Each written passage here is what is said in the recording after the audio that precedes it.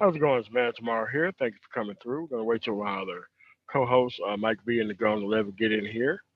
So we're gonna give us a couple minutes. Hit the like button as you come in. We're gonna get started here in 3 or 4 minutes.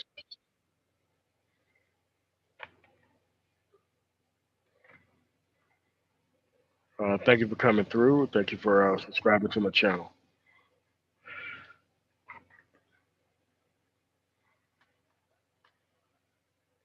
What's going on, Mike? We already live. We're waiting on the Gone 11 to get here before we get started. Hey, what's going on, man? Not much. Not much.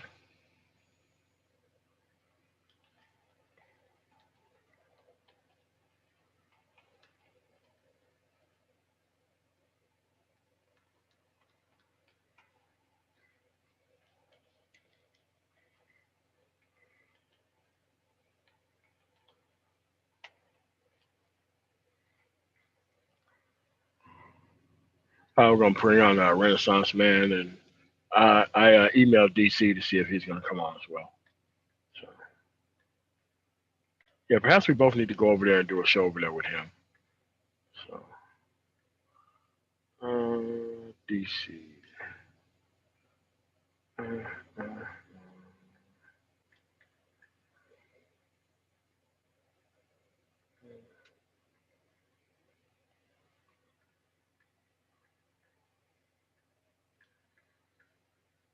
We're gonna wait like 2 more minutes. If he don't come on, we're just gonna get started. What we need to do.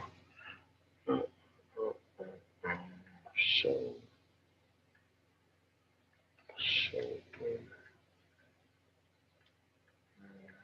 copy link invite.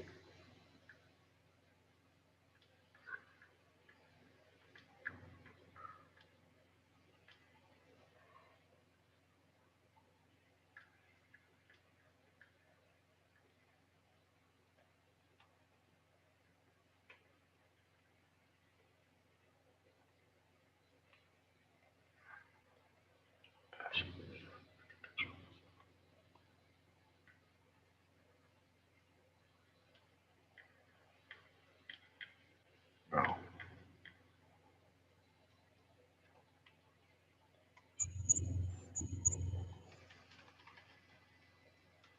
there we go. Let's see.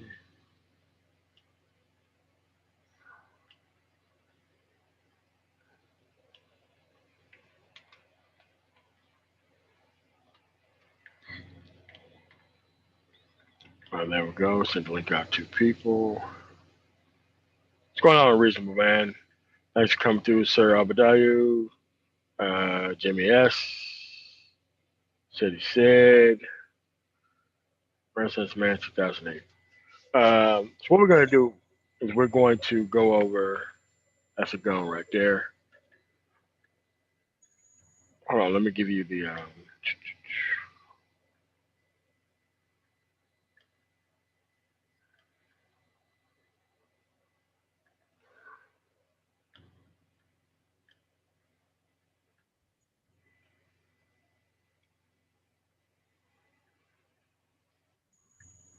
Renaissance Man, change your name.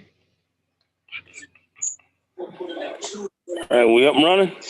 Yeah, we up and running. Hold on a second to go. Like, trying to put Mike as the. I want it. Oh, I have to do it from here. Hold on.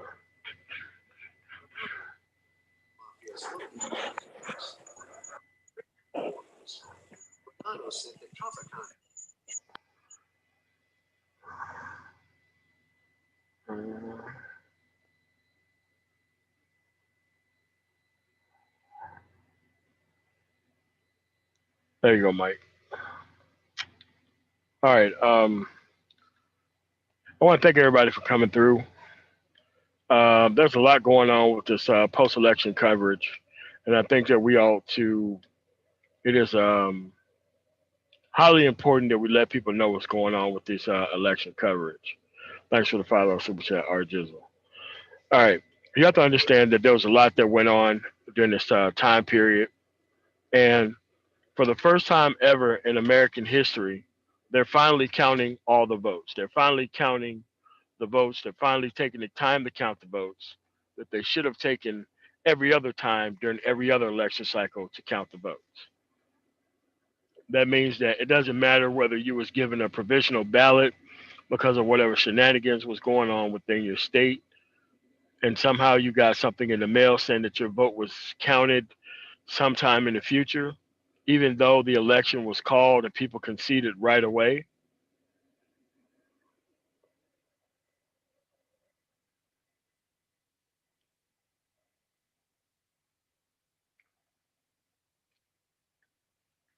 So these are the things that we're going to be doing here.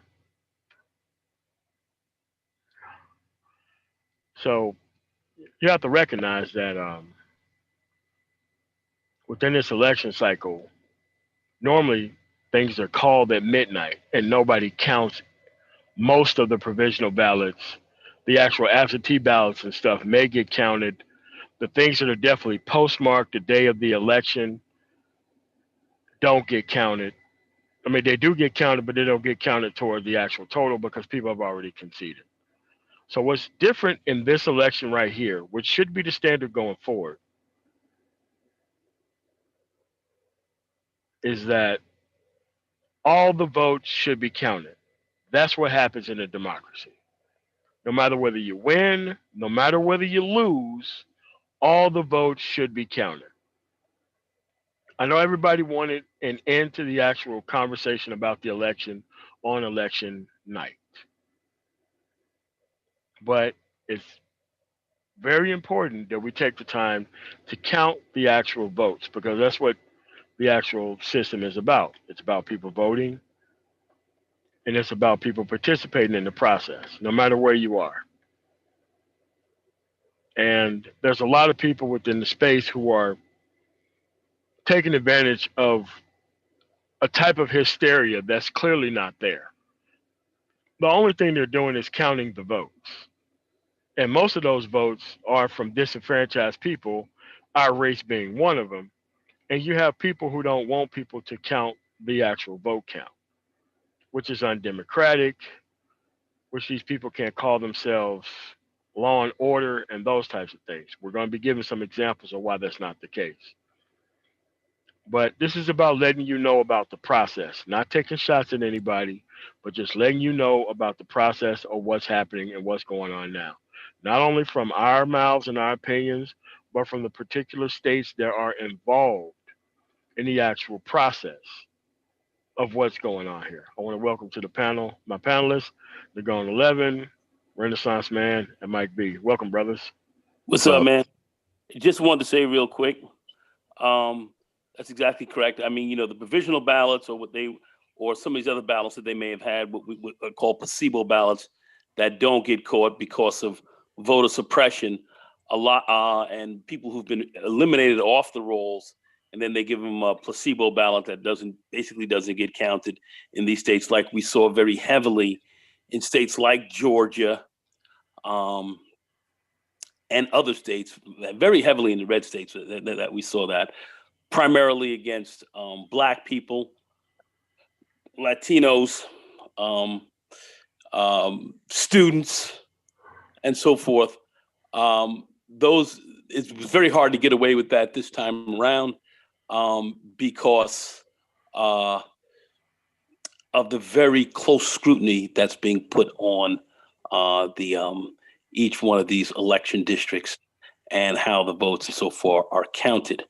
Now I say Georgia because the current governor, who actually was the former Secretary of State, who quite frankly went in on a very, very, went in on a very active level of voter suppression by removing many people from the rolls and not giving them a chance to even vote. But people came up who were registered before and found themselves deregistered, so forth, by many different reasons. If anybody goes to Greg Palash's channel, they can really get a good view on that. I believe Mike V and him had some videos on that the other day that actually came up. I'm subscribed to Palash and read his book and read a couple of his books, so I understand exactly how this really works. But not to get on to that now. Many of those methods were used to disenfranchise many people. What we're seeing in Georgia now, especially where we see now that it looks like Biden may overtake, one's going to have to give a lot of credit to Stacey Abrams, who ran for governor there in 2018. The voter suppression activities came very heavily against her, and she did lose. But this time around, she formed a very strong organization and did a lot of hardcore groundwork to really register many Black people, put them back on the rolls, over 1 million voters, got them registered, and put them back on the voter rolls in Georgia, where voter suppression has gone on deeply. She was able to get them back on where they go solid, and now it seems like they've turned out very heavily in this election for Joe Biden, and it looks like Georgia might turn blue. One of the things that I wanted to say very quickly, as the other brothers chime in, with respect to voter fraud and all this kind of stuff, and these now a state like Georgia has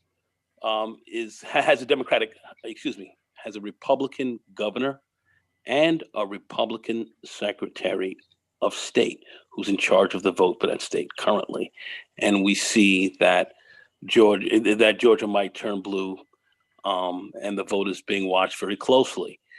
So therefore, any kind of claims of voter fraud and so forth, here you have the people who control the vote or really keep an eye on the vote as far as who's registered in that state, looking at this and not able to say or do anything because the votes are legal. What you do have are two people who watch the votes, and so when everyone's vote that comes in by ballot, you have a Democrat, you have a Republican watcher who actually sits there and watches each vote get number one, get counted and get adjudicated. So that means that they have to both agree that is a legitimate legal vote, and then it gets scanned in, and then it gets registered as a legitimate legal vote. You have a Democrat and a Republican that are there. So as far as any kind of voter fraud that people want to sit down and talk about, that eliminates the fraud as far as fraudulent votes or people who are unregistered and are getting their votes counted and all that is bad. It's just not true. The president, who I consider to be right now a sick man, I understand why he's I understand why he's sick right now, because he is on the verge of losing, and he wants to come up with any kind of way to discredit what's happening. And he's not saying that so much for Arizona, which seems to be, they're cutting down the Biden lead there. So that's okay there, but it's a problem in Pennsylvania or in Georgia, where if he loses any one of those states, the chances of him reaching 270 are done. So that's why he's claiming what he's claiming, and the president is going to lose. That's the reality, and that's why he's saying what he's going to say. But you have to understand that there is a involved process in looking at legal votes. So also, those who were talking about, well, these votes are coming in so late, anything that's postmarked by the election day, it's postmarked by the Postal Service, okay, of which they have. It may take a little while to get them out to the to the various areas, but they're postmarked in that by postal delivery, okay, by the election day. Those votes are legal, and that's determined by the state. Okay, that's determined by the states, and they have that. So those are legal votes. So you have to look at how that looks, and then you have to judge those votes as being legitimate, and then you have to count them. Yep. And that's what's going on. It's about the count. It's not about anybody making any fraudulent deals or moving any fraudulent votes in. It's what's postmarked. Anything that's postmarked after is probably not going to get counted. And that's also depending on the state, but that's generally what we're looking at. All right. But I want to say anything that's postmarked by November 3rd is good. Any votes that are looked at and are certified by a Democratic and Republican watcher and scanner. That's how that's done. So it's not a haphazard deal. There is a very strict type of how would I say procedure that's been going on. This has been going on for the better part of 150 years. Okay, from the paper ballot. Okay, from the mail-in ballot game, and it first started during the Civil War. Okay, as President Lincoln wanted to have soldiers and so forth be able to have the ability to vote while they were actually at war, and they were able to take in their mail-in ballots from there. So that's how that works, and that's essentially what we're talking about. So all this fraud and all this crazy stuff that you're hearing is being ginned up by Trump and his kids and so forth, where even Vice President Pence made a statement after Trump made that very sad and despicable. We're going to go into that. We're going to replay it. So okay, yes, that he made. Even Pence said, "Yes, I understand what the president's saying, but every legal vote that we have will count." Okay, every legal vote, even the vice president did not back up the president here. So everybody who's talking all this other steal votes crap and all that, I understand there are a lot of neophytes that are coming to politics. They don't understand the processes. They don't understand how this works. We're going to explain to you in detail how this works here tonight, so you understand exactly why the vote is going to continue on.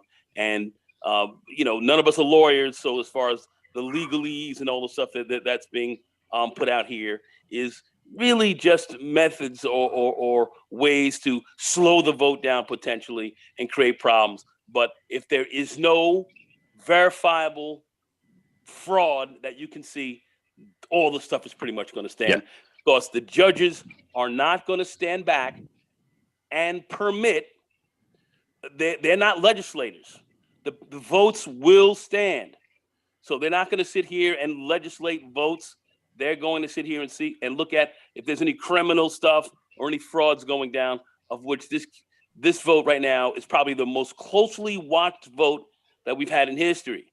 Yeah, getting it going. Goes on. Most votes, let me finish up, family. You got it.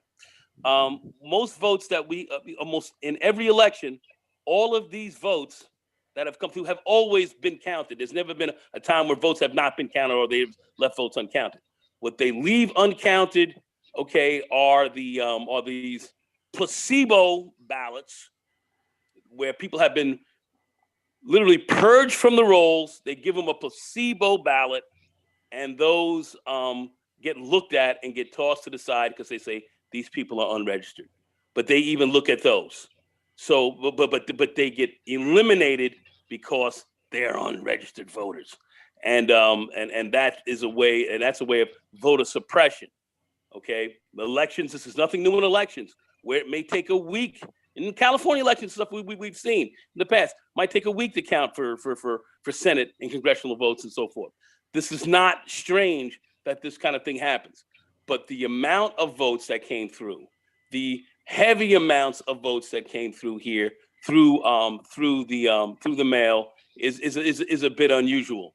Democrats took an advantage there because Biden and the Democratic Party said mail in your votes and mail in early.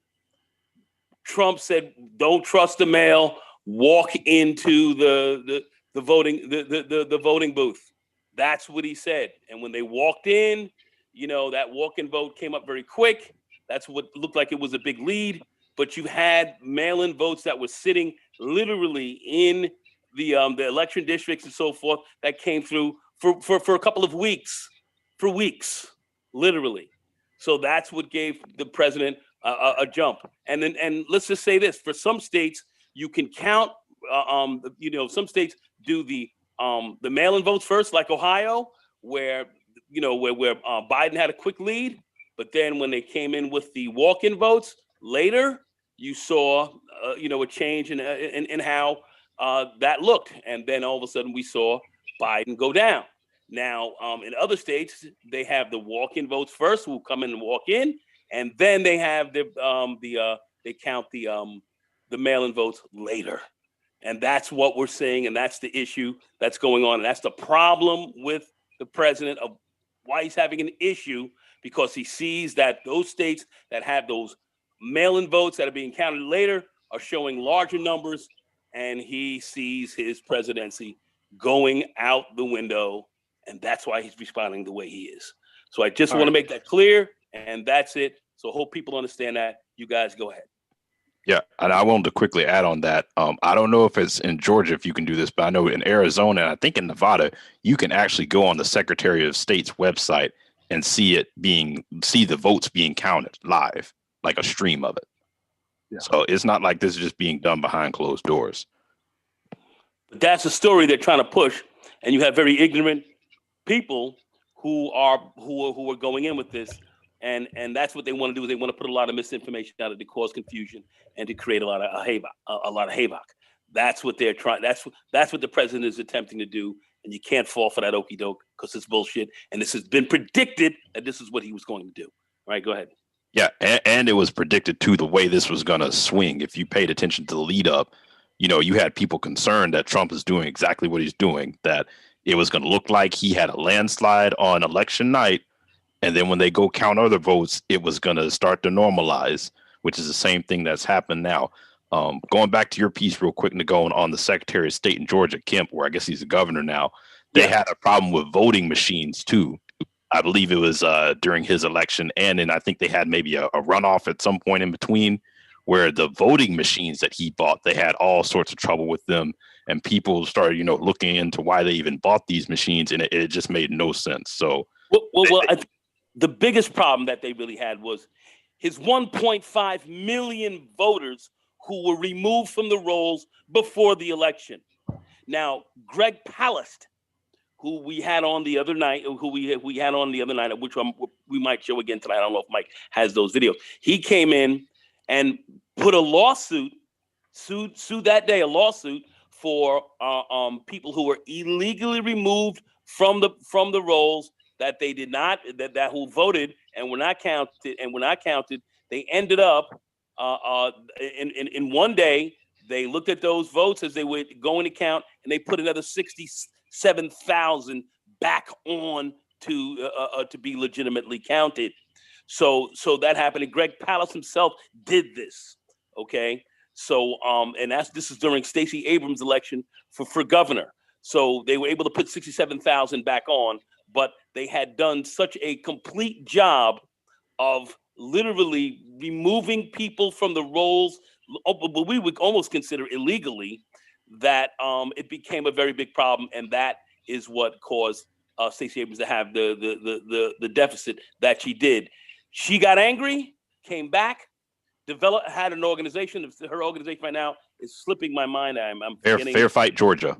Yep. Exactly.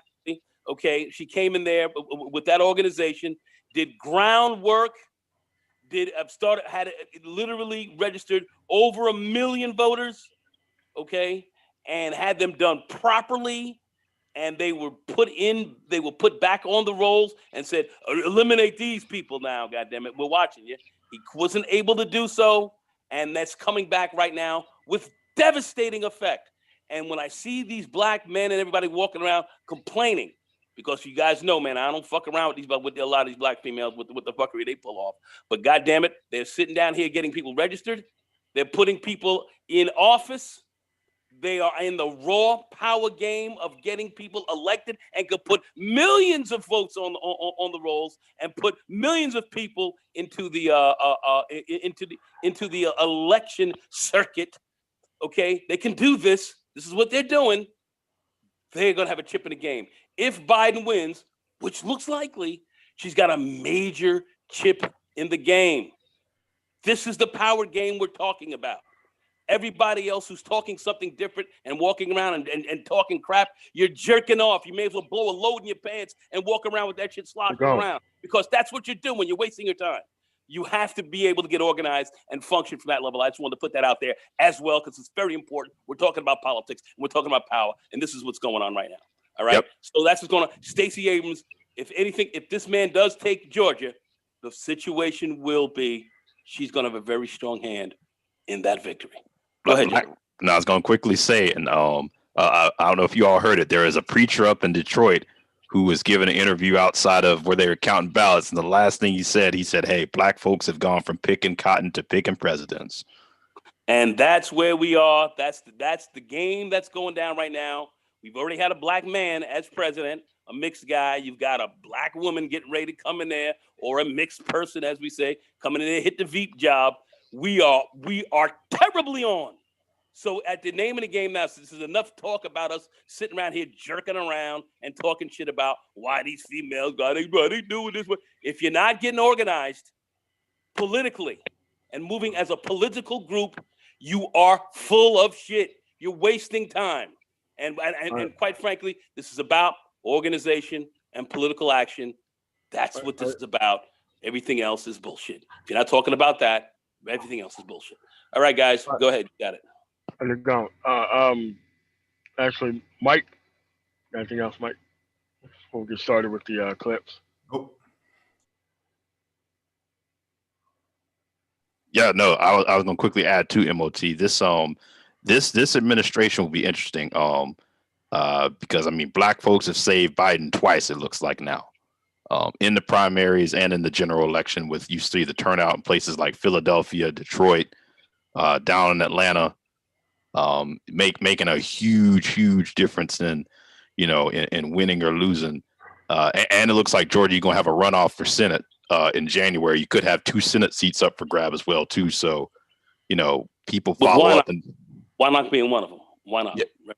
Yeah, one of them's a black guy running too. Yeah, why not? Yeah. Yep. So you got to Georgia, okay, and responsible, and that's Stacey Abrams and them coming in there pulling that off. That's what's giving them that. So we're making senators, we're making presidents, we're making congressmen. This is the game we're in, guys. Yep. Go ahead, Armin. Finish. No, I was just going to quickly say, you're able to get control of the presidency and the Senate. Swing that. You really got, and the influence that black folks have had and all this, you really got a case to really get a lot of this stuff done with no Mitch McConnell standing in the way. So still got a few things we need to take care of, but it looks good right now. Go ahead, play the clips. Oh, we need to get to the Mike's comments first before we Oh yeah, you got it. Yeah, you got it. Let Mike jump in there. No, I don't have any commentary at this point. We can just go ahead and get started with the clips and stuff. Which one clip you going with first? I think we can start from the beginning. Let me share my screen real quick. All right, hold on. Let me stop sharing mine. Okay. All right, go ahead. So we can start with this first one from 2016. Donald Trump suggests Second Amendment people could act against Hillary Clinton.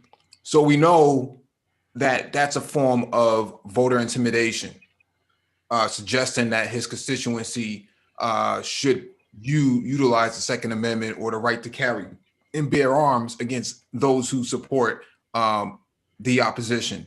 So that's one example of voter intimidation. The next one, we can pull up this.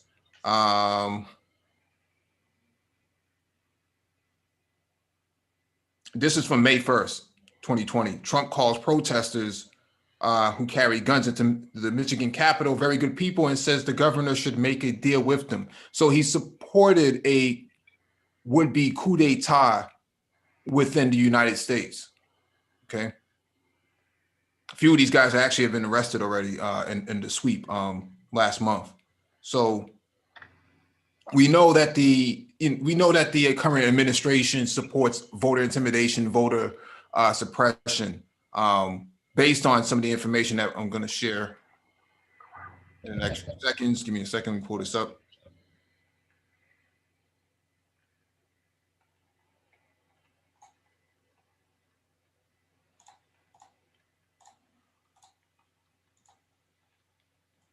So this is just the image of the his constituency. They're holding Trump Pence signs. Some people will say, "Oh, well, they're just the fringe left." In reality, they were the fringe right. Okay, they were the Boogaloo boys with these the Michigan Watchmen, Wolverine Watchmen. So these guys stormed the Capitol, state capitol in Michigan, and had all the intentions on kidnapping the governor and the lieutenant governor, who's actually a brother, very progressive brother on the left. And we're going to start a civil war. Okay, so voter intimidation, voter suppression. You'll see in a few seconds. Let me share my screen again. Yeah, Mike. Do you know what they were charged with officially? At the moment, it's supposed to just be because these aren't the guys who kidnapped him. These are just the guys who showed up in the Capitol with guns, correct? No, one of the guys who actually on video was arrested. That's right. Okay. That's right. There were a couple of them who were involved. Okay. So they were. You had some of the guys who were actually at the Capitol who actually were involved in the plot as well. Exactly. Four of them that were in the state house were actually arrested later. They were the ones who were actually going to do the kidnapping. If you ever see one with a long face and some big ears, he's on video inside the Capitol, and then he's arrested last month. Okay, gotcha. Okay, let me share my screen again. This is from The Guardian. This, I don't even know what's the date on this. Oh, how Republicans gutted the biggest voting rights victory in recent history. Florida voters overwhelmingly supported restoring rights for those with felony convictions, but tens of thousands of people remain disenfranchised. On the night it finally happened, Raquel Wright peeled off the road on her way home and went to her sister's house to Vero Beach, Florida. It didn't matter that no one was home. Wright went inside and headed straight to the television, not bothering to turn on any lights. Watching the election results crawl across the screen, she finally saw the number she was waiting for. She broke into tears, sobbing in the pitch black house. Basically, what they're talking about is there was a move to actually restore the rights of those who had past convictions to legally vote in Florida.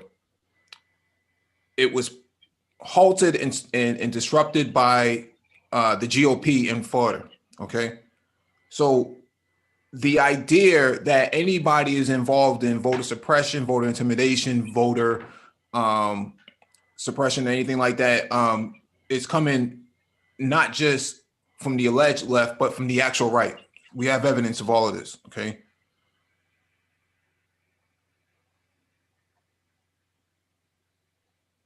Yeah, I want to say, didn't they actually pass it initially and it got challenged? Yes. Because that was the big thing. This happened post Gillum running for governor, I believe. Yes. And losing. And a lot of Democrats were really excited because they saw how close he came to winning, and they saw, this 800,000 people who were going to be added back to the rolls that could have definitely swing the election going forward. Yeah. So there's one other piece, Mike. I didn't know if you wanted to add in that Michael Bloomberg wanted to pay the fines of many of the people who ultimately did have some of their voting rights returned, but yet they had economic fines on them that were going to keep them from voting, and he gave up over $100 million in the state of Florida to pay those fines so they could vote. Just wanted you to. I don't know if you were aware of that, or if you're going to cover that as well. Yeah, we're aware of that. So this is just another title of it. Supreme Court sides with the Florida GOP to block ex-felons from voting. Another form of voter suppression as well. This was in July 2020. This wasn't like, back in the 1800s or something. This was this year. And so they knew that had you had these, most of these people are actually Black. Okay, these are actually Black males, because Black males make up something like 40% of the convicted felon, well, not convicted felons, but those who are under jurisdiction of the state. They would have had a massive turnout of voters had they allowed this to go through. So I'm just pointing this out. Oh yeah, 774,000 Floridians to restore their right to vote. This is what we're up against. Now, if we go back to Bush v. Gore, I think they were off 187,000 votes that were not counted for that election, which is what got Bush into office. By 530, by just about 580 something votes. No, they counted the 537, but they didn't count the 187,000. That's exactly correct. Yeah, they and those were black men primarily, black people. Yeah. So this is what we're up against, and so people want to say the left is doing this, the left is doing that. In reality, it was the GOP the whole entire time. This is July of 2020. Okay. Move on to the next one. Yeah. GOP definitely knows high voter turnout usually spells a loss for them, which is why you see those tactics coming from them versus you see even when you look at exit polls, I believe you see a lot of first-time voters. A majority of them were Biden supporters. Yep. And we'll play this clip from September when President Trump was actually questioned on a peaceful transfer, fair use. Lose or draw in this election, will you commit here today for a peaceful transferal of power after the election? And there has been rioting in Louisville. There's been rioting in many cities across this country, red and your so-called red and blue states. Will you commit to making sure that there is a peaceful transferal of power after the election? Well, we're going to have to see what happens. You know that I've been complaining very strongly about the ballots, and the ballots are a disaster. But people are rioting. Do you commit to making sure that there's a peaceful transferal of power? We want to get rid of the ballots, and you'll have a very peaceful. There will be a transfer. Frankly, there'll be a continuation. The ballots are out of control. You know it. And you know who knows it better than anybody else? The Democrats know it better than anybody else. Go ahead. The second question is, will you? Please go ahead. Why won't you asked the question. And there you have it. Okay, there you have it. This was in September. Somebody's echoing in the back. What you have is someone who already knew 90 days ago that he had no intention on conceding to the results. And we'll see. You have anything you want to add to that? No, and it's not really. It's just that people need to understand that there's a lot of people within this space who's on the culture warrior game. I'm going to cover that tomorrow morning about why these people are trying to turn black male interests into Fox News for black men rather than trying to solve the problem for black men. And we need to get out in front of this before our space get turned into Fox News. Yeah, I agree with that wholeheartedly. And I think that we have to see ourselves as political vigilantes and going against these culture warrior talking points. We can't allow culture warriors to coexist in the same space with us and think that we're not going to have some pushback on this. Well, I want to see what happens. I want to see what happens because it's looking like Trump's heading for a loss. I want to see what happens to these guys in a post-Trump Republican Party because I heard some news today. I can tell you what's going to happen. It's already happening right now. They're just going to culture warrior their way through this actual change of power. Now, we just seen the most incompetent man to take office in the history of this country. Already out the gate, they're trying to call other people incompetent and all these things. When we've seen all these things go on, and 5 minutes into this, they're already bringing up all the stuff that they never brought up against this guy.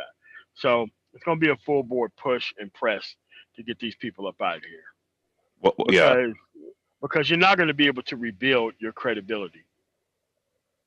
You're not going to be able to. Because my thing is that they're just with the cult of personality of Trump. And my whole thing is the one thing the GOP is going to see in all this is that, hey, you lost your core base, which was the suburban vote, the educated, traditional type of Republicans. You lost that in favor of, pretty much rule America. And, depending on how this thing goes, you could be looking, I think Biden's going to end up at around 306, 307. I think he's going to win, Georgia, Arizona, Nevada, and Pennsylvania, putting them well ahead. You're looking at a pretty sizable victory. And it's like, this strategy has shown itself to be flawed, and you can't go with this again. And when you take a look at what's really happened, the president will lose also the popular vote by about 4 million votes. 4 million. He will have lost the key states that he would have counted on to win this time that he wouldn't have won. He would have lost a state like Georgia, okay, and in Arizona. This was a trouncing, and this was a real rejection of who this man really was. This was a tremendous rejection of Trumpism and where these people are going to stand out on. The culture war that they're going to have, they're going to stand on their record. They're going to have to stand on what record are these guys standing on? What were they saying before and what are they saying now?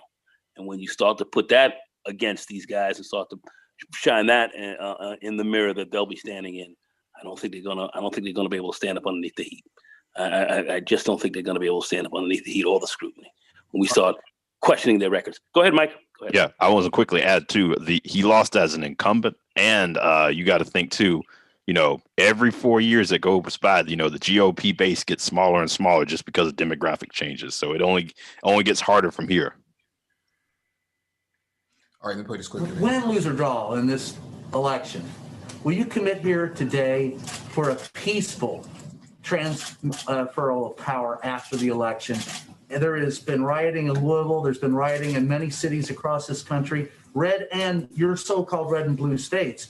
Will you commit to making sure that there is a peaceful transferal of power after the election? Well, we're going to have to see what happens. You know that I've been complaining very strongly about the ballots, and the ballots are a disaster. I understand that, but people are rioting. Do you commit to making sure that there's a peaceful transferal of power? We want to get rid of the ballots, and we'll have a very peaceful. There won't be a transfer, frankly. There'll be a continuation. The ballots are out of control. You know it. And you know who knows it better than anybody else? The Democrats know it better than anybody else. Go ahead. The second question is. Oh, yeah. So straight from the horse's mouth for those who bet on the wrong horse. And we'll skip over to this one here.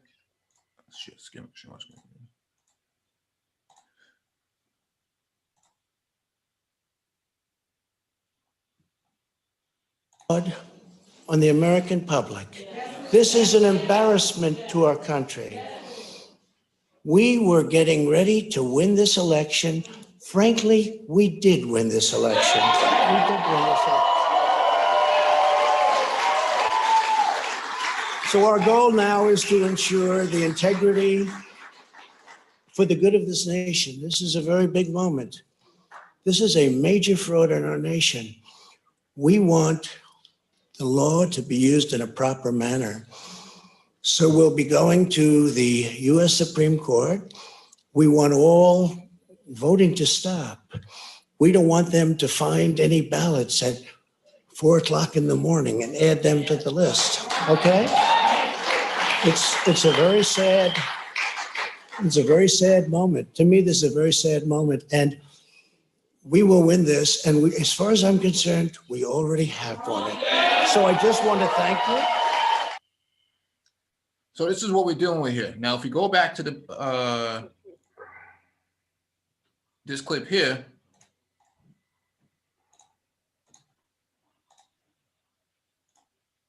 will you commit here today for a peaceful transferal of power after the election?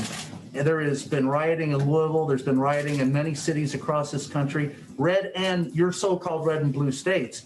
Will you commit to making sure that there is a peaceful transferal of power after the election? Well, we're going to have to see what happens. You know that I've been complaining very strongly about the ballots, and the ballots are a disaster.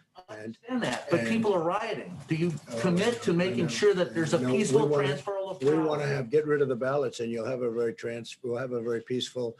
There won't be a transfer, frankly. They'll get rid of the ballots. This is in September. Get rid of the ballots. Okay. Last night he said, or yesterday he said, Yeah. We don't want them finding ballots at 4 o'clock in the morning. So they have a problem with ballots. Okay. They have a problem with people voting and actually the counting of votes. Well, it depends on where. In Michigan, Wisconsin, he's wanting to recount, and then in other states, he's wanting them to stop counting. So But he's very happy what's going on. That what he perceives that's going on his way in Arizona, because they're starting to cut down on the votes a little bit. And just to add a key point here, the president himself voted by way of ballot, by way of paper. Absentee mail-in ballot. Absentee mail-in. And so we know that in July, they blocked over 700,000 people who are under the system, judicial system of the state of Florida, the GOP. They didn't want them voting. Imagine if they had 800,000 more votes in favor of the left. Wait a minute. Don't we have a street conservative?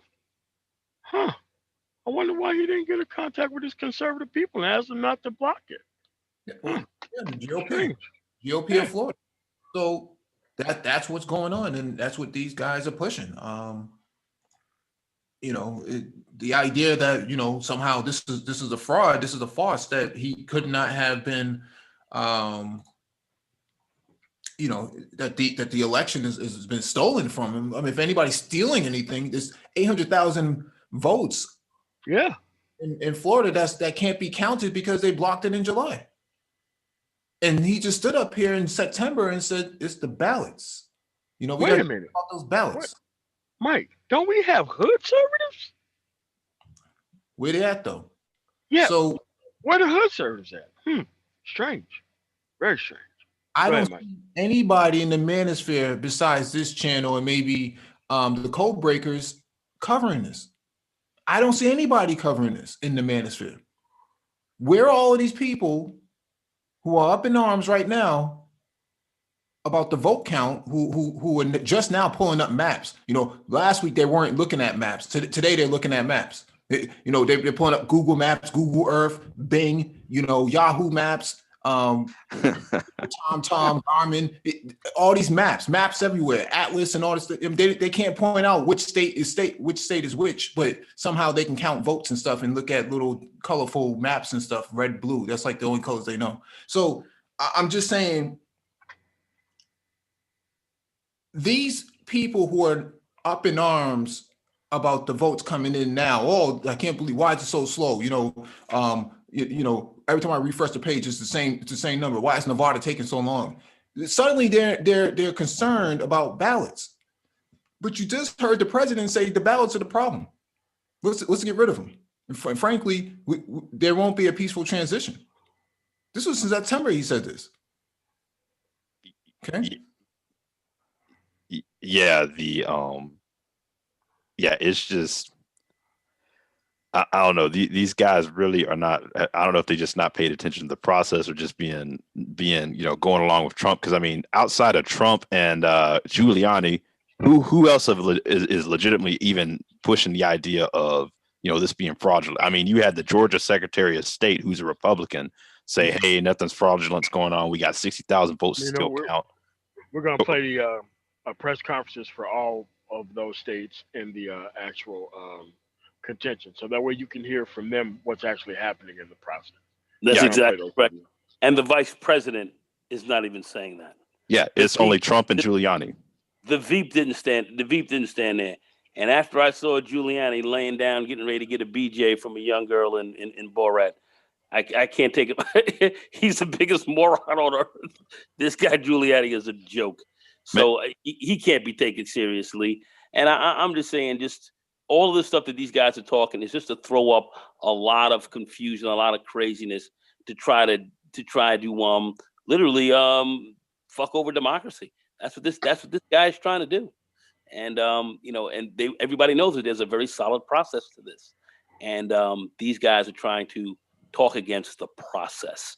Many people here who may be in the chat room and so forth, they may not know what the process is. And we're going to consistently talk about that and get into that. So when you leave here, at least you'll understand what this is about.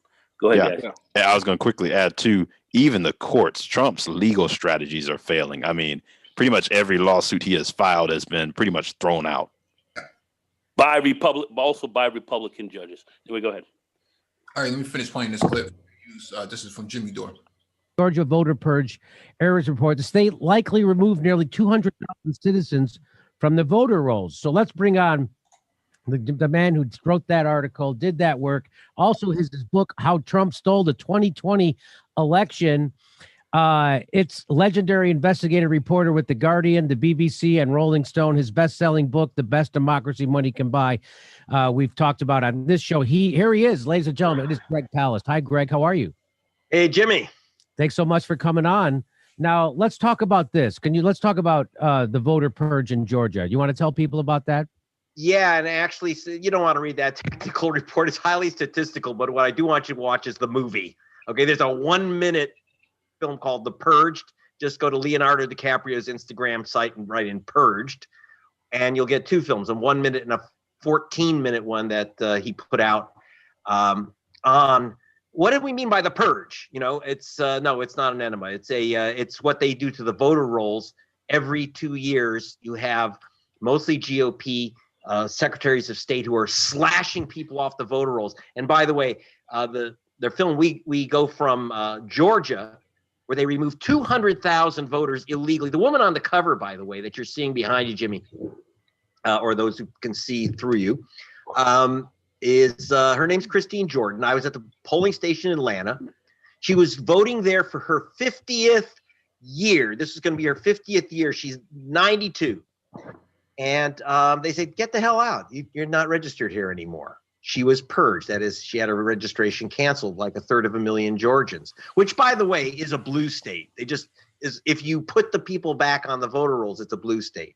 Now, why did they remove her?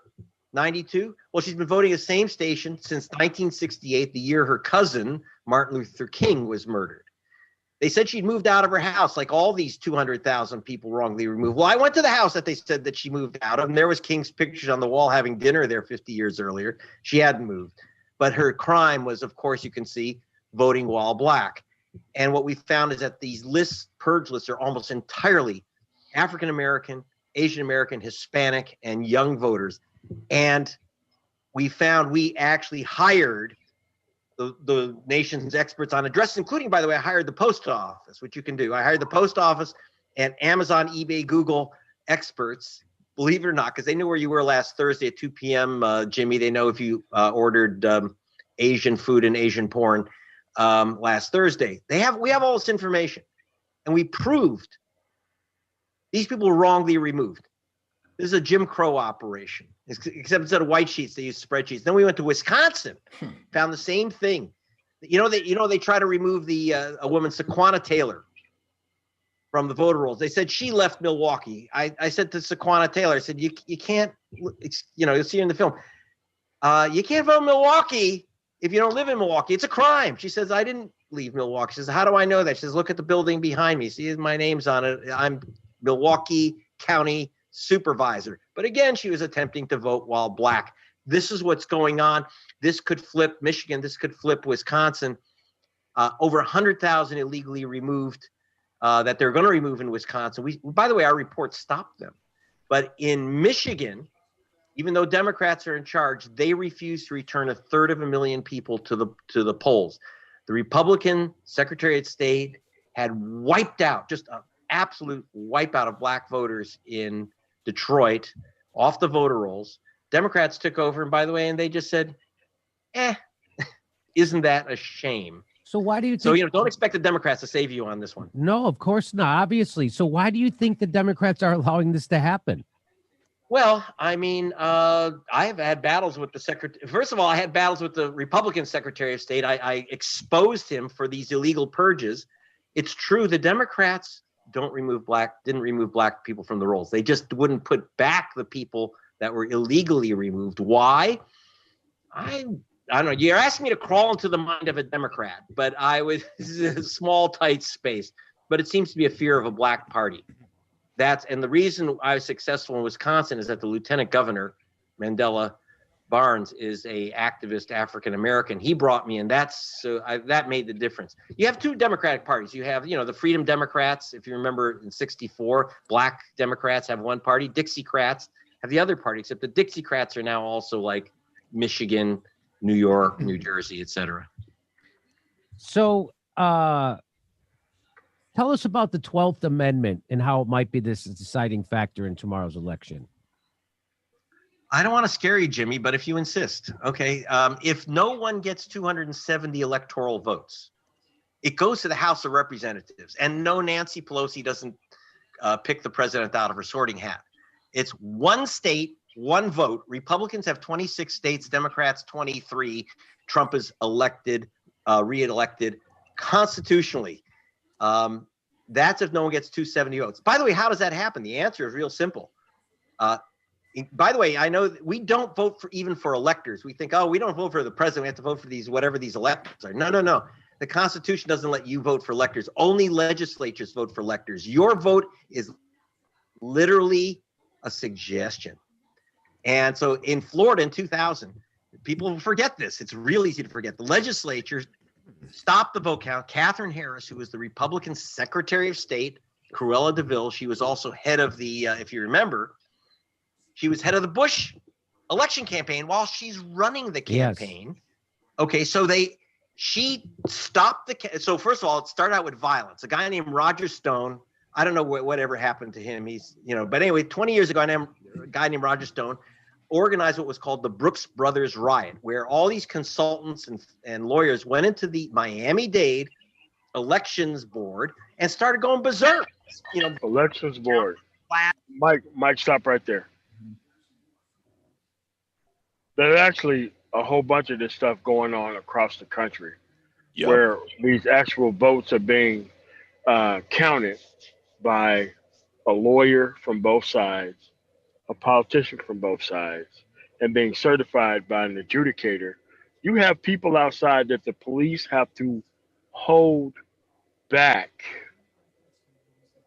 to trying to disrupt and stop the votes from being counted, similar to what he just brought up. And that happened in the year 2000 by a guy called Roger Stone. Amy Coney Barrett as well, ACB. And they attempted to do this again. Yeah, they did. Just recently, yesterday in Philadelphia. They attempted to do that as well. I won't.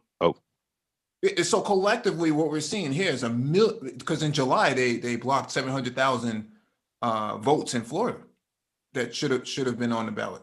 And so what we're looking at is collectively just from these 5 states, Georgia, Florida, Wisconsin, Michigan. You're talking something like, and you just mentioned Pennsylvania, Philadelphia to be exact. You're talking over 1 million votes. Just a quick note. I was going to say Trump's lead in PA has now shrunk to 26,000 votes. By tonight, by I would say midnight or about 3 o'clock in the morning, he will be surpassed. Yeah, that's what 95. That's what 95%. And hold on, let me share my screen. Mike, and a lot of these votes are coming in from Pittsburgh. I don't know the county in Pittsburgh as well as in Philadelphia County. Allegheny. Yep. Allegheny. This right here was just updated at 10:42, which was 17 minutes ago. Georgia, as you can see right here, is 49.4, 49.4. Is mommy asleep? What's going on? Hey. No, go ahead, Moti. All right. Georgia's 49.4, 49.4, 1127, 99% in Georgia. In Arizona, it's a lost cause. He's not going to come back from that.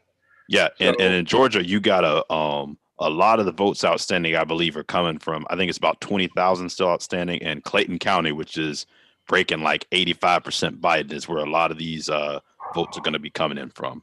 Yeah. His goose is cooked. He's going to lose Georgia. Okay, that is going to turn blue. And as you saw Greg Palast saying earlier, it's a blue state, but through suppression. But what has really turned that state around, I'm sorry, I'm going to have to give a tremendous amount of credit to Stacey Abrams. So, you know, I'm going to have to give, she did the real hard groundwork to turn this thing around and get these people registered, registered to vote, and then it got them out. That was her vengeance from 2018, and it's been devastatingly effective. Wow. Yeah. All right. Yeah. Before we go forward, we got DC, the code breaker, in the house. What's going on, DC, man? Thanks for coming through.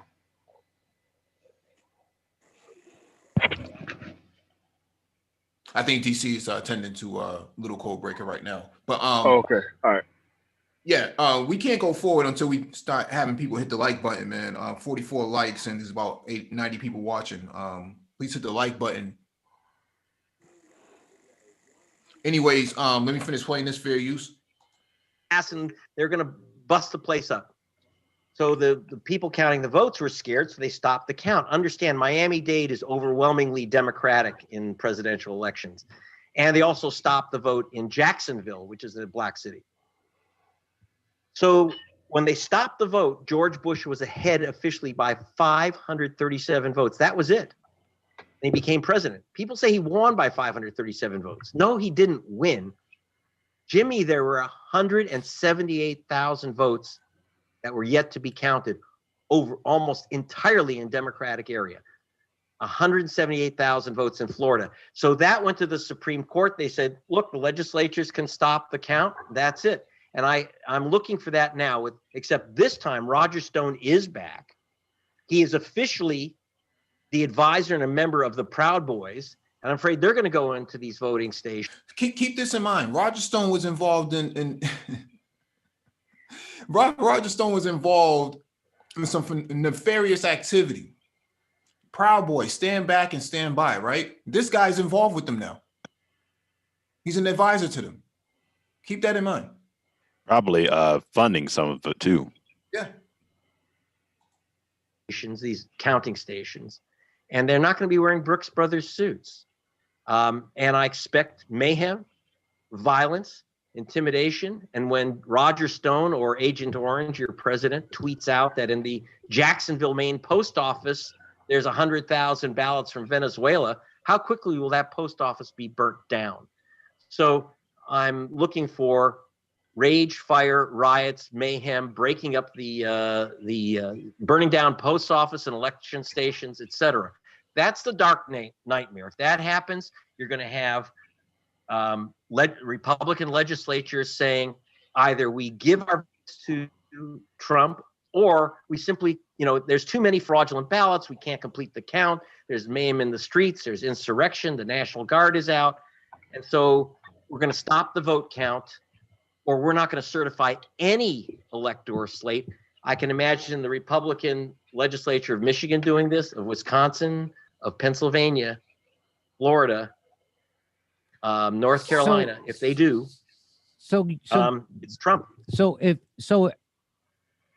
all they have to do is stop the vote, and they can stop the vote count according to the Supreme Court ruling from 2000, right? Yep. So all they have to do is, in fact, they have to. Just so you know, remember, in most races, you count the ballots, and the winner is supposed to, the one with the most votes wins. Not for president. right. You have to certify the vote for a slate of electors that can only be done by the legislature. That's it under the Constitution. Article 2 of the Constitution, which I know you were just reading recently, Jimmy, but yes. Article 2 says it's the legislature. And they have to certify by a certain date so that the slate of electors votes can be taken by horseback to Washington, D.C. in time. Remember, we're talking the 1800s here, right?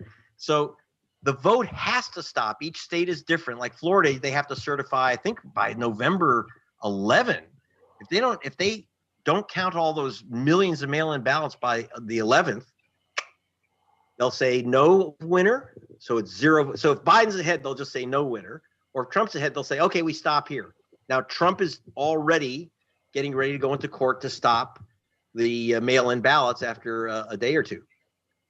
Wow. They're setting this up. Will this happen? It can. If it not if it's an overwhelming, crushing defeat, but if it's even in question, you're going to see Miami in flames, Milwaukee in flames, Detroit in flames. It could happen. Believe me. So, Greg, stealing elections is nothing new in the United States. Can you take us back to California Democratic primary in 2016? How many uncounted mail-in, provisional, and spoiled ballots were there? Aha. Well, let me tell you. And by the way, in How Trump Stole 2020, I don't let the Dems off the hook. I have a chapter called California Riemann. I investigated the primary this March for The Guardian, and ran a story and filmed there. But and in California Riemann, I calculate, because I used to be a statistician, I calculate that Bernie Sanders was shafted out of, ready, 553,000 votes in California. 553,000 votes. I hate to say it. I've gone after Brian Kemp, Catherine Harris. Let me stop it there. Because somebody made a comment in the chat and they said that What? No, I just wanted to read this comment real quick. See, here's the thing. Now the pressure is off of us. The pressure is on you now. You guys have to walk on water. I don't know what this is really referring to. We're not pushing for liberalism or leftism or whatever it is that you think that we're doing over here. We're not doing that. And so keep in mind that just because we criticize the right doesn't mean necessarily we're on the left. You have to stop thinking in these binary terms. I was going to add to Mike. Someone posted in the chat as well, was mentioning that basically they didn't really know why we were pro Biden in the sense of, they said that he was going to legalize 20 to 30 million illegals, and that was going to kill the black vote, which I thought was crazy because the black vote is at the highest share of the Democratic Party, and even if you get more Hispanics votes, Democrats won't be able to win without the black vote in America. I mean, it's just a fact, regardless of how if they legalize that many Hispanic voters. We're in the key in major cities. We saw it. We saw where we are. So that's why I saw the comment. I just let this guy just go on, because these people, they don't think politically. They're not even looking at what's going on properly. They don't see it happening. All right. And that's a little bit disturbing, but we'll get their minds right. As we go on. Go ahead, RM. Yeah, no, I was going to quickly add, and you had a large portion, granted, this kind of showed the diversity of the Hispanic community, but a large portion of the Cuban and Venezuelan population down in Miami broke for the Republicans. So the Hispanic vote is not a monolith. Yeah. Nope, nowhere near it. You said the pressure is on you, bro.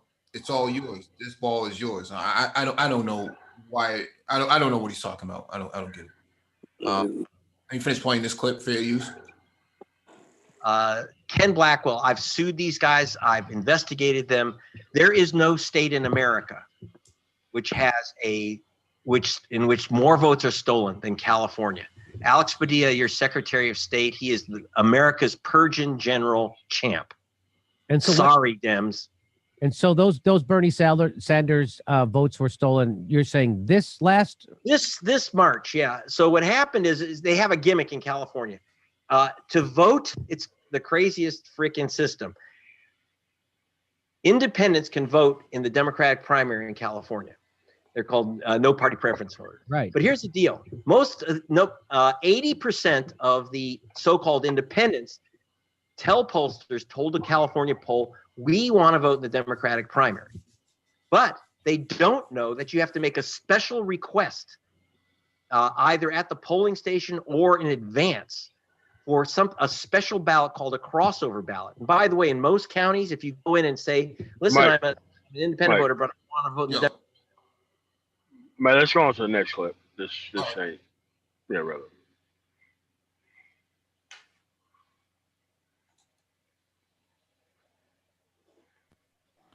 Greetings. What's up, everybody? How y'all doing, man? Oh, chilling. Come on, man.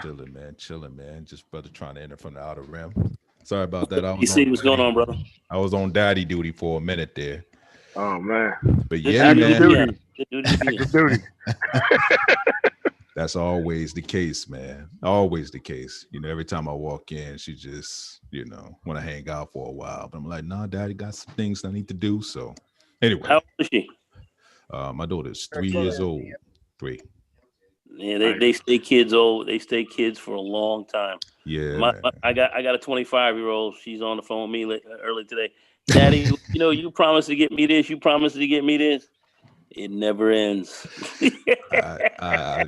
I understand. Trust me, I'm starting to see it. I have a niece that I'm real close to also. So definitely I can see that. But no, man, just to kind of just piggyback what you guys were saying, man. I mean, look, I said this yesterday. A lot of this propaganda, man, that's in this space, man. I I didn't know it got to the point where we was basically just making up stories and just basically just confirming them all at the same time. Like, these dudes got that much juice. They could just flat out just lie to people and just eliminate facts altogether. It's like unbelievable. the fraud thing. That's false. That's not true. It's not accurate. And I think Nagone, you already went over it, but those ballots were in before people even voted.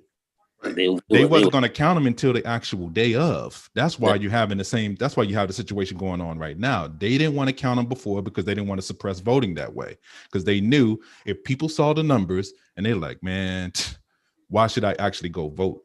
So that's why they said, you know what? So there won't be no issues with people voting. We're not going to count the actual votes until, we're not going to even talk about percentages. We're not going to do anything until people come in and actually vote. So yeah, definitely. I mean, I was trying to warn brothers, man, about that on our program. Like, hey, man, be careful. Don't do the 2-step. Don't start dancing around, because you feel like Trump has won, because Pennsylvania, he's going to get walked. Georgia is already basically showing that he's going to get walked in Georgia. And then after that, I mean, it's basically he's going to possibly get the 300. Then what people want to say? I mean, I heard somebody say he didn't have a mandate. That's going to look like a mandate to me. If you flip Georgia, one of the big reds in the South. If you flip Georgia, you got close in Texas, you got close in other battle states like North Carolina. That went down to the wire. Yeah, that's you're making moves. Yeah, and the cities, as far as the black vote, the cities belong to us now. The large cities belong to us.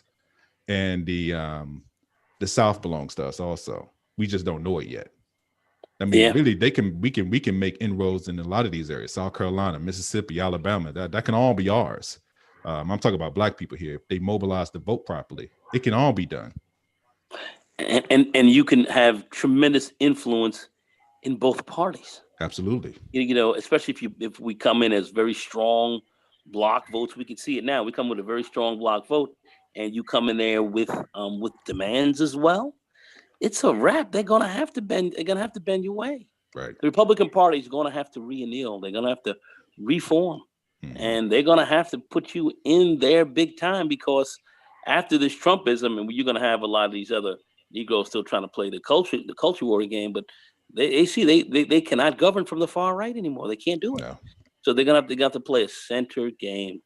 And that's going to have to include many of you. So they're going to be looking for you. So you have to understand what this election is about. People have to look at this thing. I know it's going to be hard for some, but we'll help to paint the picture for them. Anyway, guys, go ahead. Yeah, I was going to quickly add, DC. I've even heard I heard James Carville on TV earlier today. He was saying he was not even ruling out the possibility of Democrats winning Alaska. Yeah. He's saying that. That ain't gonna happen. Yeah, he was bold. He was calling Mississippi legalized medical marijuana. See, there you go. Mississippi. That's big. Mississippi. That's huge. Mississippi. Huge. We're talking about the heart of the South. Huge. The sleeper has awakened. This is like doom, my G. Yep. This is like doom. You got Florida that approved a $15 minimum wage. You got scared about Trump and socialism. The biggest lie they ever told about people, about black people in the South, that they vote did not count. The natural suppression. So now that they see that if black people come out and vote just regularly, because of the largest cities that are even if you get Jackson, Mississippi, what's one of the other largest cities in Mississippi? It's Jackson. There's what else in MOT? There's Jackson, Mississippi, and there's another one I think that's like kind of like there's a lot of black people that stay in, and plus you got a lot of black small towns too. I mean, like the whole Mississippi Delta. Yeah, Greenville, Cleveland, Leland, Indianola, Greenwood, all that whole block in the Delta is all a liberal kind of thing. They're surrounded by a conservative damn near everywhere else outside. Biloxi. There is no Biloxi. Yeah. There is no reason why they should be able to dominate in those states the way they do when there's so many percentages of black people that stay in these even the small towns. There are whole black small towns in regions of Alabama, Mississippi, Louisiana, all of these, all up and down the deep South, man. That's just part of it. You know what I mean? That's the DNC too. And now this should be a wake up call to the DNC. That's what I'm saying. Because I've worked with people who've ran campaigns in the South, and the main thing they complained about, and Roland Martin talked about it, was getting the DNC to put the resources to actually go mobilize, register, and turn people out like Stacey Abrams did in Georgia. Yep. Yeah, that's a fact. But I think in those areas, once again, Greg Palast brings up a good point. I've seen it myself, but I understand it myself. But there's a fear of a very strong black Democratic Party. They fear that. They fear it. The Dixiecrats down there, even though we're Democrats, they're still Dixiecrats. They fear that. They fear, kind of like Public Enemy years ago. Fear of a black planet. This is a fear of a black party, and that's what they're concerns about. That's why you have to have control. You have to have numbers and influence in both parties. We have to be politically sophisticated and play an ethnic political game over a party political game. And that's when you really start. That's when you're cooking with that electric heat, not with that gas heat, but that electric heat. And you get more expensive. And that's the game. That's the game that we need to be playing. Now, Stacey Abrams and these people understand that from a standpoint of democratic politics to get what they want, and they're putting the pedal to the metal. They're putting foot to ass.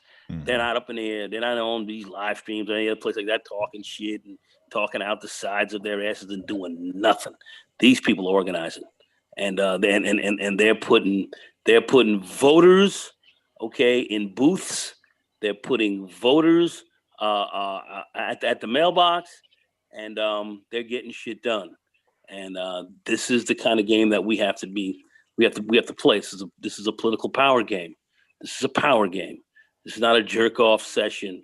This is a power game. And I hope the name of the game is here to get people to begin to understand this. And some of these guys sitting out here who are dead fucking sleeping up in here, even in this chat room, talking out the sides of your ass. It's a power game, boys. This is what it's going to take. Go ahead, Mike. Yeah, let me address this comment real quick. It says Trump had the highest minority vote of any Republican in 60 years. And they are already calling themselves a working class party. Let's keep something in mind. Trump ran on the right because he could not run on the left. Okay? Absolutely. He could not run on the left. He had to run on the right. He's a wedding crasher. He's a party crasher. He came in there, drunk as a skunk and like a bull in a china shop and just tore shit up. Okay. The right did not have anybody credible enough. Outside Jeb Bush. Yeah, outside of Jeb Bush to go up against. It was Jeb Bush's turn. That's who turn it was to run. He's not Reagan as much as he is McGovern. Exactly. He doesn't have the personality. That's what Trump just got elected. Yeah, he just got elected. That's all it did. It's the true conservatives do not see him. Got elected. Absolutely. Yes, he is not a Republican. Yeah, not a Republican. Yeah, the trad cons are voting against him heavy this time. Yeah. They're voting against him. Yeah. So the idea that he got the most minority vote as a Republican, he is not a true Republican, and he's a rhino. Yeah, and here's the thing: if he didn't get those votes, can you imagine if everything just kind of like even just bounced back 2 to 3 percentage points back? Because he got more of the black male vote this time also, and then a lot more of the sisters vote, also the black female vote. If he bumped down and got just a little bit less than what he got this time around, he will be getting blown out the water right now. This thing would not even be, Penn would have been called. Pennsylvania would have been closed. They shop. It would have been done. This would have been over by now. Like this whole dragging it out and all this type of stuff, it just would have been over if he didn't get the percentages. So yeah, they dragged it on a little bit, but yeah, it's not going to be enough to actually carry him through. I don't know. I still question. I don't know if Trump got more black votes or more black support than President Nixon got in '71. I'm not sure. I suspect Nixon got more, but I don't think I don't think he got that kind of coalition. No, I think he got about 20% of black men and about like 10% of black women, and something like that. In this day and times, that is a big haul, especially to get black women to vote upwards of over 10% for him. I think that's what it is, right? What was especially post Obama era for sure. Yes, that is heavy, bro. That's a good haul. Only for their party to turn around and run all those people out of the party. Absolutely. Kevin Run them out the McCarthy paint. and Tom Cotton is going to run the tables on these dudes. They're going to run them out the paint. It's going to be ugly. Of course they are. Of course they are. It's what get them on out the paint, man. Yeah, no, it's what Tom Cotton, Ted Cruz, maybe some Marco Rubio up in there. Yep. Yeah. They have to. Mitch McConnell, don't forget his ass because he getting ready to purge you. Yeah, he's going on a purge fest. No. He getting ready to get real froggy. Yeah. That's why none of these people are backing Trump right now. Exactly. They're kind of like, okay, we're trying to get this guy out of the here. Republican Party after this stuff fails. They have to rebuild. They got to reframe it. And see, this is another thing. They need to hurry up and do it. Wait, hold on. They need to hurry up and do it because if this guy loses, he's a sure shot for 2024, and he will win that actual nomination. So it's gonna be like it doesn't matter what court cases he go through. That guy's still gonna run for president and destroy that party. No, the left will go after him legally. Oh, Fed's coming after him. Yeah, federal court. Southern District of New York is going to be coming after Trump. No, they're not. Let me explain to you. You don't think so? No. He's going to be a former president. Mm-hmm. He is going to get all the trappings of the imperial presidency after former president after you leave. They're going to sit back and they're going to let him. He's going to come into a ton of fucking money. He's going to come into a ton of money. He's going to have all kind of media shit going down. He's going to come off big time on the cash. He's done. He knows that they're going to have to reevaluate, reform the party. He understands that. This is why he's fighting to stay in there. But he knows he's done after this. All right. Even if the Southern District came after him, Biden would pardon this guy. So you don't want to have people coming after ex-presidents. It's going to set up kind of a bad precedent. They didn't do that with Reagan. They didn't even do that with Nixon after they impeached him. So they're not going to do that with him. If you can't run that, forget about it. It's not going to happen. But I want to say there are a lot of Republicans that are voting for Biden on this so they can reform this party. That's the deal. That's another part that a lot of these guys don't understand. There are a lot of conservative Republicans backing up Biden right now, specifically for the reason to rebuild the party. That's it. I just want to leave it at that. Go ahead. Yeah, they're gonna go after everybody who served in his cabinet. Everybody, anybody who's under him who served, they're going after them.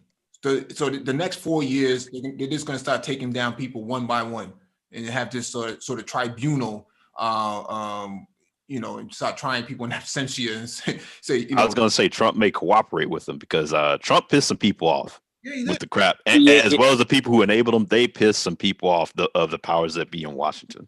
He did. But the thing about it, he made a lot of people a lot of money. The only thing that really hurt him was COVID, and it started costing him a lot of money. And then they were like, all right, okay, this is a problem. Let's get this guy out of here. Let's clean this thing up and get this thing moving right. That's going to be Biden's job. But if you're counting on these guys to come out the Southern District and all them come after him, tear them out of the frame, you're not going to see that. All right, I'm just telling you that. I'm predicting that. I'll put a G note on that right now. Anyway, go ahead. Bolton was already testifying against him. Already said, I'm going to come out against this guy. You got Rex Tillerson saying, hey, this guy is a bit of a yo-yo. You guys can't trust this guy. Everybody who Mad Dog McManus, all these guys who were in this cabinet have already flipped on him. So I'm saying, anybody, if he tries to run again, not gonna happen. Yeah, if he tries to run again, he can't find anybody to serve under him. It's not gonna happen. This guy's not running again, but you're dead on it. Yeah, he's not having a cohesive cabinet. It'll be all backstabbing, Omarosa. There's a list. There's what, 20 people that left his cabinet already? Oh, more than that. Yeah. Man, a lot. The people who are major league in this cabinet who stuck with him are his kids. Everybody else, they may have run out of there. And when these last series of statements, when you play the clip of the president getting out there saying what happened, you're gonna see even more people running from this guy. Before he gets out of here, people are gonna be running from him like. Oh no, he's about to fire a lot. Like once it's official, I think Fauci's gone. I think the Secretary of Defense is gone. I think he's going to fire everybody. Yeah, because they told blatant lies, and they did a disservice to the people that they serve. Blatant lies, and they confused folk. Here's the thing: misinformation. Hold on a second. Oh, okay, go ahead. I'm sorry. Breaking news. Mike, take that down. They call some more for Georgia. Let me show you. Georgia, the lead is now 2,000 votes, less than 2,000 votes. Yeah, it's over, man. Yeah, 11:08 p.m. as 15 minutes ago. Georgia, less than 2,000 votes with 0.1% left. So I think he's going to probably in that county lose Georgia. Like he already lost Arizona. Like the race is already over right now. Yeah. He finished. He dead man walking. That's he dead man walking. No doubt about it. Dead man walking. Sean Penn, no doubt. Yeah, but if he lose this, they're gonna have to call it because they're not gonna call it though. No, because Georgia is going to come faster than Arizona, obviously. Okay. And in Pennsylvania, you should have something by Georgia by the morning. Correct. And Pennsylvania is going to be the 12th. Like you're going to hear these clips talking about it's going to be the 12th that they have because there was a Supreme Court case where they tried to stop the actual counting of votes, and they extended it and actually made it so that way it would be the 12th. I think that elections should be federalized and everybody should be able to count the votes by December 31st. That's what it should be across the country. Yeah. And if Democrats, if they get in and are able to take control of the Senate, there's definitely needs to be some major election reform, as well as some other things put in place. That there should be a lot of things learned of where the cracks are in the system from Trump. They got to get gangster like how the Republicans did, like the stuff that they did when they were in. They're gonna have to get medieval. They're gonna have to do some dirty shit, man, just to get things back to almost even. Because the things that they did, that's what I was we was talking about the packing the courts. I mean, when you can basically put 200 federal judges, 300 in 4 years, and only one black person out of those three. So come on, man. And then that's where you choose your Supreme Court justices. That's like over for the next 20 years, man. That's the pot that you're going to be choosing from. Yeah. That's insane. But they don't, the culture warriors don't see anything wrong with that. I was on. He wasn't qualified. He wasn't qualified to be president, man. He just wasn't. So as we see, Biden is down 1805 in Georgia, in that actual area, 1805.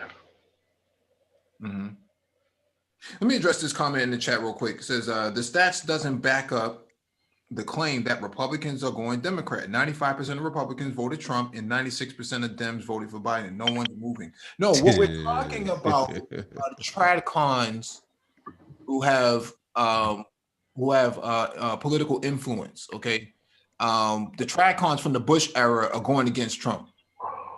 Okay, that's what we're talking. The Lincoln Project. Yeah, that's who we're talking about here. We're not just talking about culture warriors who sit behind their keyboard, pumping their fists in the air with flannel T-shirts and MAGA hats. That's not what we're talking about.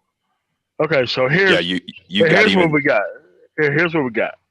Let me be honest with you, Black Male First Media. I don't know a single solitary defense contractor that I know of that voted for Trump this time around. Not one. And they were very open about how they wasn't going to do that. Yeah, they were clear. Yeah. Very A lot of clear. contractors too. Very, very clear. They wasn't fucking with him at all. Because all that money went to Lockheed Martin. It didn't go. It didn't go to wars, which pay everybody. It went to Lockheed Martin on these bridge to nowhere F-35 ships and all kinds of other stuff that was already out there. He only paid like 3 or 4. The only people who got to the raise in defense spending, it wasn't the transportation industry. It was nothing but the actual Raytheon, Lockheed Martin, and Boeing. That's who got the money. No one else got the money. Yeah. Anywhere else. And, he says, you don't get it. People don't want TRACONs. It doesn't matter what the people want. TRACONs are there. TRACONs are a major part of the Republican Party. Oh, okay. I was about to say, what's his name? Cheney pretty much ran the Bush administration. Absolutely. Yeah, he did. Karl Rove too. And I mean, he was what? Halliburton was his thing. Halliburton was thinking, and then got paid about another $20 million when he got out of office by them when he left. Yeah. Okay, let's name the actual factions of the Republican Party. Yeah. There are the traditional conservatives. There are the evangelicals. There are the military industrial complex Republicans, which that's kind of where I stand at because of what I do to make money. There are the social conservatives who are there for all the liberal stuff, but they can't get abortion out of their head to even think about that kind of stuff. You got the libertarians, and you got the country club Republicans like the Mitt Romneys of the world, the corporate people. Yep. I mean, so you got like the tax. I call them the tax cut club. That's what I call them. Military guys don't mess with Trump like that. No, they don't. A lot of guys don't really mess with him. Like I know a dude that work at the Pentagon right now can't stand to be in the same room as this man because he said he's a fake tough guy. He said he hates nothing worse than a fake tough guy. Like he said, at least he can respect the presidents or the other actual Congress people that come and speak to them on a regular basis. Somebody who dodged the draft, somebody who dismissed the Gold Star families. Dude, that stuff adds up. Bringing your children around and not getting them security clearances. Like this is stuff that I know that he does for sure. Like just breaking all kinds of rules just because he's president. He acts like he's the royal family. They don't act like they're the president. Like this is the presidency here in the United States with its protocols and rules. No. He has an autocratic mindset. He thinks like absolutely. He think this is Britain or something. He think this is basically the royal family. No, sir. Jared Kushner is not going to automatically ascend to office, and neither is Ivanka, whatever her damn name is. Nah, bruh. That's not happening, man. Well, Black Male says, I'm saying you guys are wrong, dead wrong. The corporate Republican is gone. I don't know. No. What? Whoa. Not quite. Corporate Republican. This is what I'm saying. I don't understand this, man. How did this happen?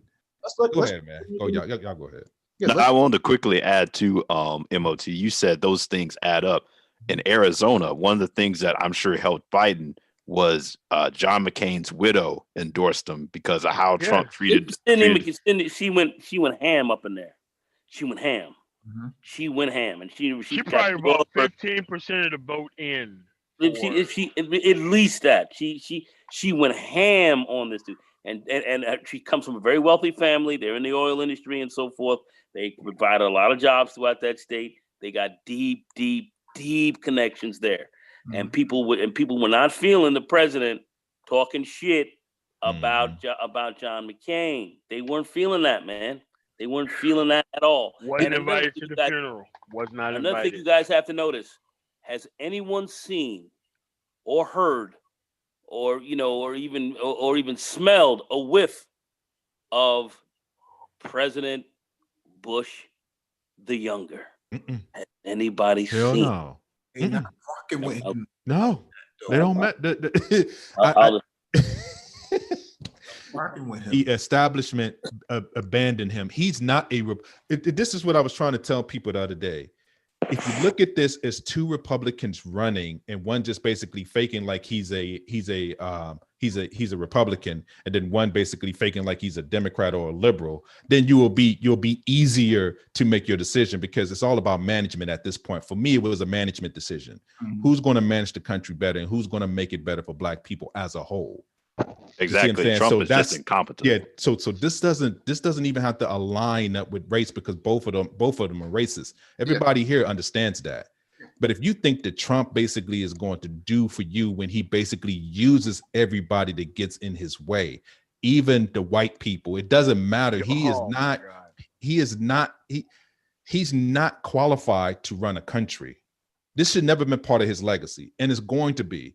He didn't want to die just being basically whatever his father, Frederick's kid, basically inheriting New York Upper East Side. He didn't want to just be that guy. He wanted to have his own legacy outside of his father. So now he can die. I'm from New York. I know what this guy owns. I know what this guy owns. So come on, man. He don't own a whole lot. No, he's not. He's not a good businessman. That's what I'm saying. He's not a good businessman. Now I was going to say, even if you go back to the primaries in 2016 when he was running, I mean, he was up there on stage saying if he didn't win, he didn't even know if he was going to concede. I mean, that's not something you do in the party. We played the video. Yeah, as well as throwing hand grenades in a Republican debate at your opponents, giving out people's phone numbers and stuff. I mean, the guy just has no loyalty to anything but himself. This is insane. Black media says, you guys, Trump got 69.5 million votes, 69.5 million votes, more than Obama, more. Mm-hmm. Come on, you guys, I respect y'all, but you're wrong. See, you look at votes the same way some of these content creator culture warriors look at subscribers. You can have all the subscribers you want, but if you don't have any credibility, a track record, anything to fall back on, it doesn't mean anything. Who cares if that other guy over there has 120,000 subscribers? Who cares? That doesn't mean anything. He doesn't have any credibility. The people who do this on a regular basis, analysis and everything else, they have a track record you can fall back on or you can reflect on. They know that that other guy is a fraud. I'm not saying anything bad about anybody in particular. I'm just using it as an example. Like if you go to the Black Brain Trust, I have a track record of the last 3 years of geopolitics and Black politics. You can follow. None of the videos have been taken down. Yeah.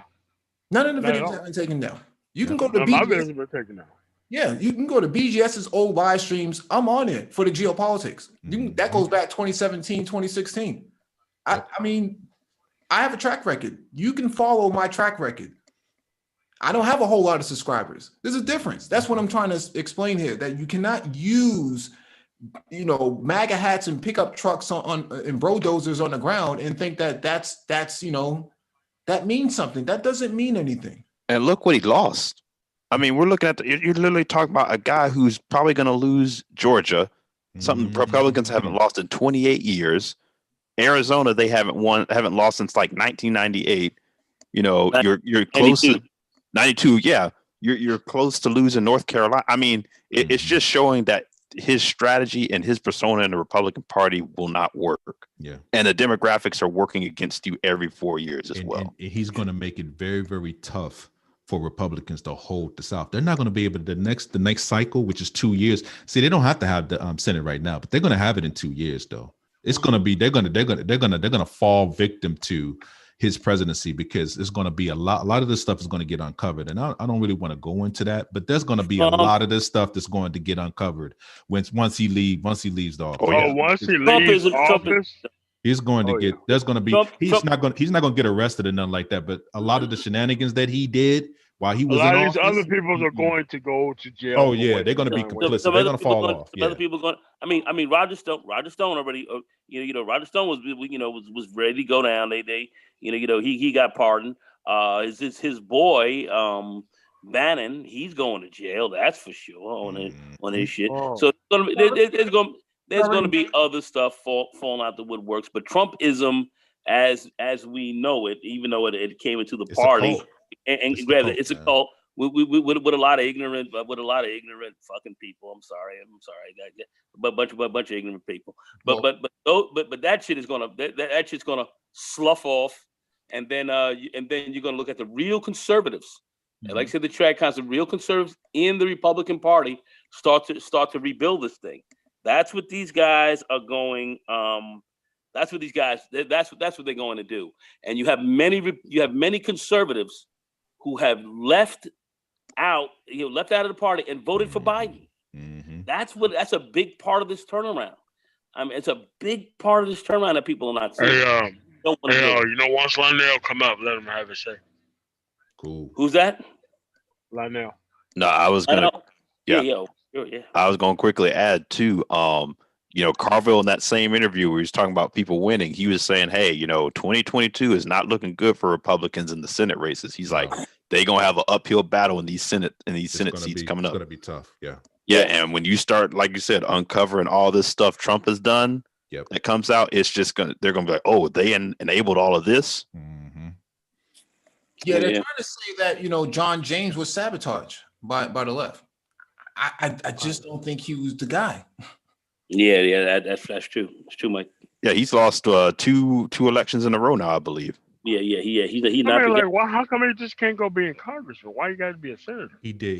He has a bad campaign record though. He didn't do good in the campaign trail. He did. I mean, he couldn't even call out Trump. Yeah, he knows as full. Hey, he can talk about during the George Floyd situation, but he can't call out the racism of Trump, and it's like, dude, people see that, like. Yeah. All right, man. We got Lionel in the house, man. What's going on, Lionel? What's going on, man?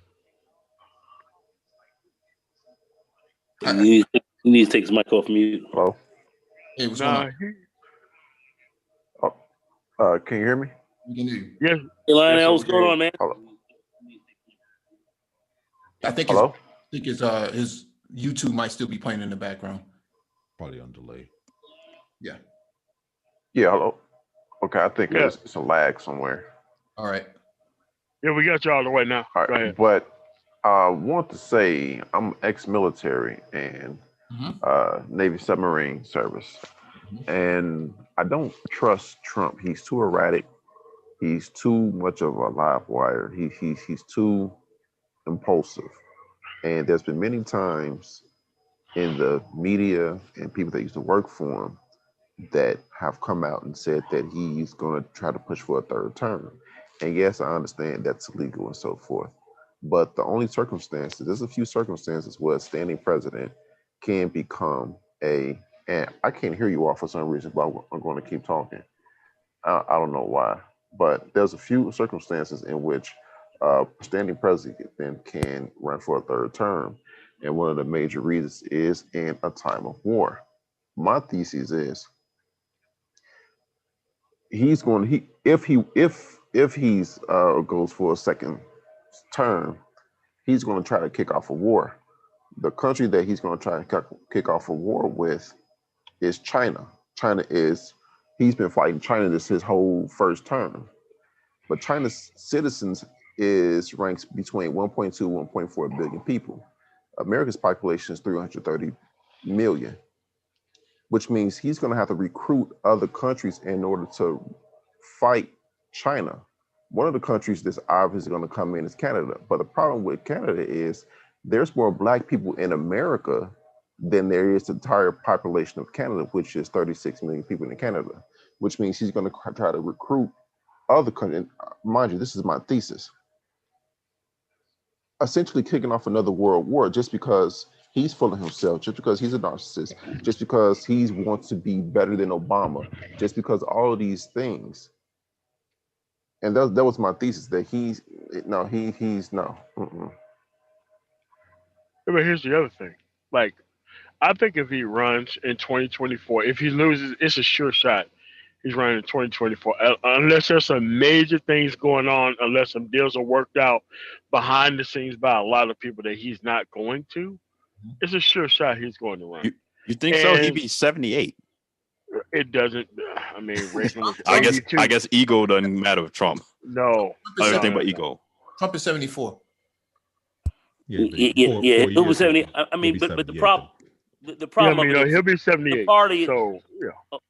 I just want to say the party, the Republican Party, looking at this tremendous loss, they are not going to want to see this man around anymore. No. They are going to have to reap and see. I don't know how they're gonna be able to get rid I of just want that. to say this I very don't quick. know. After the 2020 census, when they do redistricting, and they start to look at the new demographics, they're going to see this guy's got to go, bro. All right. And Trumpian politics, the way it is, going far right, Proud Boys, and these savages, they're not going to be able to truly build their party up on that. They can't do it. So they're going to have to make some different moves. They're going to be looking further down the road, not only 2024, 2028, 2032. This is how these guys are going to be building. They're going to be looking for the next 20, 25 years down the line, and they're going to have to rebuild the party. They can't build it on what this guy's got. The 2020 census that's just come through, and looking at the new reapportionment and drawing the new Senate, the new congressional lines, so forth federally. That's a big part of the game. Now, most people are not sophisticated on this politics. They don't understand this, but this is what's coming down the pike, and this is what these guys have to gear their party up for the next 15 to 20 years. They got to deal with this. They got to, at least for the next 10 years, until the next drawing of the lines, but that will consistently move further into a changing demographic that's not going to be an all white boy game. So it's going to be different. This is what these guys are prepping for. That's why this Trumpian politics, this is it. 2024, he's going to have more guys running against him than you can believe. They're going to make sure this guy don't stand up to anything. And then they may really try to fuck with him then. But this guy right now, after this is done, he finished. Yeah, you're right, Nagone. That's how the conservatives think. I mean, when you start talking about things like the Federalist Society and all that, that's where they literally go get these young Republicans, get these kids on college campuses, stay with them through law school and start grooming people. I mean, that's how they think, 10, 20, 30 years from now. Yeah. These guys look at, and you have to understand, the new census 2020 just came through. Different game. The demographics are changing. The new reapportionment of the various Senate and congressional districts are going to be redrawn based on this. They're not going to be able to play the game that they were playing before. That's what's coming down the pike. You guys don't understand that. I do, intimately. This is how the game is played. This is the game these guys have to play now, or they are done for the next 50 years, and they don't plan on going out for the next 50 years. So they plan on being a player in this. That's what you have to look at. That's what you have to understand when you look at this thing politically. Go ahead. Yeah, and I was going to quickly add too. I mean, if people would have known back in 2016, taking Trump more seriously, it would have been a failure back then. It was just no one really could see him winning. You had some mistakes made by the Clinton campaign. So when you really look at it, Trumpism has kind of been a disaster since the beginning. It's just he kind of caught lightning in a bottle in 2016. Yeah, I want to push back against the idea that he didn't want to get into any wars. He was going to go to war with Iran. That was a given. That was blew that general away. Sure did. Yeah, it wasn't an accident. Yeah, he instigated that. Excuse me? No, I said he instigated that interaction. Yeah, no doubt. It's not an accident that he had Jared Kushner go break bread with Netanyahu in Israel in the Arab states in order to get them on their side so that they can gang up on Iran, because they planned on creating this sort of Middle East version of NATO with all the Arab states that were against Iran to begin with. Okay, that was the whole deal about Soleimani and breaking bread with Lebanon. Okay, that's what that was all about. It was to get them to all be on one page and one accord and get them into a fight with the Iranians. Yeah. The entire neocon establishment has really been pushing for a war with Iran for a while. Mm-hmm. Well, it's Cleveland Palmer. Anybody know who that is? I think he was in the chat. All right. I think that's Hold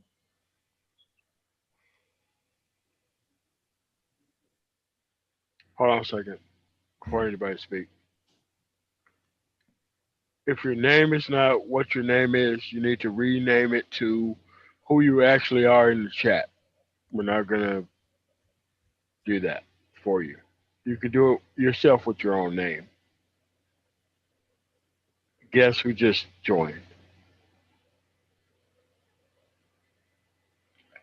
Yeah, so Trump definitely wanted to get into a fight with Iran. He definitely wanted that.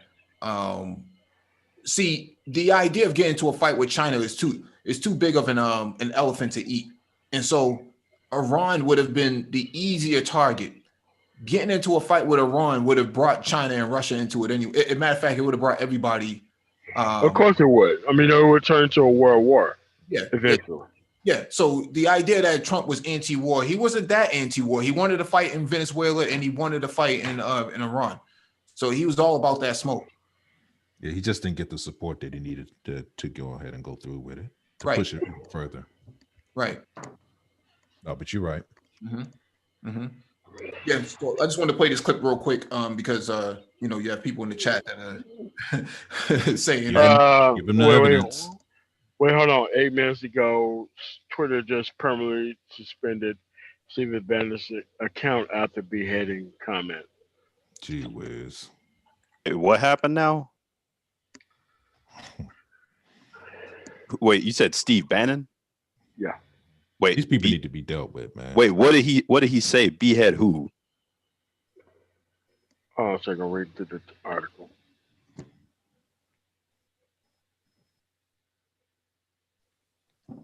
Bannon falsely claimed President Trump had won the election. No, he didn't. Won re-election despite several key states still being too close to call, and he said that he should fire both Fauci and Ray. He said further, I put heads on spikes, right? I put them at two corners of the White House as warning to federal bureaucrats. That's You either even get worse. with the program or you are gone. Wow.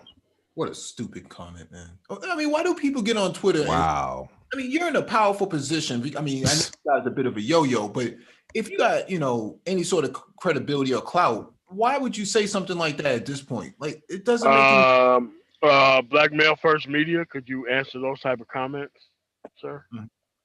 Oh, I'm sure Bannon is trying to, you know, stick up for Trump because, I mean, I'm sure he's looking like, okay, you know, I need his cover. Yeah, there's no room for him when they reestablish the party. No. He's looking to see to it that shit when these guys come up here and tear his ass out the frame in the courtroom, he's gonna have some way to try to survive, and somebody will pull his fat out of the fire. That's all he's doing because this motherfucker's going down. He's going. He's falling apart. Yeah, he's going down. He's going down. You're going down today, boy. Yeah, you're going down. Like Otis would say. Martin. Yeah, I was gonna say him and Giuliani. That's the only ones you hear talking crazy, supporting Trump right now. Yeah, Giuliani still talking. Please. Yeah. Now that's crazy to go, and he was once America's mayor. Yeah. Until he started stringing together noun verbs and 9/11, and then he had to get up out of there. Yeah.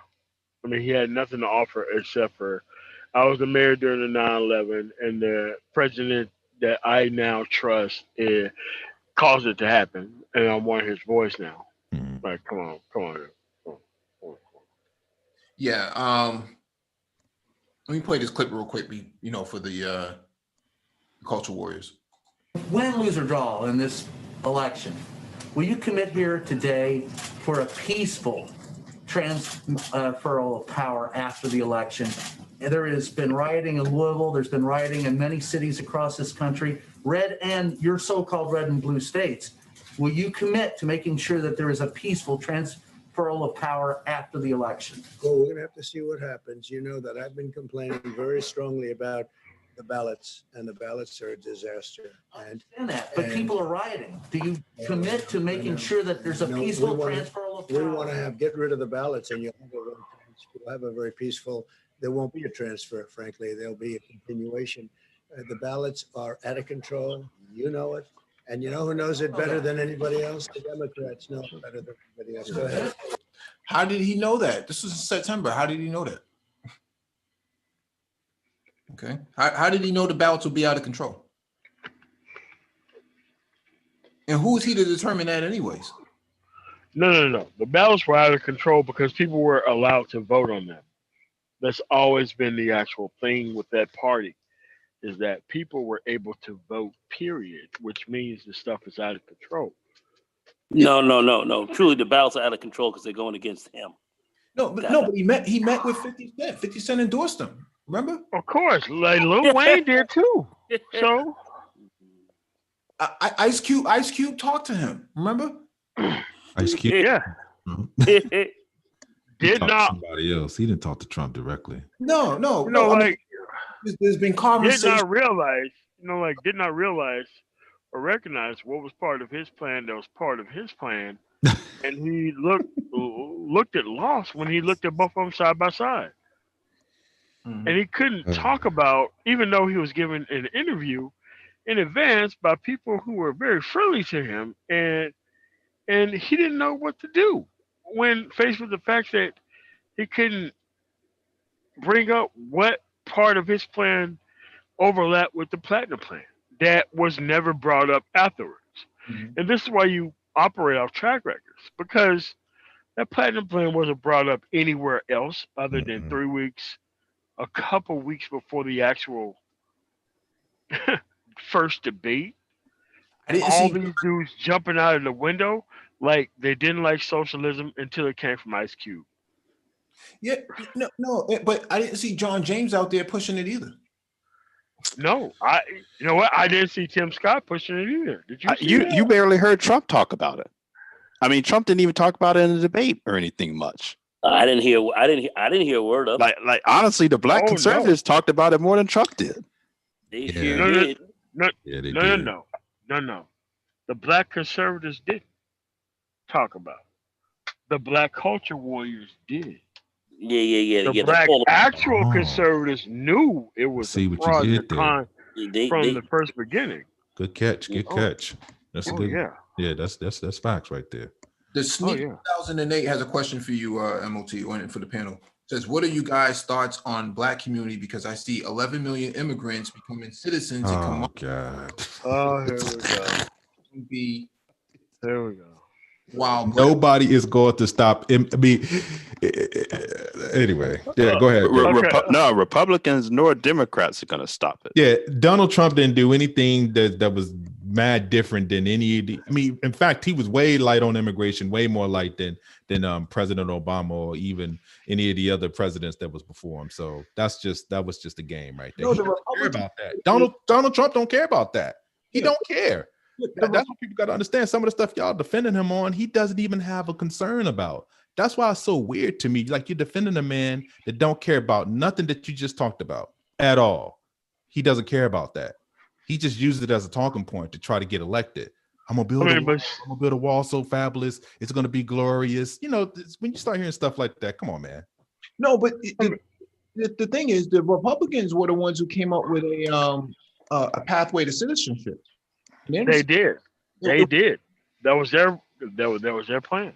Yeah. So I'm not sure why, you're so concerned about these illegal immigrants or these undocumented people, for that matter. Now, I mean, when Obama was deporting a whole lot of them, didn't nobody have anything to say about them? Right. But if Kamala gets in, well, she's going to be doing this, and this. I mean, you didn't hear anything about Kamala's track record until this year. Prior to that, never cared about it. Yeah, prior to that, when she was in the Senate, when she was with the CBC, nobody said anything about her. When Biden was vice president under Obama for 8 years, no one said anything about the crime bill. The same people who are claiming to be conservative now, the culture warriors, they don't have any sort of track record that you can refer back to where they were calling out Biden in 2010, 2012, saying we got to get rid of this guy because he created this crime bill. He's the architect. And I'm scratching my head. I'm saying, where were you guys back? 2016, 2015. They have no track record at all. In fact, most of them were Hillary supporters. So that's a fact. That's their track record. Yeah, that's their track record. So they're sitting here coming here now, late in the game, saying they're conservatives, this, that, and the third, and you even have some who are talking about they're conservatives now, but we're talking about white supremacy in the past, and I mean, the shit that's going on right now is crazy. It's crazy. Okay. Yeah, Okay. and I'm lost on the crime bill thing. Wait. Right now, we're at 12 o'clock Eastern time on the third day of the new track record of the Republican Party, of the conservative clout chasers within black male space. The only thing we have is denying the vote count of black people who never been traditionally included in elections.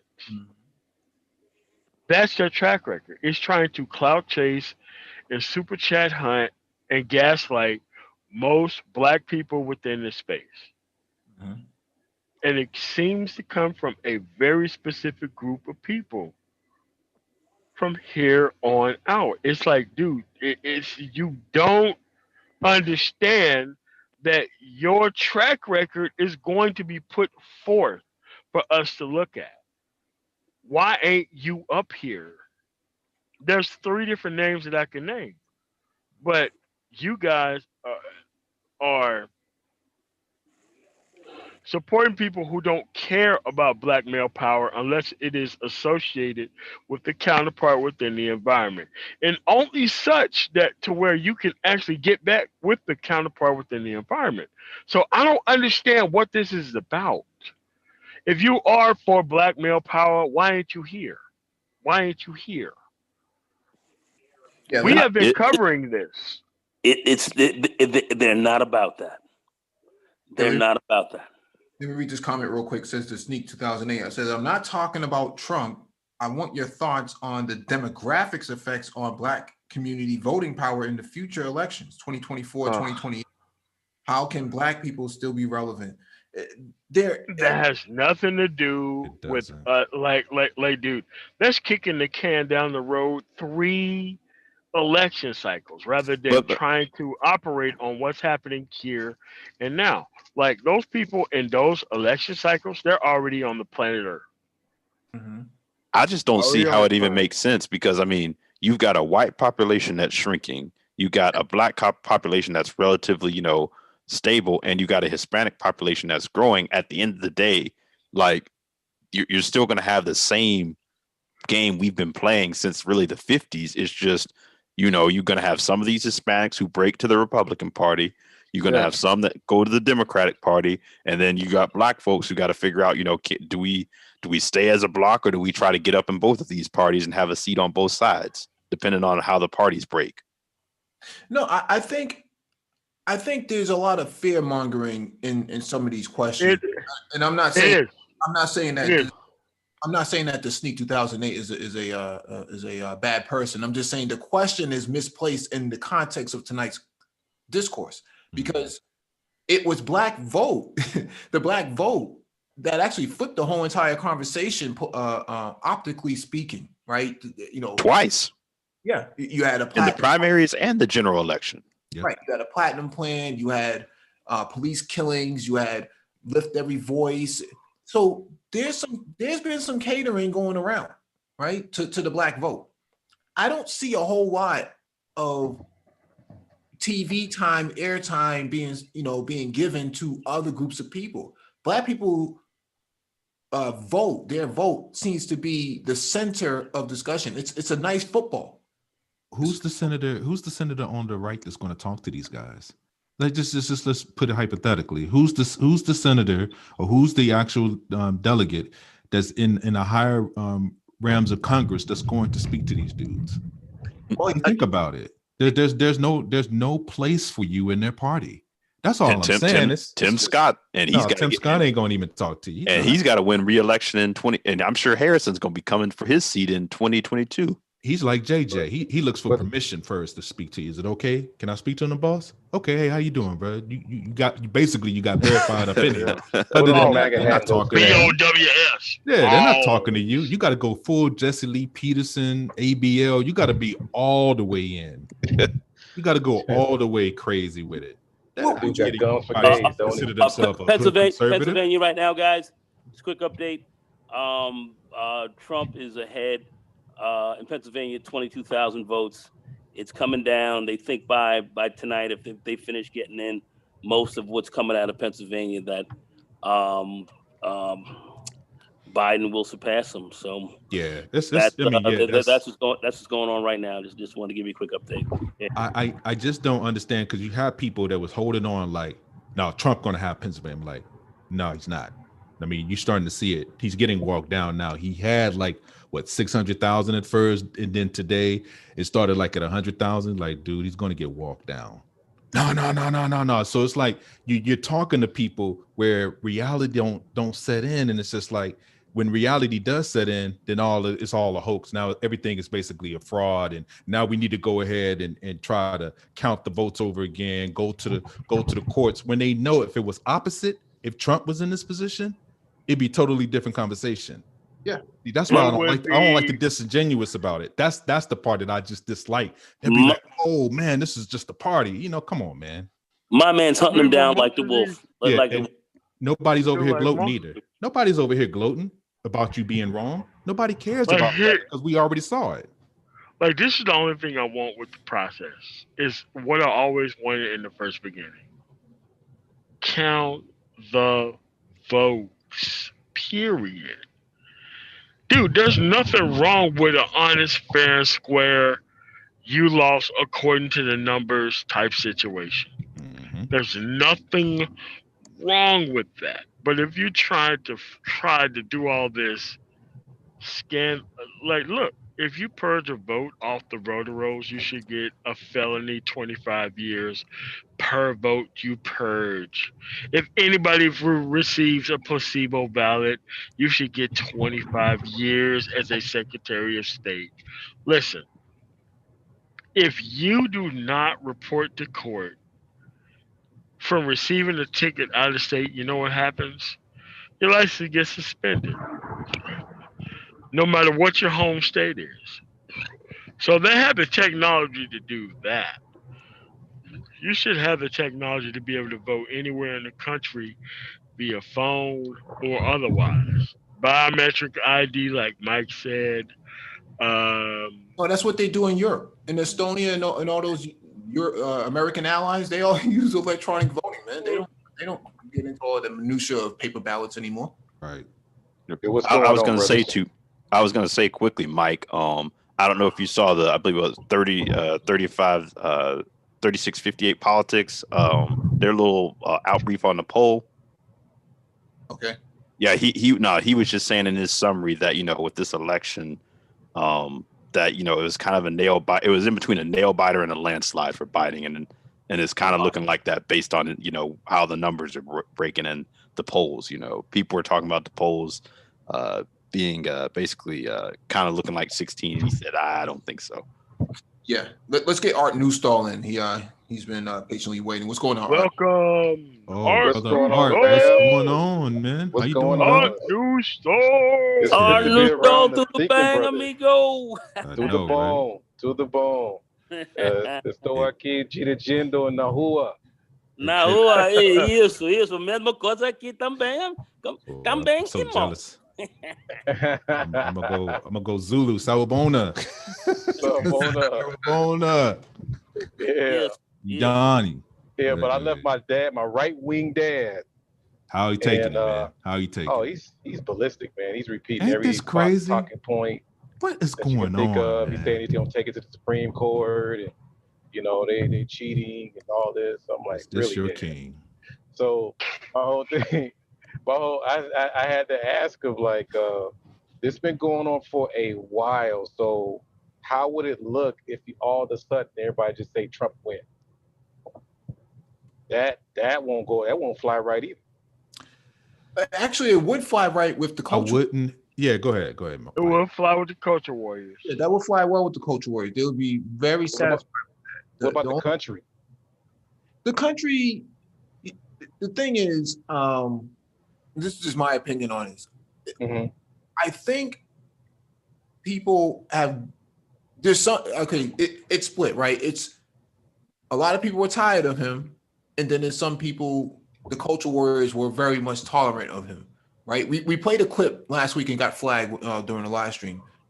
You had conservatives in Arizona who were saying, I was rocking with him in 2016, but this time around, I'm not really feeling this guy at all. So when people look at the map, right? So people look at the map and they say, "Oh, those are fake ballots. Those are fake votes and stuff like that." No, there's a lot of conservatives who are saying, and libertarians who are saying, "Hey, I don't really like the way this guy rocks, man."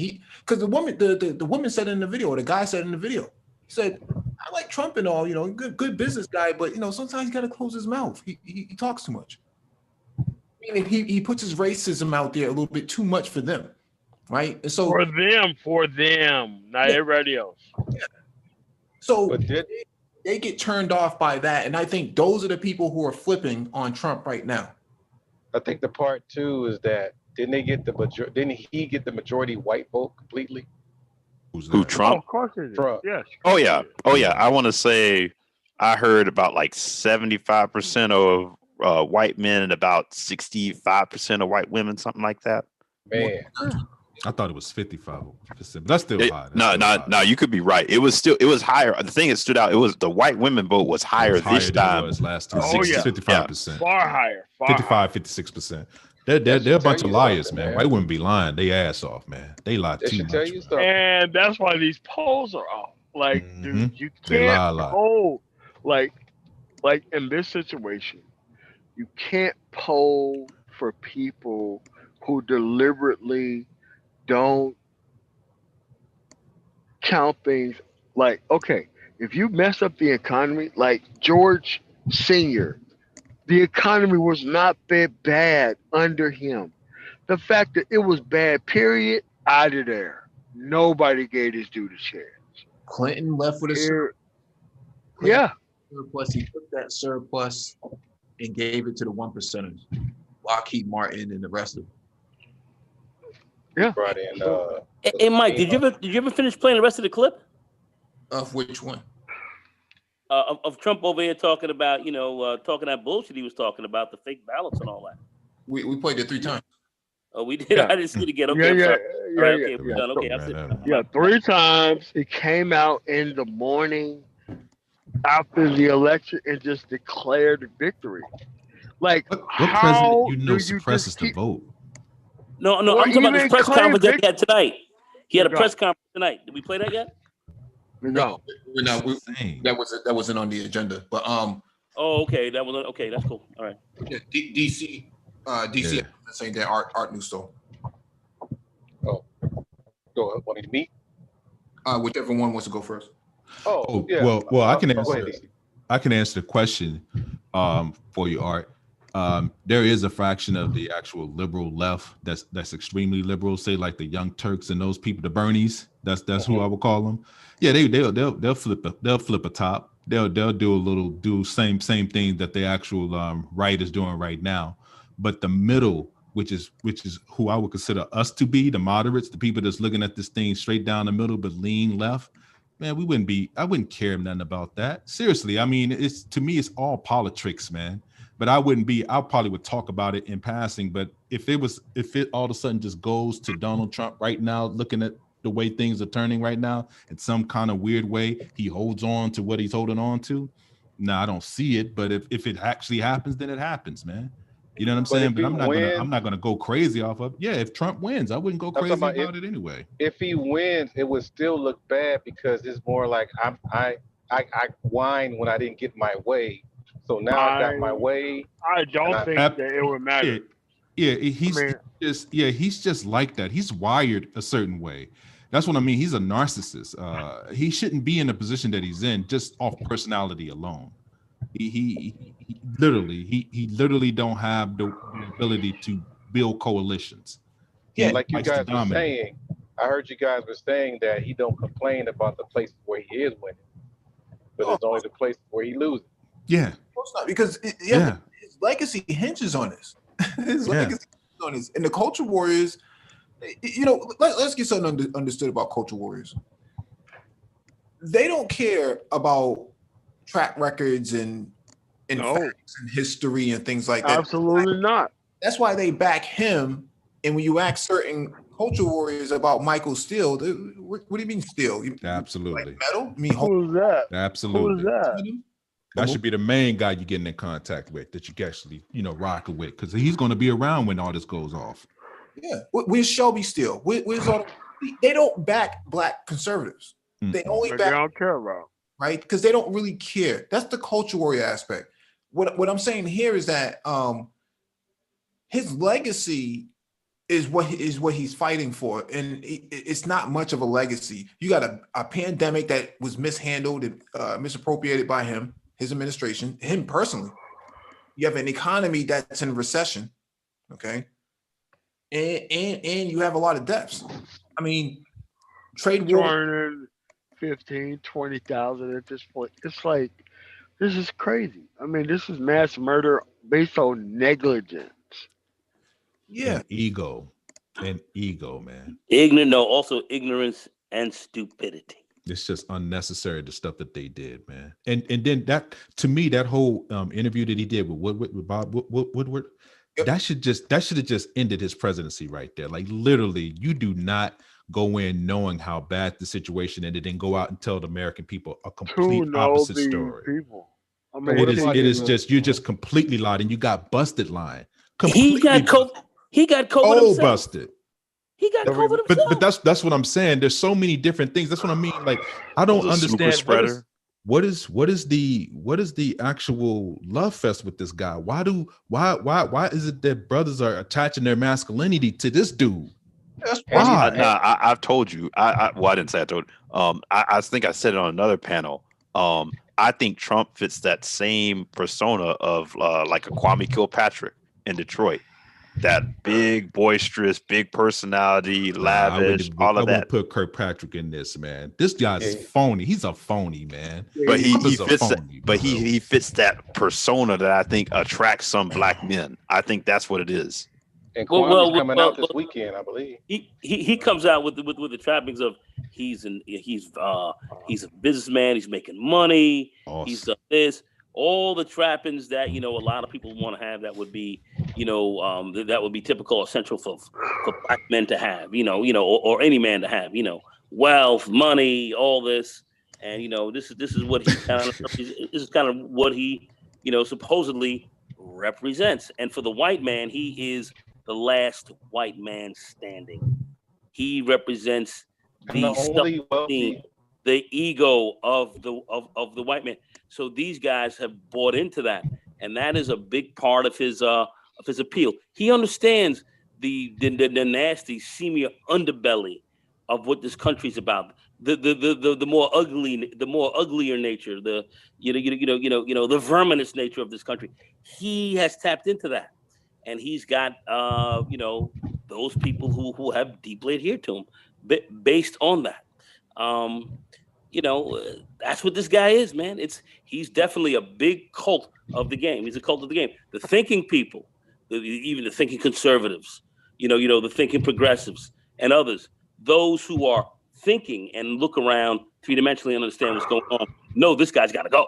But okay, so if go ahead, I'm fine. Go ahead. But I would say, but the cultists, and the cult of personality that this guy's run, has worked, and it's said that many black men got caught up into the white racial aggrievement that's out here. That's not a party game, but that's the confusion of Negroes. Okay, so we're going to work on that. Anyway, go ahead. Sorry about that. Every time you have a pause, I cover you. I'm sorry about that. No, man, go ahead. Man, go ahead, tear it out. We're gonna have some fun now. After he loses. If he comes to you guys as consultants, what kind of advice would you give him as far as what he should do after this loss? Resign. First of all, tell him, do not run again. Don't think about running again. Leave the country and take your family with you. Go back to Europe. Okay. The best thing that you can do is, over time, sit back, try to rebuild your image positively. Okay? Rebuild the image positively. Come out with some Trump TV or whatever. Try to rebuild your image so later on down the line, 10, 20 years from now, people will treat you kinder, and try to leave that as a legacy for your grandchildren, your great grandchildren, and play it that way, and slide off into the stuff that's I would tell him honestly, if he's still in the mode that he's in now, go try to fill the void of Rush Limbaugh. Oh. You go too narcissistic for that. Go sit on. Go sit if you can find it in you. Go sit on the sidelines and just be one of these, Rush Limbaugh types on the radio, but don't get involved in the real politics. But you think he's going to be like gung ho about being Republican after this? No. He's going to find a way to dig his way back into politics some way. He's not going to go out in the night alone. Yeah, I would agree. I would agree with that. Mm-hmm. That's because of his ego. No, I think you just go back trolling like he was in 2012. Okay. Oh, he's already had a taste of power. He wants that. That's true. He's not going to go, Someone's sleeping. MOT, man. I got it. Hey, Mike, can you mute him? I can shut the whole thing down. The thing is, he wants a taste of he already had a taste of his power, and he has to find a way to get himself back into politics, whether it means running for governor of New York. That could be a possibility. He can go up against Cuomo. No, his home base is in Florida now. His political career is finished. This COVID shit, this was a referendum on him. He can literally, I think he could go to Florida, maybe run and maybe win. He finished. I think now he's got to take the imperial presidency, past presidents like you see Obama and these guys cruise around, try to be more of a statesman if he can. The party is definitely going to re-kneel and move him out. They're not going to have Trumpism running shit. He's definitely going to try to insinuate himself back in this politically, but he's going to remake himself a little bit if he's going to do that. This current guy right now in his mind, and I suspect since he's had COVID, I think this has affected his brain because COVID does affect your brain. So I think his brain's a little fucked up. So this guy's gonna have some problems, man. This guy's gonna have some real problems. The politics, that shit ain't gonna loom large in his future, man. He done. He finished. DC, let me just real quick, for someone like him that has a narcissistic impulse the way he does, he needs to be adored and adulated. So he's going to basically most likely go back to television and do basically a post-presidential platform of The Apprentice. I can see it right now. He may do something like that. He's going to go back to TV. He's going to do a whole whatever the case. He's going to get right back into it. Because he loves saying you're fired, you're hired. He loves being in control, being in complete control of people. That's not forming coalitions, not forming basically groups to work together. He likes to be in charge and basically being told that he's the man. And he's going to go into that mode again. I could just see it now. He was the former president of the United States, Donald Trump. He'd be like, yeah, and I still won. All this kind of stuff. He's going to play it up, man. He's going back to TV. He's going to do The Apprentice again. No, I think you might be on something, DC. I think you might be onto something because he could create a new hybrid model of. Yeah, you heard it here first. Yeah, he could create a hybrid model of media in a super PAC. Mm-hmm. Okay, he can actually do something because he has roughly 17 to 20 million people backing him. I mean, and they are cult-like. Yeah, his Twitter following will tell you what kind of support he has, right? Yeah. So ratings will go right through the roof. And now, will he be woke? Oh, go ahead. I'm sorry. Yeah, and he can control the party, carve out a niche from the party. So it wouldn't be so much as libertarians, but it's a new fanatical wing of culture warriors within the right. They're not necessarily conservative and they're not necessarily Republican, but they're on that side, right? So on the left you have DSA, you have Democratic Socialists of America. He can create something similar to that on the right. Mm-hmm. Basically, being sort of like a prerequisite for prospective politicians that's coming up in the game, basically. Yep. And having them the head of that, basically saying, yeah, I'm going ahead and I'm gonna suggest you to move on into politics, and no, you don't deserve to be in politics. Like I could see him doing that. So yeah, I know exactly where you're going with that. Yep, something like that. Will he be welcome? Do you think he'll be welcome back into Hollywood after the stuff he does? Oh no. It's not really Hollywood. It's going to be just basically. I can see this being either a DC production or a New York production. Because here's the thing with Trump. Not Hollywood. He wants to be. Trump is always. I was watching a documentary that PBS did. He's always resented the fact that the New York elite didn't really accept him like that.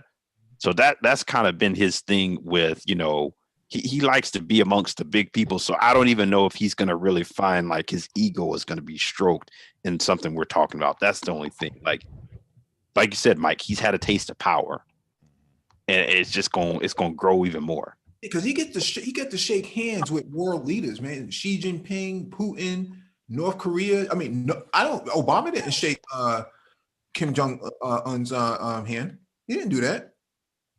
Oh yeah, I don't even think they even wanted to have a meeting. Didn't Trump have a meeting with him? Trump had 3 meetings with him. Yeah, Obama. Yeah, they never did that. That was against U.S. norms. They never. With Kim Jong Un, you talking about? Yeah. Yeah. Who? They sat back and laughed on the phone about how Kim fed his uncle to the dogs. Anyway, look, fed his uncle to the dogs when he took power. Listen, this guy's finished. He's fucked up. You've got almost 300,000 deaths, literally attributed to this guy. This guy cannot come back. He's looked upon literally as a pariah. This guy's looked upon as fucking Nosferatu, man, fucking a vampire. You know what I mean? Fuck this guy. They ain't fucking with him like that. Right. So I agree. He pretty much overshadowed George W. As the worst president. Yeah. This compared to Trump, he Bush wasn't that bad compared to him. Yeah. This guy, this guy's fucking done. Looking back he's got to on come it. back. If he's going to do anything, he's got the kinder, gentler kind of guy where people can look at him and say, okay, he was an ex-president. He fucked up. We like him now. He's cool. Can't be bombastic. He's got to be real chill. This loss is going to be a tremendous thing to him. It's going to take him many months to recover. Just to even get in front of people again, he's not gonna be able to come out there on ball. Because once a bully gets beat down, they chill. So he got beat down. He's got to come back. He's got to be chill. He's got to reform his image, and that's about what this guy's gonna do. If he can get on TV and try to reform his image that way and so forth, he'll make a ton of fucking money like that. All right, and rebuild his financial game better that way. Because I think that's going to be his biggest, most pressing issue is to handle that. All right, he ain't going to jail or anything else like that. He can rebuild his joint. If y'all think about this guy's come back to politics, Republican Party has no plans on ever seeing this man inside of their realm again. He'll be an ex-president. Yep. Walked off. I've seen quite a few in my damn near 60 years walking this earth. So I've seen Jimmy Carter walk off. I've seen President Nixon walk off into the sunset. I saw George Bush Sr. walk off in there. Then I saw a junior who left out of here under terrible circumstances. You barely see him around. You barely see him, and you have not seen him out here at all with this shit going on. So it shows you that these guys are working against this guy. Yep. All right, and so this is what Trump is got to be all about. His political career, from a standpoint of running for office and being a public official, is over. See, if you're a true conservative, then you would find ways to support the other white true conservatives that's in the party, like Mike Pence if he's up next. I forget the guy. He didn't get much support. Who's the guy that's close? Yeah, who's the guy that's close to Mike McConnell? Not Mike McConnell. Mike McConnell. That's he's Mitch McConnell. He's my Mitch. Mitch McConnell. Yeah. But there's another guy that's younger that he's grooming. I think they want to run for presidency also. But those are the guys that's going to basically take over the Republican Party when Trump get up out the paint. Yeah, so then you get to see, then that's going to expose them for just being a cult of personality. So you wasn't really truly trying to make a change. You just liked this dude. Like he was a fanboy. Yeah. That's bad. Yeah. You a fanboy? That's what this is? Grown men. Because you like them? That's your qualifications for being a president? Because you like somebody? Come on, man. Yep. That's embarrassing, bro. And then to force people to put it down their throat to even hear an argument to say Donald Trump basically knew how to run the country better than most people. It's just a slap in the face, man. It's just not true. Obama looks so good. It's just being not president facts. Before him. Yeah, it's just like looking true. back on it. It's gonna make his legacy look so much better. I mean, he had a good one already, but I mean, when you have to just look at, wow, we went from this to that. Yeah. No, it's chaos, man. Oh, man. It's armor roll. They just put armor roll right up on the white walls, man. So I'm saying if you look at Obama, Michelle had more of an impact as a first lady than Melania did. I mean, she didn't really do much. She didn't do much, right? And that's the thing. They weren't likable in that way by the TradCons and whatnot. He just didn't have that flair. He didn't have, the communicative skills and stuff like that.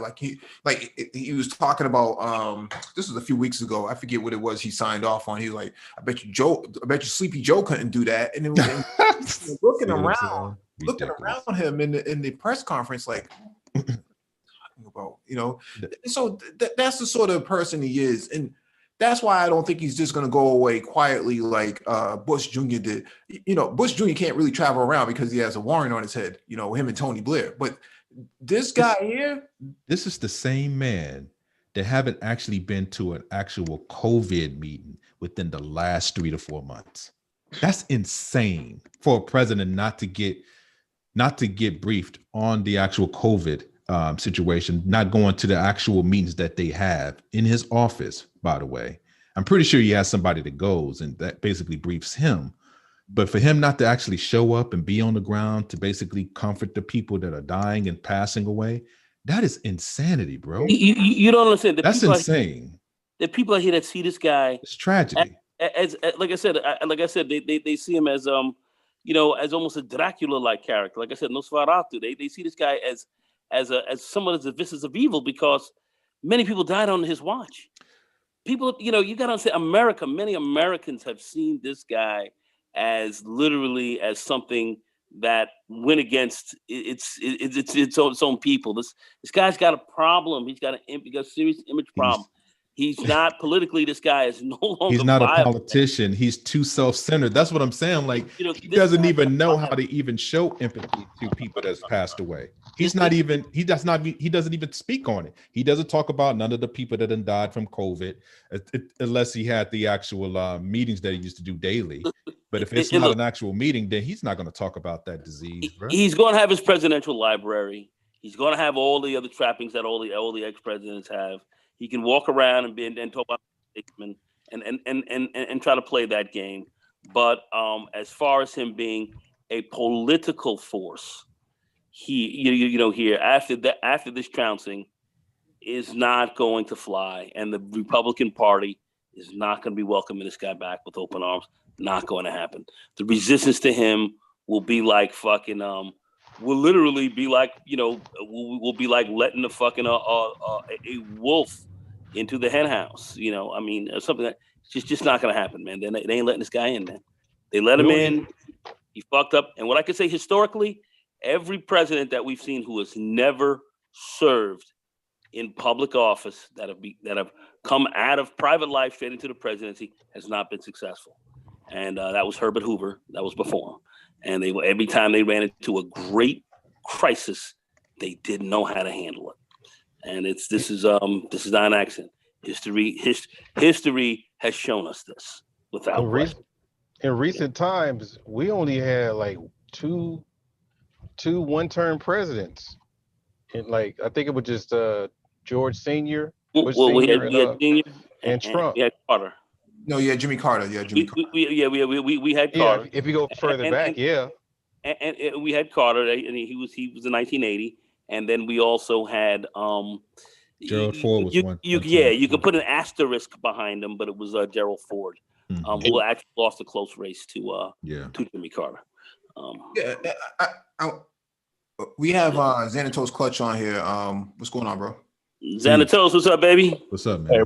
Hey, what's good, panel? Man, the GOP couldn't even. They're pathetic. And I'm speaking as someone who is more towards the libertarian side, if you want to put me and peg me any sort of political camp. Mm-hmm. Can you be libertarian inside DC though? Inside the DMV? Trust me. After what I've seen in DC, how could you not be libertarian? No taxation without representation. Yeah, you're exactly right. Right. Hey, well, there's a reason why I lived in moved to Virginia the first chance I could. Shit. Oh yeah, speaking of which, the same neocons that all of you talked about, was it Clinton had like the best economy and Bush took it away, gave it to the rich. Guess who else he gave it to?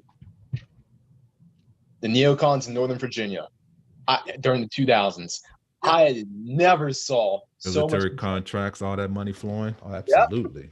Yeah, well, from the Absolutely. Pentagon to the CIA, everywhere in between. Northern Virginia became like the richest part of America during that time. And Crazy I bread. remember, oh yeah, cranes around everywhere. And I was like, this looks like Dubai.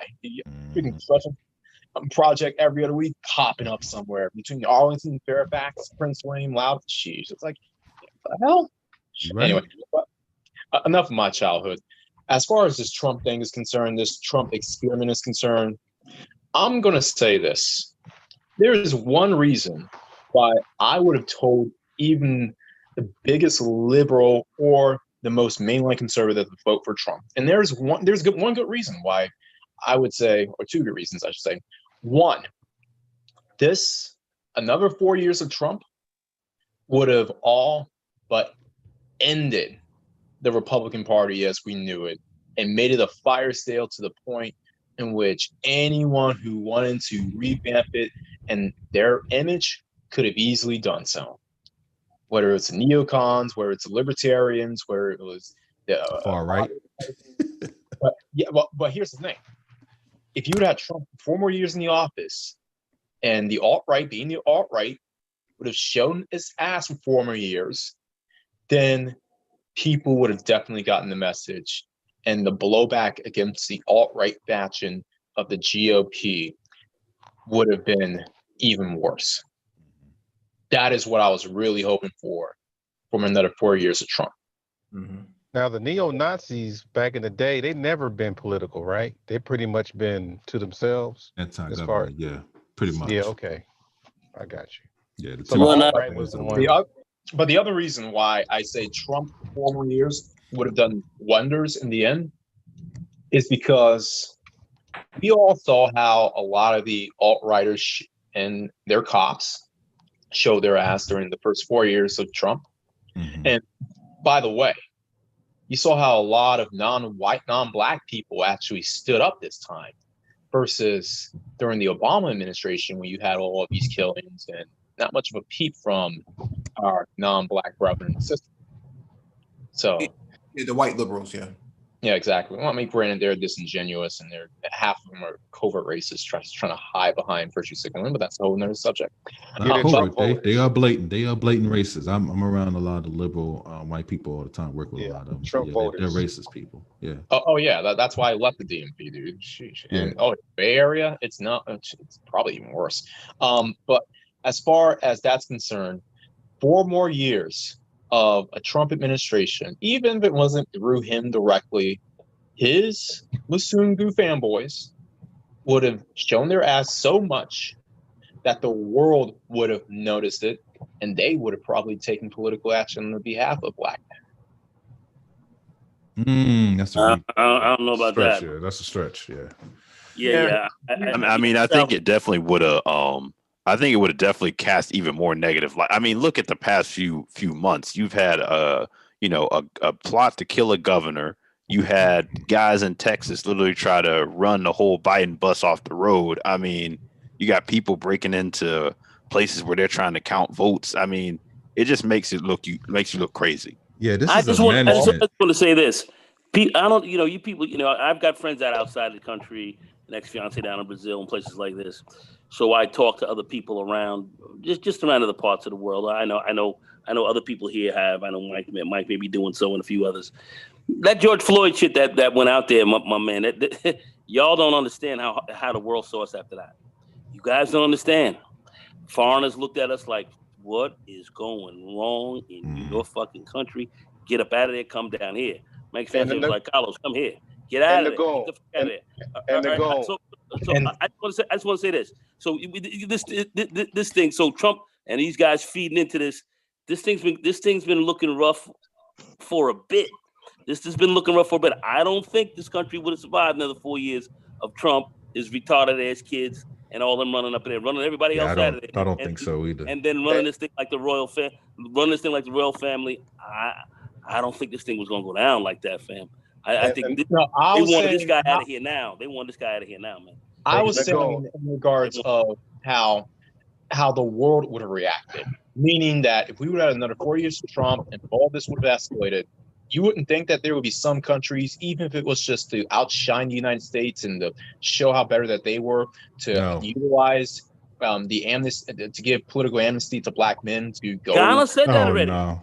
Ghana said, "Leave Americans, leave United States, come here." Go to a place that sold us into America. Okay, you better give me some shit. Nah, man. Listen,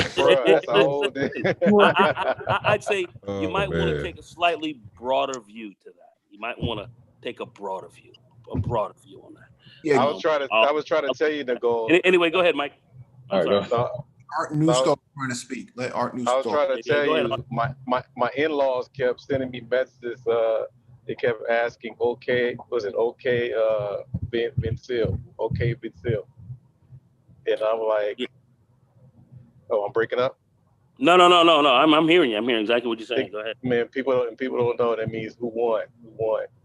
Because they, I mean, everywhere you go, when you talk about Trump, it's just not a look. It's not a good look for us in different countries. Terrible look. Terrible. You know. No, I just want to address this comment here in the chat. It says, at Mike V, Michelle Obama called herself a single mom while Obama was living at the White House. What type of crap is that? Plus, Obama had a benign and neglect policy towards black men. You know, just a video. He does whatever. No, I always find this interesting. All of these guys come on here and they're so pumped up and they're pro-black male and they're pro-black male this and they're pro-black male that. Number one, they never get on the panel and engage these sort of discourses, okay? Number two, they never have any content on their own channel about black male activism, if that's what you want to call it, right? You know, sort of masculine activism, right? And number three, they never have an agenda. It's what happens when you smoke weed and watch Fox. Yeah, it's like, well, if we let Biden get it, well, Biden wasn't a vice president for 8 years. What are you talking about? Oh, I was going to say Obama was the one who reformed the crack to powder cocaine sentencing that everyone talks about, mass incarceration. Yeah, that was him who did that. He came out with my brother's keeper as well. It just keeps getting forgotten about. Like it's just amazing to me. But yeah, I'm gonna have to go when I get back to the outer rim. I'm gonna have to do a better job of just going through the annals. I'm gonna have to do a history lesson, obviously, because this is ridiculous. These talking points need to get buried. They have to. They got to take a dirt nap right along with Trump. It has to go. Yeah. I'm gonna put it 6 feet under. I'm going to do a mop up on this. This has to be done. I'm sorry. This I'm tired of it. I'm gonna show you. See, I'm just all these lies. This is ridiculous, man. Yeah. I mean, the best thing they can do, those people out there like they want to throw talking points in the chat. Yeah. Okay. I mean, if your man didn't win, the best thing that you do is put your political differences aside, come together as black men and get on an agenda. That's what I've been saying since the very beginning. And like I'm saying, nobody's up here gloating about Biden winning. Nobody's extra excited about it. You just understand what politics is and how it needs to be run. This is a management decision. I mean, Xanatos just came up and just basically gave us a situation where the United Nations had to get involved to claim amnesty for black men. It was going to get that bad in the next 4 years. Like, is that what you want? You know what I'm saying? Like, come on, man. Well, to those who survive it, would but that's what I'm saying. That's what I mean. It would just be like the Jews surviving Germany. I mean, I'm not trying to. All right, follow me here. What happened to the Jews who went to places like Europe and the United States? They're kicking ass. They're prospering. Nobody touches them. Their authority is respected like no other. Isn't that the ultimate goal? It's a little bit different, Xanatos, because they got their way into government. Yeah. They got their way. They changed their names at the beginning. Yeah, they got their way into government. They have a lot of political power through the. Yeah, on the back end, not on the front end. On the lobbying end, yeah. They came in as white people. Yeah, on the front end as well, Xander. So it's a little bit different. Yeah. Black men are very distinctive from an optics perspective, and so on one hand you may have some sympathizers, but on the other hand, there's some people who just say I don't give a F, right? So it's just one of those things. We don't really leverage the political process to get what we want. You have people like who sit in the chat and say, well, they're so masculine activists. That's what these guys are now. The culture warriors, masculine activists. No, I take them serious. Yeah, well, I'm saying that they exist because today there was another live stream with like 1,000 people complaining about the voting process, and I was blown away. I said, listen to these guys talk about voting fraud and voter suppression when we just played this clip. We played several clips from Trump himself saying he's not going to respect the ballots. The ballots are the problem. Mike, I just want to, Mike, this comment in the chat. These same idiots cheerleading for Biden are going to be complaining about the 20 to 30 million illegal aliens that will make black men obsolete in the blue collar section and politically 5 years from now. I don't see how making people giving illegals legal status is going to hurt black men in the trades. If anything, I would say it would hurt us. It would hurt us now. That's a bipartisan issue, also. I think that's not a black person saying it in the chat. No, because if anything, you can make the argument that hey, these people are being paid on their table and driving down wages, versus if people are legal and you can't do that anymore. Yeah. Okay, the bigger threat to the black population, if that's what he's talking about, it isn't the illegals who are coming here or immigrants, regardless of their status. It's these scraggle daggles who are basically putting a premium on black men, thinking black men to hit it. Either they're trying to ration it out, they're trying to give it to Pookie and Ray Ray, yeah, I'm going there, or they're trying to chase Sadie. But these daggles, most, not all, but a good amount of them, they are just making it difficult. Or they just don't choose the right men. I'm just going to say that. That's more of a threat to black population than any damn illegal or illegal immigration. All right. So let's just save that argument. I would say some of the biggest threats to black men that we have right now are the fact that we are not. We need to be far better politically organized and really pressure government, business and all that to be on our side for the benefit of our interests. And that's what I think our biggest problem really is. I think we can talk about these daggles all day long. That you ain't changing them. You're not going to sit down and make any one of these black females, well, you're not submissive, to be submissive to you. Not going to happen. The way they have things set up and the way they're moving, and they're moving as a very strong political fucking power here, and it's happening right underneath your feet, right here, right now, and people are not looking at it as clearly as we need to. We have a great opportunity has opened up because the Republican Party let you know they're gonna have to need you in there, and the Democratic Party ultimately in the end had to sit down and say, we got to get black men in here with us. So they're gonna be fighting for our favor, and politically we can put some heavy stuff on the agenda and start putting our game out there. And that's what we're gonna have to do. All these guys talking all this shit, doing the organization, talking at the side of their ass. I keep saying it, you're wasting time. This is about political organization and power now. That's what this is about. That's what's going to help to get your economics better. That's what's going to have to get your education, all the other stuff better. And that's going to have, and that will have an ultimate effect on your women game as well. Now, if you can't see that, I don't know what more to tell you, because that's what's being played out here right now.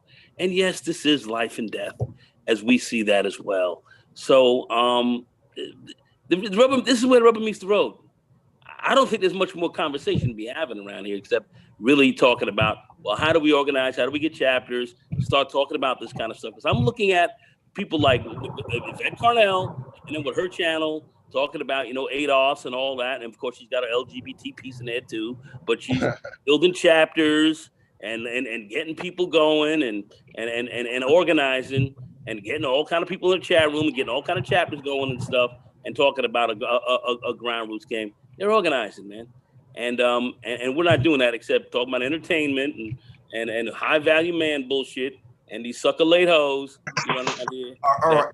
That ain't gonna do jack for you. That's what we need to be getting. We need to be getting around that and organizing. That's my game. That's where I'm coming from on this. I don't know what else you guys have anything else to say. That's more important. Yeah, than that. I want to add on, man. I mean, I'm just gonna keep it very simple. These dudes that keep complaining about these chicks just need to just get them some ass for about a week, and then come back to the table, start talking business. Because that's what it's always about. When I go in these different chats, sometimes I watch for the clouds. It's all about, okay, well, she won't do this, she won't do that, she won't do this. I'm like, every chat, I mean, every channel. Every channel. Every chat. I'm like, God damn. You know, I'm like, okay, well, you got that out of your system. It's not hard. I mean, it's not hard to get, you know, something that you can mess with and have relations or whatever. The issue is that you have to put that aside or get that out of your system and come to the table like these brothers are saying here on the panel, because we don't have much time left. Right now, I don't know what kind of pattern that we're going to have to follow once whoever's in office these next 4 years. So until we got a game plan before we start matter of fact, I think the thing is that usually, and I think everybody would probably agree, usually people make it when you're ahead of everybody. So when you already know or have something already prepared before it even happens, instead of being reactionary, it's a wrap. We got a better chance. Yeah. Yeah, I just think that let me read this comment real quick, and this will be the last one I read. It says the $64,000 question should be, is the manosphere for or against illegal immigration? Don't say you're for black male progress when you want to legalize 20 to 30 million illegals. Pick a side, you short-sighted idiots. Hey, I got a response to that. Now, if most of those chicks from the 10 million illegal immigrants come here, if they were actually down to do black men and marry black men and have your babies, would you be so against illegal immigration then? I mean, it's a silly rebuttal. The thing here is this. You're sitting in a chat asking a social space based on an algorithm whether or not they are for undocumented citizens or undocumented residents. Why are you asking us that? Why aren't you asking your boys on the right? Because they have a pathway to citizenship and amnesty. That's their agenda. When's the last time they actually passed a real immigration reform bill? And they have had the Senate, they have had the House they don't have the House now, but they did have the House earlier in the presidency. So why didn't they actually get these things done then, or put some proposals on board? I mean, that whole deal about the actual wall was just false flagging anyway.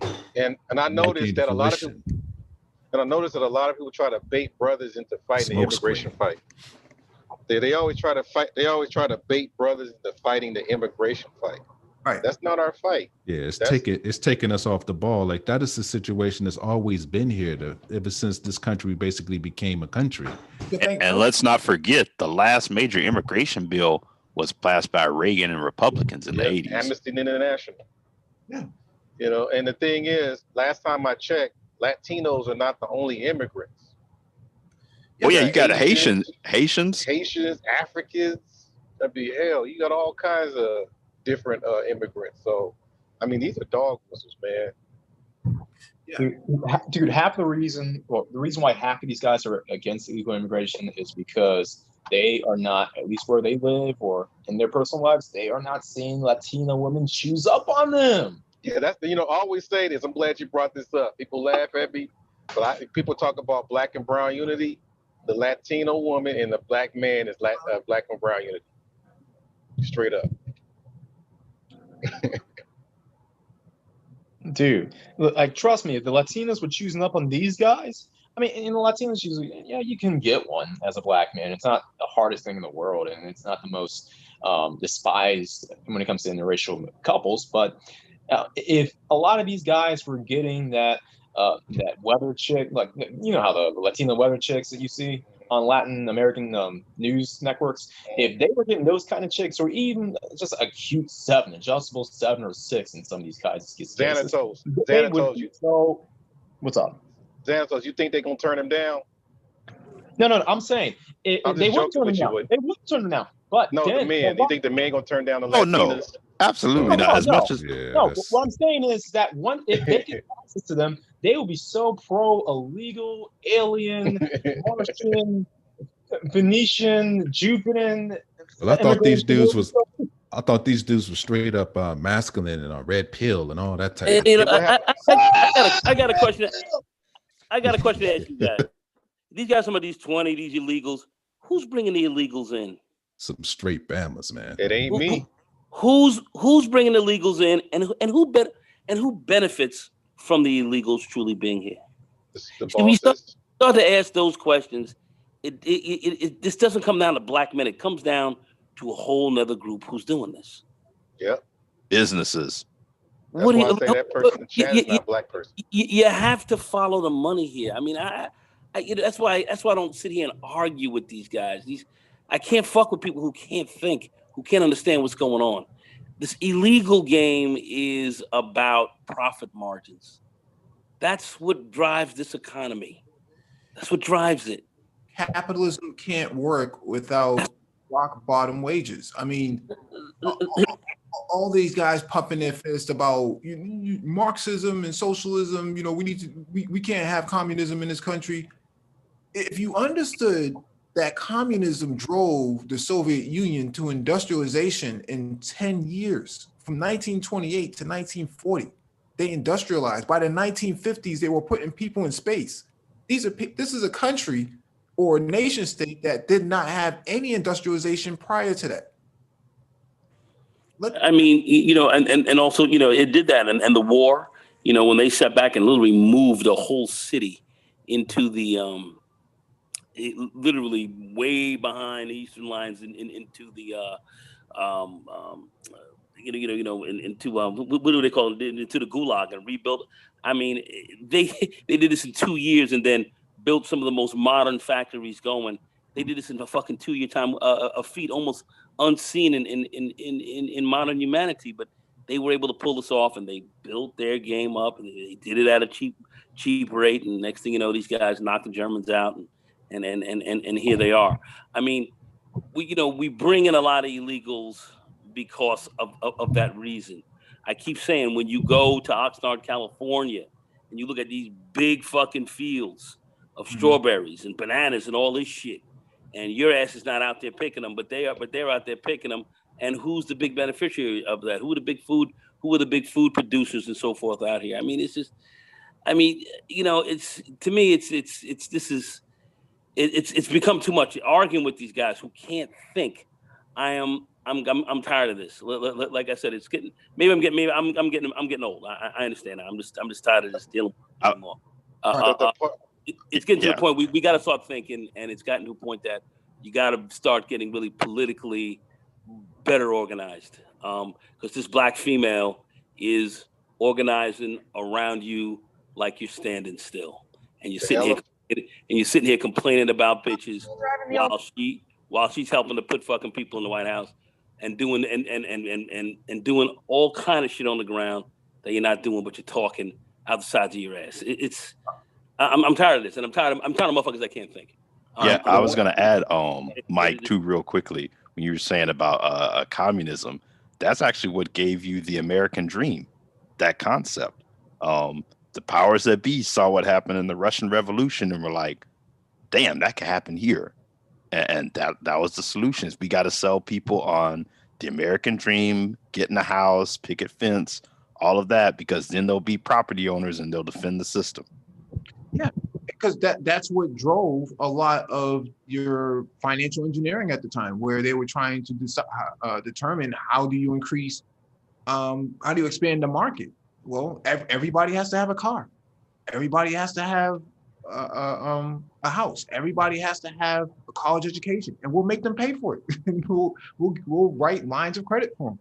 I mean, that's how they expanded the market.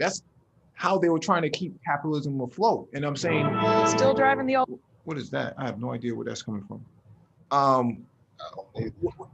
What I'm saying here is that a lot of these guys are trying to uphold a system that's already on life support.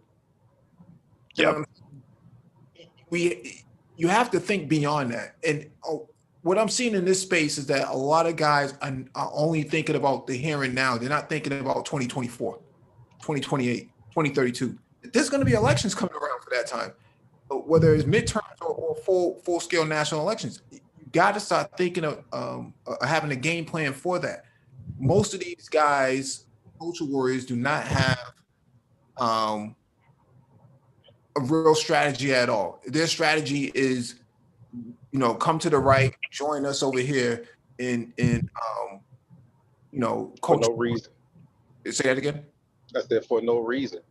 Yeah, be a culture warrior over here. Be a culture warrior because it's better than being on the left. Ain't nobody being the culture warrior, man, dude. You always try and slap that label on people who don't think on your side of the spectrum, dude. You gotta stop doing that. Everybody who's speaking? Mr. Tricks, it's Mr. Tricks a lot who's speaking. Time out, Mike. I'm here. Now, everybody who's not liberal like you always slap them with the culture warrior label. Who said I was a liberal? Who said I was a liberal? You are a liberal. You are a liberal. You are a liberal. Your positions are identifiably liberal. When did I? And here's the thing. Let me just address something real fast. First thing I want to address. Here's the first thing I want to address. Number one, you say that, okay, if just because I vote Democrat, I don't agree with all the super leftist stuff. Own your vote, dude. Who said that? Get off that BS. Own your vote. When I vote Republican, I own Mitch McConnell. When I vote Republican, I own Kevin McCarthy. When I vote Republican, I own every single Republican that I'm voting for because that's what I know that I'm voting for. And why do you vote for them? You got to own AOC +3. You got to own the LGBT stuff. You got to own the illegal immigration stuff. You got to own it all. You can't just put one toe in the water and take one toe out. No, dude, you're a Democrat. You're a liberal. Come on, bro. Let me correct you. And hold on, Mike. Hold on, Mike. I want to talk to my guy in the Nagong because I never got to talk to my guy here in the Nagong. What's going on, Nagong? Hey, what's going on, family? What's going on, man? Hey, look, every time I'm in like a chat room or something, man, and I try and hit you up, you never respond to me, and I'm just kind of wondering, is everything cool or is there something? You in the chat room? I'm sorry, fam. A lot of times I don't have my chat up, and I got no problems with you. So if you're thinking I got any issues with you, nah, there's no issues with you at all. Because you were Sir Tricks a lot, right? You're Sir Tricks a lot. Sir Tricks. I changed it to Sir Tricks, man. You my nigga, man. What's up, man? Go ahead. Yeah, man. Yeah. I had to jump on here real fast. I had to show some courage and get on here real fast because Mike. Look, here's the thing. It's not that I don't think that you have a lot of good ideas. You do. You do have a lot of good ideas. But when it comes to that sort of thing, if you're gonna vote on one side of the spectrum, you gotta own it, man. You gotta own it. So let me clarify this for you. I'm not a liberal, okay? I'm not a registered Democrat. I have not voted. The last person I voted Democrat was Obama. I supported Herman Cain in 2012. In 2016, I supported the Green Party. This year, I supported the Green Party. I'm not sure where you're getting this liberal Democrat. I'm not sure where you're getting this from. I have never spoken on behalf of the Democrat. Come on, Mike, chill. Green Party is a left-wing party. Most Green Party participants, if they do not vote for the Green Party participant, they break for the Democrat. I have not. Track record. I just gave you my track record. Your track record is Democrat, one Republican, Herman Cain. I voted for him in the 2012 primaries too, and also Green Party, which is liberal. That's 3 out of 4 liberals that you got there. I will own it. I will own it. So if you want to talk to me about it, then I'm fine with that, brother. Hey, DC, the code breaker. That's all I'm saying. Sir. You gotta own it. Yes, sir. I will own it. So what's up? So okay. If you own it, that's cool. We can have a conversation. But that's the first thing that I wanted. Okay. That's the first thing that I wanted. Okay. Get off the board. I voted for Biden Harris. I already made the declaration on my channel. So there's no issue with me. Yeah, but the thing is, if you come on here and you say something like that, you have to have some facts, man. I do have facts. I've listened to countless hours of your videos. You're a liberal. I've listened to multiple videos of you. You're very left leaning. You're left leaning. What makes you may have voted for one Republican, but you're left leaning, Mike. Legit. What makes describe liberal to us? Let us give us an idea. Okay, I'll give you an idea. His statement that illegal immigration is not a big idea. That's a left leaning type of that's a left leaning type of value, dude. Like I mean, and you're in the tech. Here's the thing.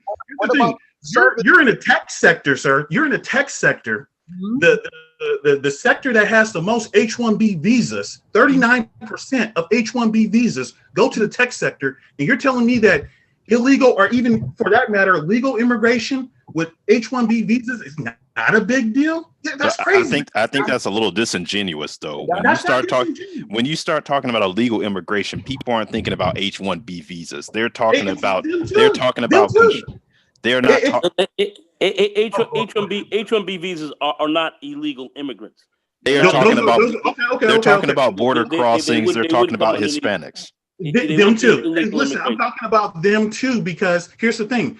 What these Fortune 500 companies are doing, what these tech companies are doing, they're using H-1B visas. They're abusing this program to undercut basically American workers. They're using H-1B visas. Okay, hang on one second. Hang on a second. I just want to say this. Sir Tricks. Oh, Mike, I just want to say this. Now, on the Brain Trust, we had a woman come through. Mike's there because Mike was hosting it. Okay, I'm not going to mention her name here, but her and her husband came through. They are conservatives. They are technically they call themselves conservatives. This woman would like to get involved with the the Trump administration, and we were talking specifically from the tech perspective about the H-1Bs and all those different ones that were coming here, driving down the price, and how they were maybe squeezing out black people coming into the tech industry because of that. We've had this conversation. Mike V, and I'm going to speak for Mike here. Well, I can't speak for Mike. I really can't. But what I'm saying is I can say Mike was there. We all had this conversation, and we felt that this was the type of conversation with a true conservative that we could actually have. We could have this conversation with them from a policy perspective and how that could be worked and how that makes sense for us. So coming in and saying that, well, he's just a liberal, maybe you didn't listen to some of our Tricks. You've done some good stuff. I've checked out some of your videos. You've called out some good shit. So I fucks with you. But I would have to tell you on this and saying what's going on with Mike, you might not fully understand exactly all that we've done and our positions as to how we see things, because as a true conservative who is talking about policy, we've had that conversation. That was 9 months ago. That was 9 months ago. We had that conversation, and we were covering it over a year ago. Yeah, exactly correct. And our position was not, oh man, get the fuck out of here with that. We said, hold on a second, let's see here and listen to what she had to say. She broke it down, and we thought that this was a very worthwhile conversation to have, and that this needs to be put into what we're talking about as far as our agenda, a black male agenda, a black working man's, thinking man's agenda. This is a part of our game. So I see you jump into attack, but maybe you're not fully aware of what's really going on in our overall positions in a lot of ways. Why I say ours? Because I was on there with Mike, Complex, and other brothers. I have a track record. Who were there? I have a track record. I have a track record that's open. It's open to the public. I have a track record. You can't. Here's what I say. Here's what I'll say about your. Here's what I'll say about your track record. There may be some things. Here's the thing. Hold on, Mike. Let me just say this. Because Sir Tricks, but you understand where I'm coming from, right? You understand? I understand where you're. I totally understand where you're coming from, because MOT will tell you I'm a guy who operates from principle, and I will recognize when there is some things on the quote unquote left side of the perspective or political spectrum or Democrat side of the spectrum that is a good idea for Black men. I have admitted that as well. For example, when I was talking to MOT one of these nights, I told him, hey, look, if y'all want to push a green new technology, you're talking about using that to replace the oil industry. Okay, how many of those jobs are Black men going to get? Can we get 13% of men in those jobs to be Black men? I was talking like that. I wasn't like what you guys think of as a typical conservative, thinking that, oh man, green energy is going to ruin jobs. I don't believe in climate change. To me, climate change doesn't even matter because I think that the planet is fucked either way. But I was focused more so on the economic aspect on where brothers can benefit from it. So, Mike, just like you, there's times where you can cross over the aisle and agree with some stuff, and there's times when I can cross over the aisle and agree with some stuff. So I think you would agree that I'm not just a culture warrior, right, Mike? I didn't say you were. So Tricks. Nobody's saying you yourself are taking offense. I'm not quite sure what you're taking offense at. I'm just trying to get clear. If you understand the brain trust, if you've seen Mike, I do.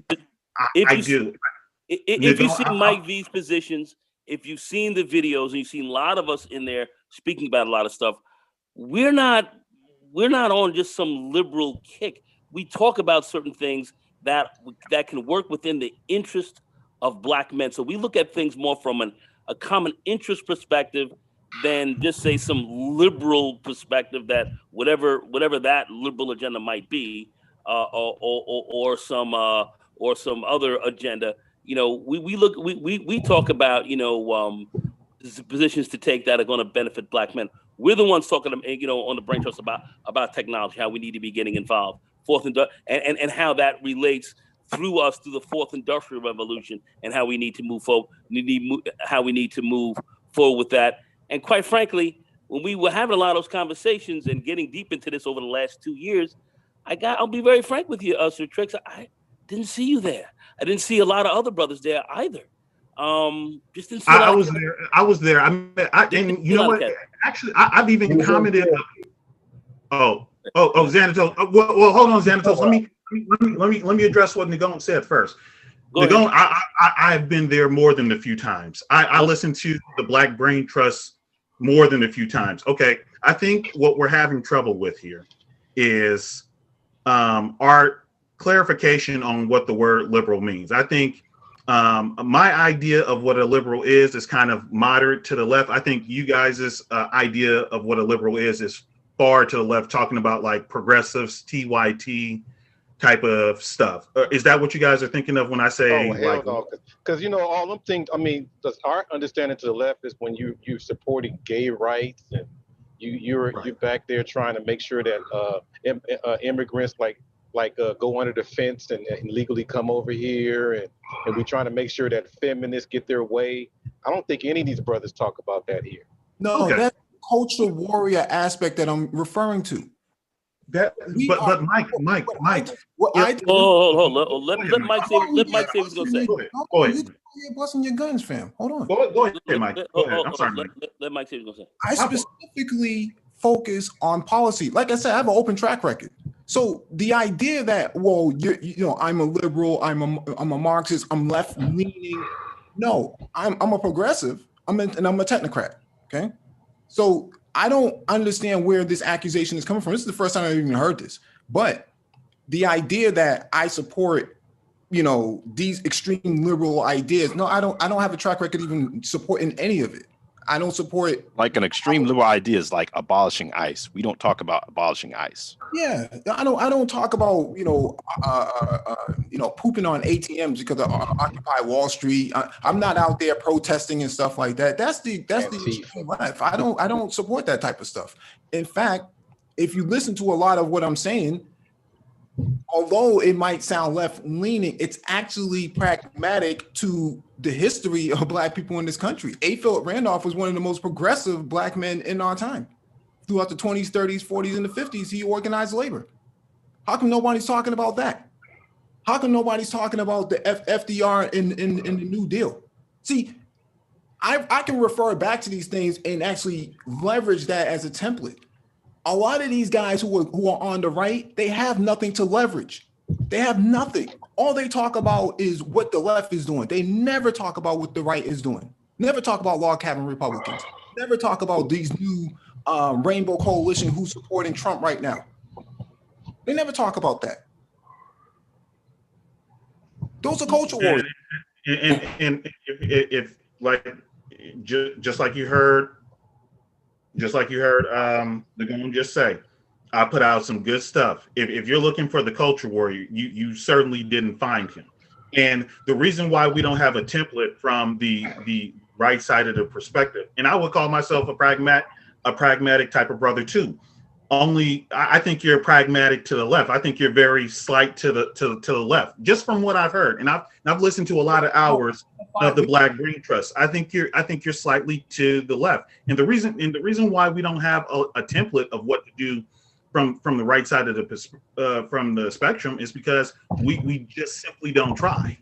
We just simply don't try. What I'm saying, I got a good question. Hey, Mike, I got a question to ask you. So Tricks, you want to stay in business. Would you support? This is just a question, this is not to put you in the corner. Would you support a black public banking system for black people? Would you support that? How would that work? It's been working. They have several of them. 120 years in North Dakota. Are you talking about just like black banks in general? Like the purpose of a public bank is so that it creates democratic power on the ground. Okay. Are you just okay? So I'm trying to get an understanding of when you say a black public banking system. Are you talking about the black banks that exist? Public banking. Yeah. Public banking. I would say that yes, I do support that. I've even banked at a black credit union. So yeah, I think I would support that, especially if it benefits black men. Okay. My perspective is this. Mike, go ahead. Black men first. Oh, go ahead, you guys. I'm sorry. Go ahead, Mike. Go ahead. That's where you and I separate, right? We're talking about a black bank. It has nothing to do with black men. It's about black people, right? See, that's what I'm talking about. That culture warrior, masculine activism. I'm not with all of that. That's not culture warrior stuff. And if you want to, here's the thing, Mike. If you want to frame that as culture warrior stuff, what you're saying is culture warrior stuff too. You're protecting the culture of all of black people. And me, I'm looking out for black men specifically. I don't care if who black men date, as far as women go. I don't care how, we just talked about honestly, to be honest with you, my platform is actually very apolitical. I invite brothers from every side of the spectrum, but I stand on a black male first platform. As long as black men stand to benefit from a black public banking system, then that's fine. Because so left and right doesn't matter to you then? If you're truly black male first, left or right ideas shouldn't matter. But let me just say this. When I say I have an apolitical platform, I mean that I will invite brothers who are in my chat. They're from every side of the spectrum, and I let them speak and I let them have an open voice.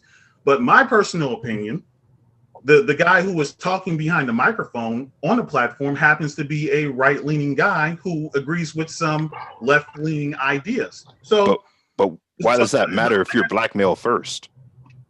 It matters because you see the system that's built up in a black community. A lot of what's built up structure-wise in the black community to benefit black people largely goes to black women, and I put together this platform to point that out and to get black men to realize that and get them to really hammer down on what they're supposed to get. But going back to that really quickly.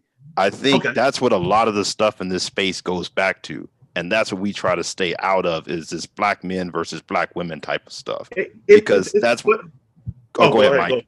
No. Go ahead, Renaissance. Go ahead. I'm sorry. No. That was my point. That if we're talking about a public bank and you add, well, if it benefits black men, That's the culture warrior aspect that I'm talking about. That's not a culture warrior. Public, Mike, I categorically disagree with that. And if you want to frame it as a culture warrior thing, but technically what you're doing is a culture warrior thing too. It's both culture warrior stuff the way that you're framing it. No, we're talking economic. We're talking economic policy. You're talking. I'm talking economic policies for Black men, but you don't see it as economic policies for Black men because you want to just slap everybody who doesn't agree with your left-leaning positions, your pro-Black leaning position, as somebody who's a culture warrior. Mike, that's the wrong way to think. But no, I think the reason we're saying that is because that's the thing. When we go back and push these guys on the right as to why, it always goes back to women, and that goes back to the whole red pill culture of what the manosphere is versus at its core being about Black male progress. It's not agnostic. That's what I'm saying. It's not agnostic. A public bank is agnostic, man. Like what part of that don't you understand? Okay, so let me respond to this whole. I forget what I was going to respond to. You brought that up, a public bank being agnostic, but I'll say this: it's not a culture warrior thing. And if you're saying that when you ask people, okay, well, what are your ideas on the right, and they go back to Black women, let me tell you something. I just got done doing 2 live streams, 17 hours. Breaking down election coverage, no culture warrior stuff, nothing. I didn't even mention the word Black women one time. I was talking all politics, 17 hours. And I was explaining politics from a Black male perspective. So for you to label Black male first as a culture warrior thing, that is just categorically wrong. And if you want to label Black male first as a culture warrior thing, well, you and your pro-Black perspective, that's a culture warrior thing too, dude. You got to call that a culture warrior thing. Do you understand what culture is? Do you understand what culture is? Do you understand what culture is? No, you understand what culture is? You're telling me that talking about public banking is culture warrior. No, I didn't say public banking was a culture warrior thing. I didn't say that. You said, well, I'm trying to do something for only Black people, and I'm just like, well, okay, I'm cool with doing something for Black people generally if Black men benefit from it. I'm talking about an economic aspect too, but you're accusing me of being a culture warrior. So if you're framing that as a culture warrior thing, you're technically a culture warrior too, Mike. Okay, hey, Mr. Tricks, can I ask you one question? The question that was asked was, do you support public banking? My answer is the same. If it benefits Black men, I am cool with it. That's where you and I am cool with it. That's not. I don't see that as a culture warrior thing. You do? That's where you and I separate. We have nothing to talk about. That's all. Yeah, we gotta move on. But can I ask Mr. Tricks one question though? Hey, you can do that. We can agree to disagree, but look, I think you're wrong. You think I'm wrong. We have nothing. We just gotta agree to disagree. Mr. Tricks a lot. I have one question for you. Since you were talking about politics, what do you think of what Stacey Abrams did in Georgia then? I think I heard you guys talk about her getting a lot of people. But what's your thought about it? What's my thought about it? Yeah. It's her right to do it. If she wants to get people registered, yeah, she can do that. I used to do that in college. But do you support it? Because it's obviously good for Black people. You're talking about 2 Black men who are going to get elected, or who have the possibility to get elected Senate up behind that. Look, here's the thing. 18% of Black men voted for Trump. It doesn't matter who got them registered. I don't care who got them registered. As long as if she wants to do that, she can do that. She's entitled to do that. That's my perspective on it. I used to do it in college. I used to register people to vote. I don't see anything wrong with that. Is there some reason I'm supposed to see something wrong with that? No. I was asking because that's an example of a Black woman doing something that is going to benefit Black people as a whole. Okay. Well, see, here's the thing. You guys are, and look, I wouldn't label it as a culture warrior thing. I would label it as a civics thing, getting people engaged, which is cool. But if you want to frame it the same way that Mike V framed it over here, that's technically a culture warrior thing. If you're focused dead set on registering people. black people to help the black community, that's technically a culture warrior thing. If you, I'm all for civic engagement. I'm all for civic engagement, especially civic engagement from black men. And I love the civic engagement that they've shown by voting what they think is their interest, by sending a message to this country. So I'm all for it. Hey, but one of the things, just real quick, I just want to kind of make a comment, and I'll let you guys keep rapping because I think his issue is with you, Mike. So, but just a quick point of order. Earlier, when Nagone was speaking earlier about brothers getting together and stuff like that. See, this is the main issue, Nagone, that I want you to recognize. See, when we have divergent ideas and we start labeling each other and we start to say, well, you're this, you're that, then we can't come together with no coalition. Who's labeling? I wasn't labeling. No, I'm not. No. Listen, I'm not saying. Very clear. I'm not saying. I just want you to hold 1 second. I just want to say it very clearly. My view is a lot of guys coming in, they want to talk about women and all this. Black people, black men as well, going to have to get politically organized, and that's the key thing. And we have to start dealing with this, and that's how we deal with this through policies. That's the key game here. I was reiterating your point. Huh? Yeah, I wasn't disagreeing with you. I know exactly. And I'm saying if you really, this is a policy initiative game, and when you talk about Mike, when you talk to Mike, and you talk to some other guys off the brain trust and so forth. All right, forget all that. Let me speak for myself. We're talking about policies. Anyway, go ahead, family. Go ahead. It's fine. Let me speak for myself then, because I'm not going to do that. This is what DC. Okay, brother. Me just listening to you, Mr. Trix-a-lot or whatever. It sounds like you have an actual demarcation as far as like who you're going to work with and who you're not going to work with. One of the issues that I have noticed when people come together and they get into these discussions is that I can rock with this person, but I can't rock with them, even though they're basically in kind of the same vein trying to do things for black men in particular, right? So if these issues are going on with black men in particular, why should it matter that much as far as immigration? Immigration should not be an actual issue where it's a dividing line for black men. Like to me, that is something that is so out of the realm of basically affecting us directly, because there are so many white people that deal with that stuff that we have a lot of issues internally that we need to get to before we even deal with immigration. You feel me? Because we got to get past this stuff. And see, that's what I'm saying. Like me and you're not going to align politically. I can see that. You're more on the black male agency. I can get with that to a particular point, but I care about black people. See what I'm saying? But that should not divide us for not working together. You see what I'm saying? I'm willing to do that. I'm willing to communicate with you brothers. But it seems like there's always this issue where people feel like, nah, we can't rock together. Now I know that everybody black you can't work with. I understand that too.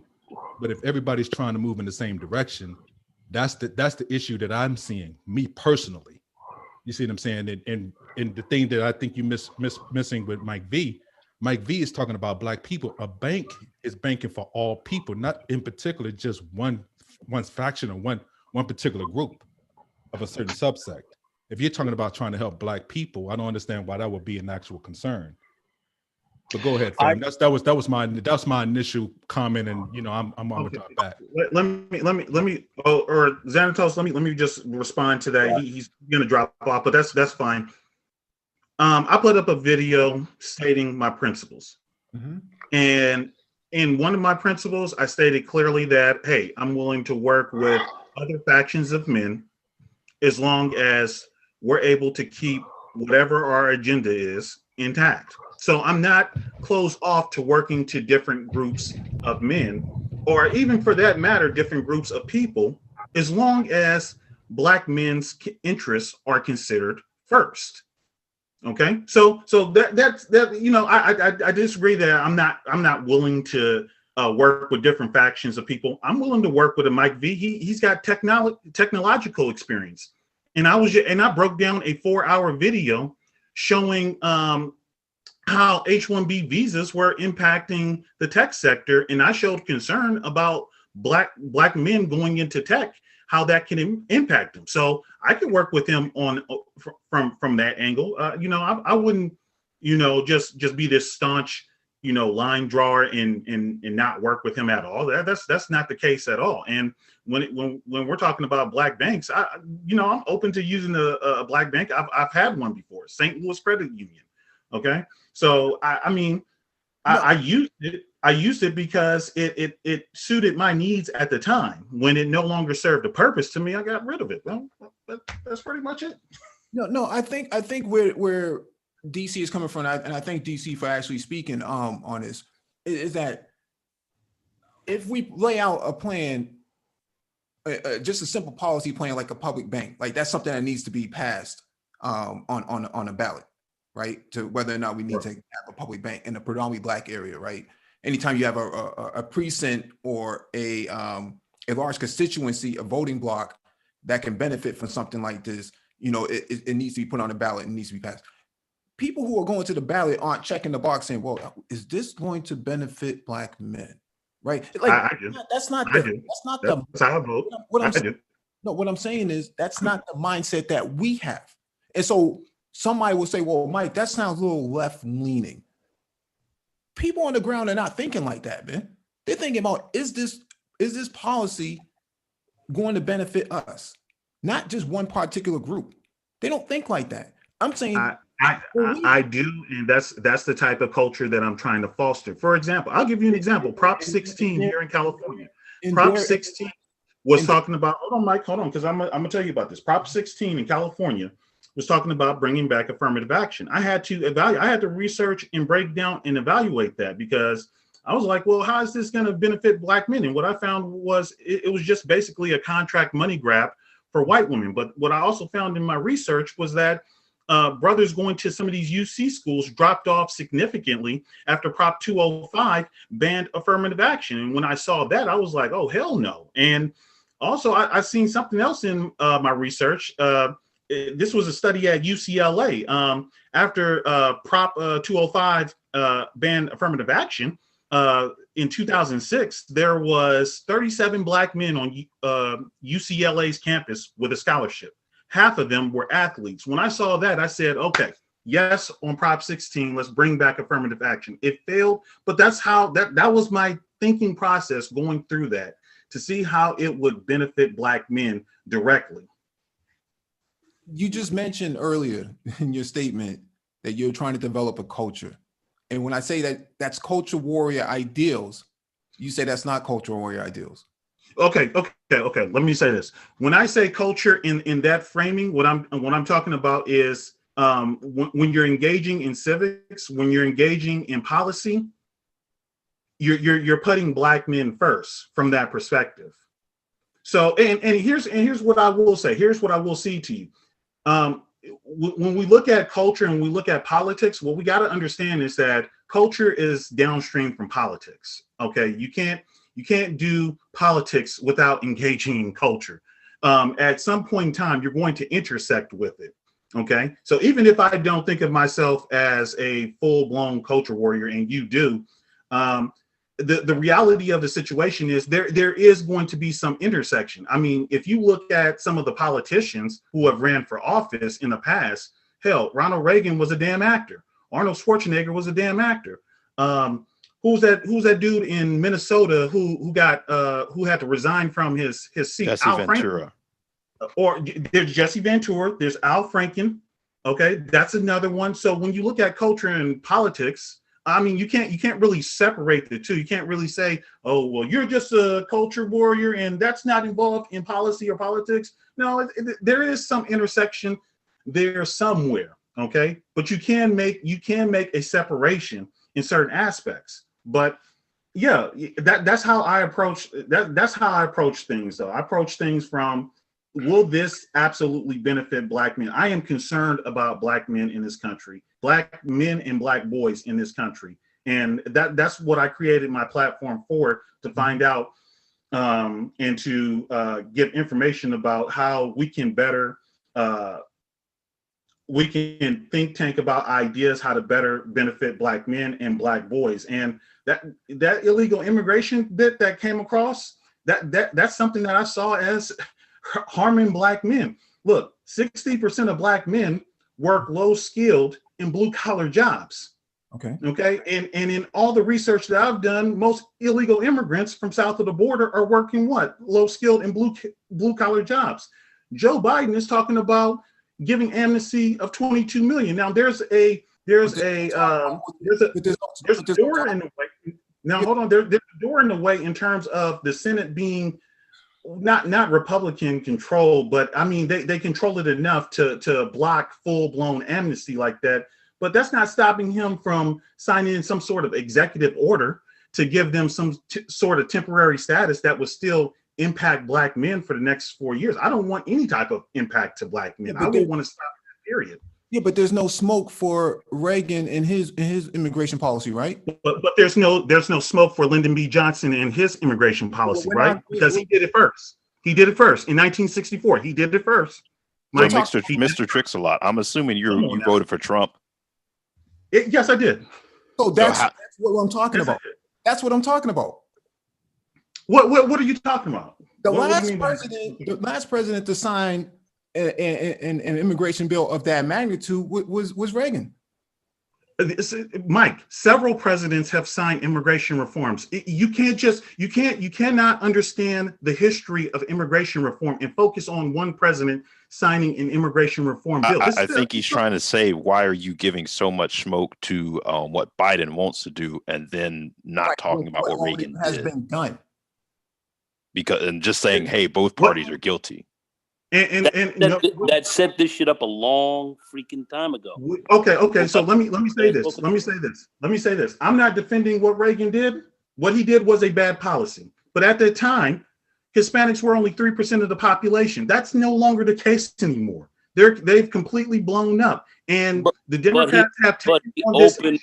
But he opened the door heavily, and it hasn't been fully closed. Now why have you guys put no smoke on that? Now we saw Obama, go pretty hard. He got rid of a lot more illegal immigrants than Trump. I don't hear anybody speaking on that. But you're talking about what Biden wants to do. He hasn't done anything as of yet, and you're saying this is a plan of his. I'm trying to figure out, where are you coming from a policy perspective? From a policy perspective,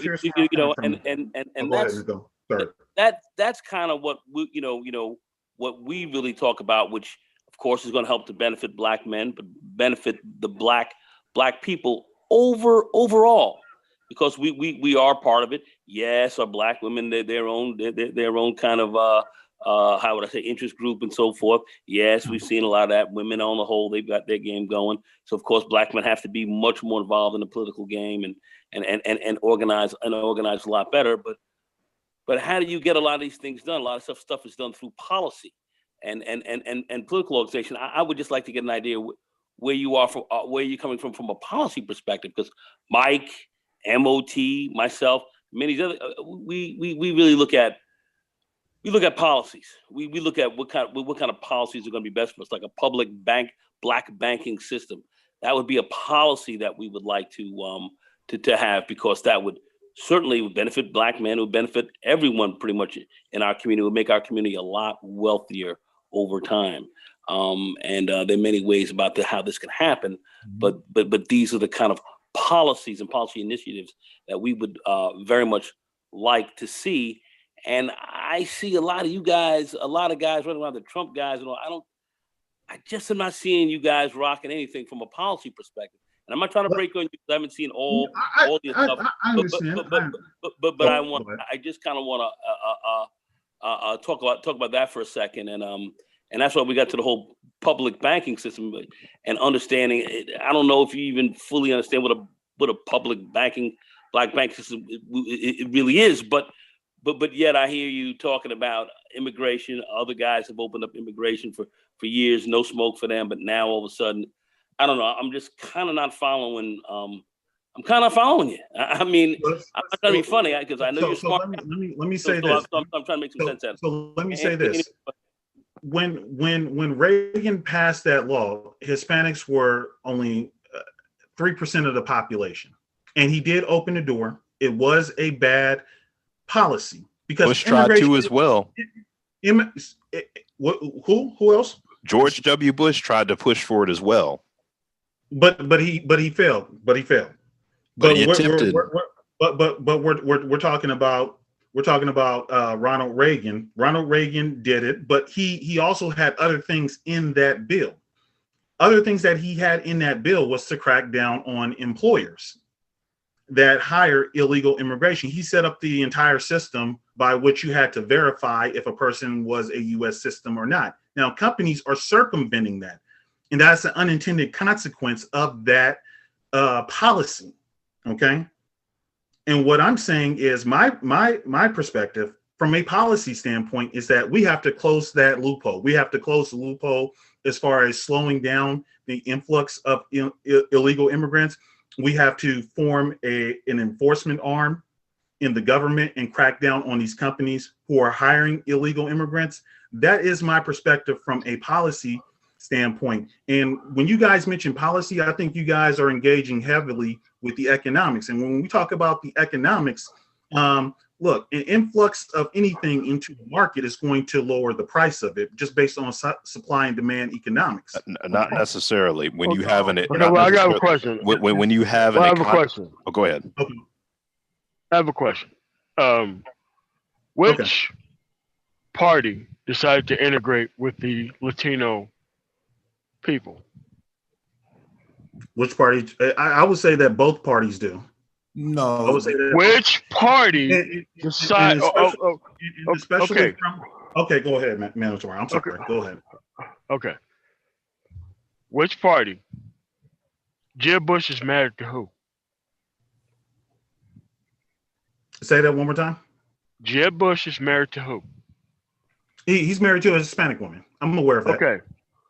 Okay. So how on earth is it possible that you could talk about all of these things that are against Hispanics when he's actually married to one?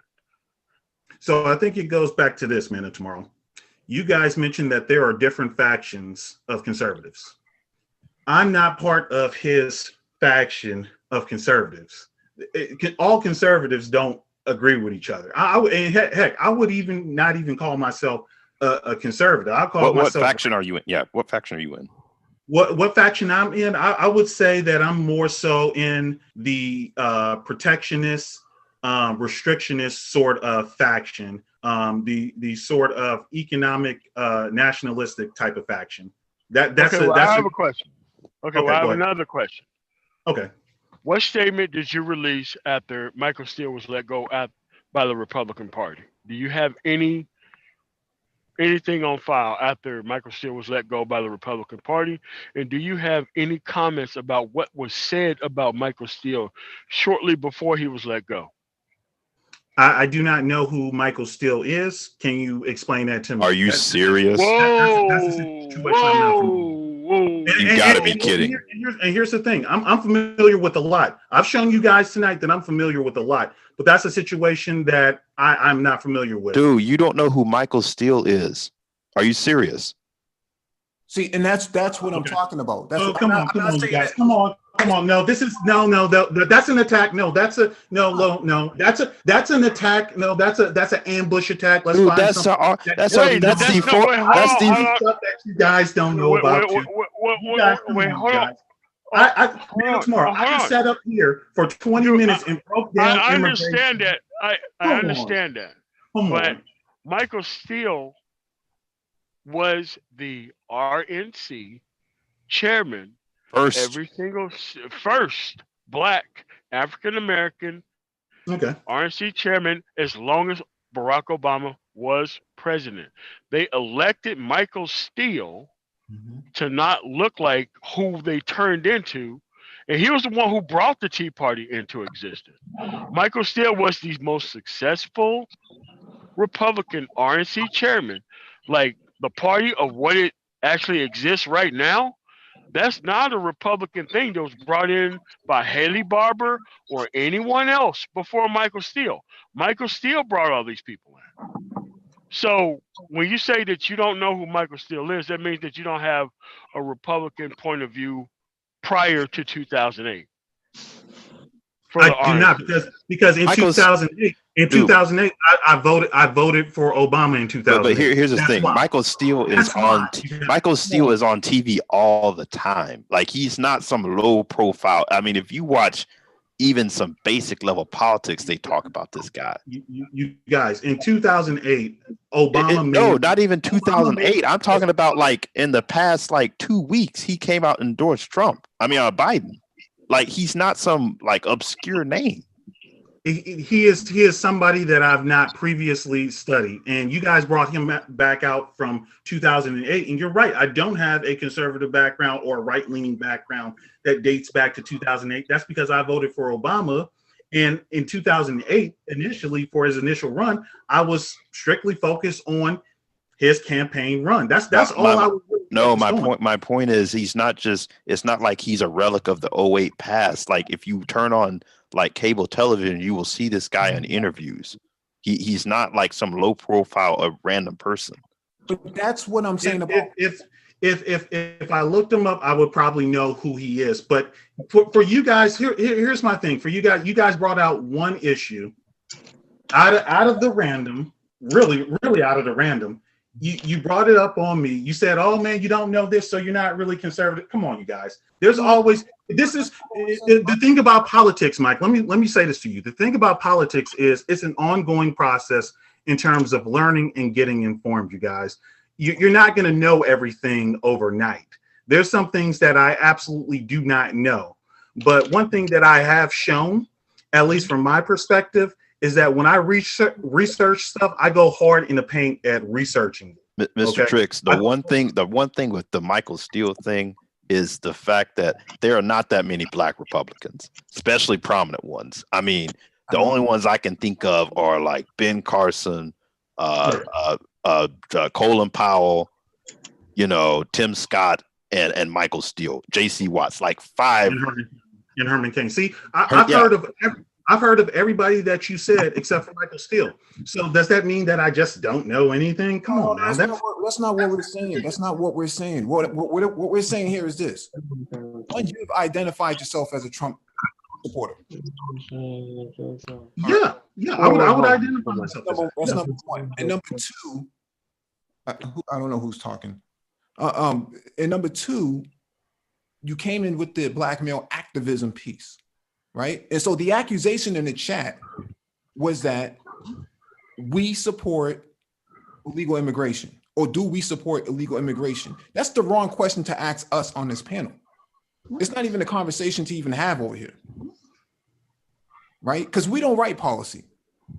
So if you support Trump, that's a policy that needs to be taken up with the people on the right, not with us on the panel or in the chat. But see, that's not what goes on in this space. They always come here, or they always go to people who they think are on the left. I'm trying to draw the connection between Michael Steele and illegal immigration. But I will say the Michael Steele piece is, if you're a Black conservative, right, and if you're right leaning or you support Trump, it's incumbent upon you to understand the party that you're supporting and the people that you're supporting. And the history of it. Not to mention, he should be an archetype for Black men who want to get in power in the Republican Party. Yeah. And So let me say this, Mike. You brought up 5-6 different Black Republicans, Black male Republicans, and I knew every single one of them. Michael Steele was the only one that I didn't know. That's the only one that I didn't know. But he's the most prominent of them all. That was one. That was one. And I'm not saying you're a bad guy. I'm not saying you're a bad guy. I'm not saying that you're saying that I'm a bad guy, but you pulled that one out to try and frame it like, oh, see, you Black male right-leaning guy. See, you didn't even know about that. That was me. That was me who said the reason why I was appalled by that is because we see guys come in this space say, hey, I'm a Trump supporter, I'm a Republican, this and that, and you start trying to have a basic conversation with them, and it's like, wait, you don't know who these people are, but you're saying you're gung-ho for this party, and people are trying to recruit others into it. And we're like, what are you over there doing? Right. So here's the thing. I demonstrated understanding of mostly every single person that Mike V just named. Herman Cain, Colin Powell. I mean, those are very familiar. I voted for Herman Cain in the Republican primary in 2012.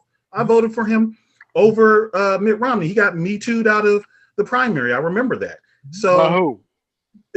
By Mitt Romney, or it was people connected to Mitt Romney. It was like his former secretary or something like that. Right. Oh, okay. Right. Yeah. Well, like Mr. Tricks, let me ask you this then. But that was quick- the party that brought that woman out the woodworks to me to him. It was all politics. I understood it. Can I ask you this then? Can you explain to me why you voted for Trump? I voted for Trump because, again, I approached things from the black male perspective. I looked at, number one, his immigration policy. His immigration policy is, number one, to close the borders, or to form what he's calling a wall, but it's really a fencing. He has done that.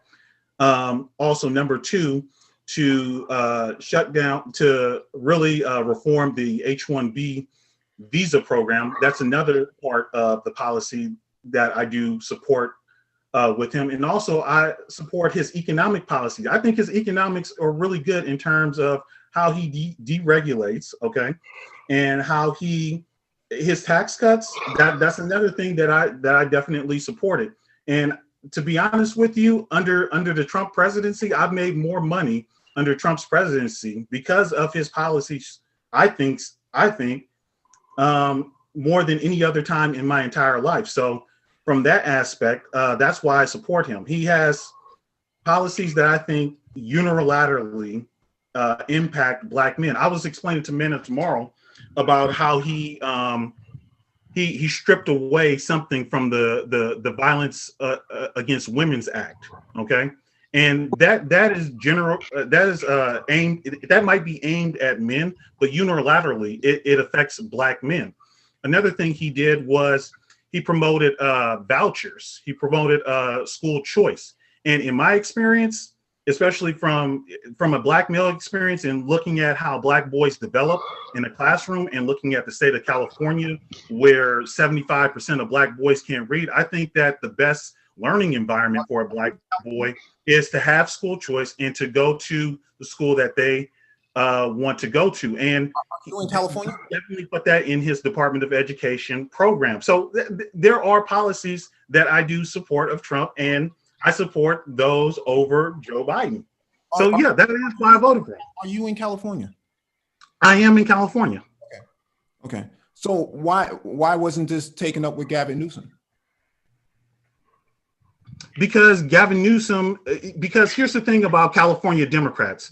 California Democrats, and this is Democrats in general, to be honest with you, they see public school as being better than charter schools or school choice. But the reason why they see it that way is because they're trying to empower, they're not trying to rattle the cages of the teachers' unions. And that's a big thing out in California. These unions basically control everything. And if you mess with the unions, they'll come after you. So for me as a private citizen to go to Gavin Newsom, that's just not going to work, because he's got the power of the unions behind him. And if the unions say public school good, guess what he's going to say? He's going to say public school good.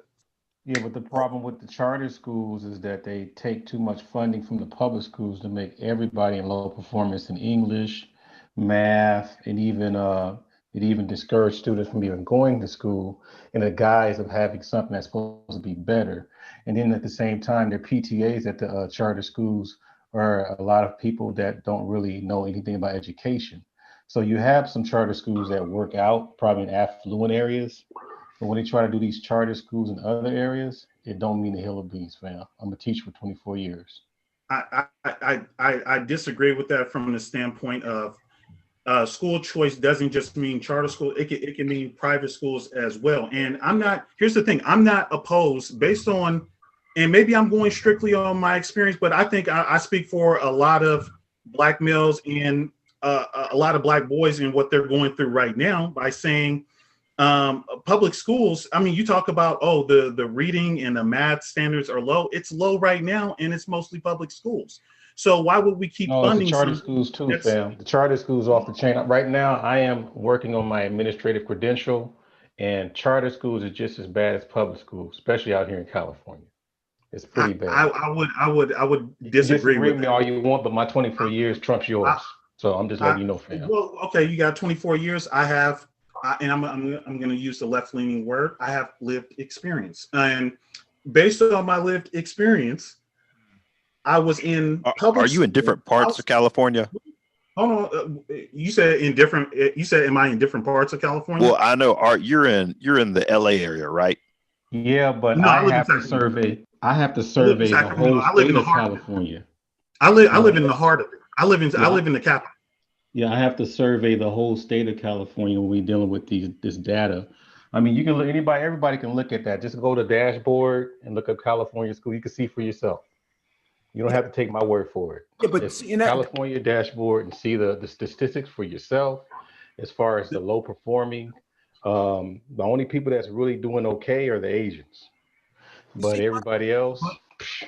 My perspective here is there's fundamentally, but what good does it do with the taxpayers paying for a public school that is failing anyway? What good does that do? But here's the thing, I'm trying to let you know, man. I mean, are you in education, or do you sit in any meetings or any type of school site council meetings, or?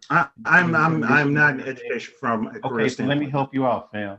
So when the charter schools put their their programs together, where they get their money? I'm asking you, where do they? I'm get assuming their money? the state.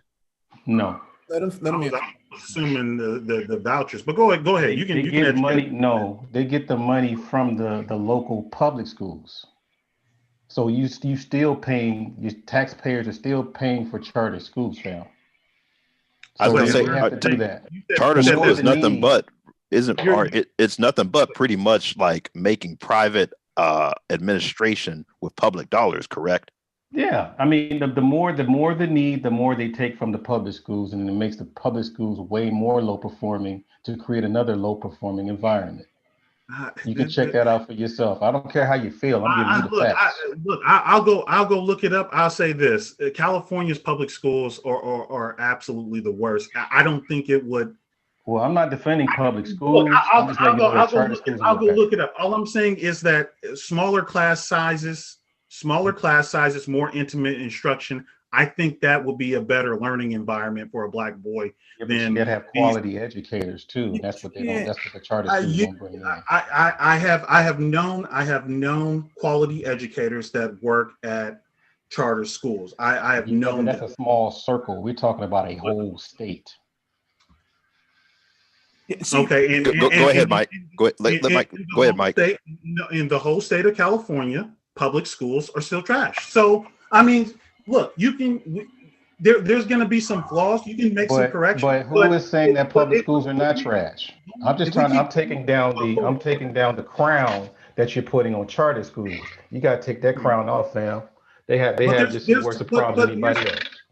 But there's no crown on public schools either. There's no crown on public schools. Well, I'm just letting you know. I think no one ever said there was a crown on public schools. We were just asking you why. And you talked about charter schools. That's all. But here's the thing. You're going to come for my idea when your idea isn't any better. What I'm suggesting is here's what I'm talking about. What I'm talking about is that we need something different. What we're going with right now with public schools, you need something different from charter schools too. You need something different from charter schools too, because they're not working, because it's almost like taking somebody from the oven and put them into the frying pan. It's no different, man. I'm trying to let you know, man. You're picking on like different small areas and pockets, but the overall, if you look at the California performance, the performance, what do you call it? I think it's called Data Quest. You can look up on Data Quest too. Okay, that's another one. As a matter of fact, they give you the full scope of what's going on in all schools in the nation. But you can look at California, elementary, high school, whatever it is. So I mean, you can't just broad stroke everything based on your experience. Yeah, the thing is here is that people who want to support Trump based on the idea that this is going to benefit Black males. Did the president meet with George Floyd's family after his death? Yes or no? I thought we were talking about education. No, because that's already finished. Well, hold on. No. I gotta respond to what he said. Now I forgot what he said because you kind of interrupted it. I think overall, I think me and the other brother, I'm not sure what his name is, but I think we can agree that school choice in some ways, some form, maybe not charter schools, but in some way, some form is probably a better option. Okay, we would agree with that, right? That the current public schools. As long as it's, let me help you out here. As long as it's something that is not robbing Peter to pay Paul, where it's not taking something from somewhere else just to make it whatever. If it was something that would stand on its own, like a market. Okay, so you in California. So I don't know if you heard of Marcus Garvey School out in Los Angeles. That is a high performing African-centered education school where they do state standards plus learn about knowledge of self and ace anything that they touch. But at the same time, they're not using state funding. I'm for a school like that. You see what I'm saying? We donate, and it's on a large scale too. I'm for a school like that. I'm for that. That's fine. But when you start taking money from other schools to try to build something, and the thing is, if it was that good, man, they would be on CNN, NBC, and CSNBC. They'd be on everywhere. I mean, anywhere being displayed. But if you're just talking about a few pockets, man, that's not enough, especially with the stats say, man. The stats don't lie. What you disagree with is when you say robbing Peter to pay Paul, I think you're talking about the vouchers. So you're taking money from somewhere else that somebody else already has. Because you're complaining about we're paying taxes for public schools and they're low performing and they're not worth this and that, right? But you're putting the charter school and taking money from them, and then you're still having a lot of low performing charter schools too, even with small class sizes, because what they try to do is they try to cut the money or try to cut corners and bringing in teachers because they try to save money. That's why they bring in a lot of teachers with no credentials. They probably learn some stuff on YouTube and say, hey, why don't you go ahead and just teach some math and we'll take you along the way. I mean, that don't work, fam. I mean, a lot of them try to get away with that, but eventually you're gonna see it. If you look up too, a lot of charter schools have shut down because of that. Let me say this. When I speak of vouchers, when I'm speaking of generally is I'm speaking of school choice. I am for school choice. So if it's something like that Marcus Garvey School that you mentioned in LA, all right, cool, excellent, great. I'm for it. Okay, Mike. So where's Xanatos Clutch? Is Xanatos Clutch even still on the panel? Oh, you mean the cool SYSBM? Yes. Let me get Xanatos. What have you been trying to say to me, Xanatos? Oh yeah. Well, I was gonna say to you is this: we probably come from more of the same political cloth, and then I can probably let me go ahead and be the good cop here. I can figure out the reason why you probably think like you do. We probably come from a similar environment, or at least we ran into the same group of people. And when you hear people who are more or less on to the left, like most of the people on the panel, or just Democrat, a lot of the thoughts that come to mind include, okay, yeah, you want to be about your people, but in reality, you're just doing this as a way to cushion up to the women, or try to impress the women, or trying to give the Pookie and them the breaks because we's all black, y'all. To the untrained eye or the untrained ear, and I'm not saying your ear is untrained by any means, but to anyone who may be on the defensive side, yes, what these guys are speaking may come across as something that is backing Straggle Daggles or Bebe's kids or their Pookies who get to live off the Lunchables and Juicy Juice diet. And there are a lot of pro-wax who when they mention the community or they mention getting together and all this other kind of stuff, and back in the Black people as a whole, in reality, that's what the code word is for. A lot of them are like that. A lot of them are disingenuous, and a lot of them are just Marxist, leftists, or at the very least, they're just homosexuals. And can you agree to that? Did you say homosexuals? Hobo. Damn, Santos, for real. I would agree with what you're saying, man. But now, in this case, when I listen to individuals like, say, a Mike V or an MLT, especially in the Gillen 11, these guys, while they may be towards the left, they are coming at it from a more strategic side of willingness to help and the mission, or how should I say this? They are coming from a position to help Blacks as a whole, including Black men.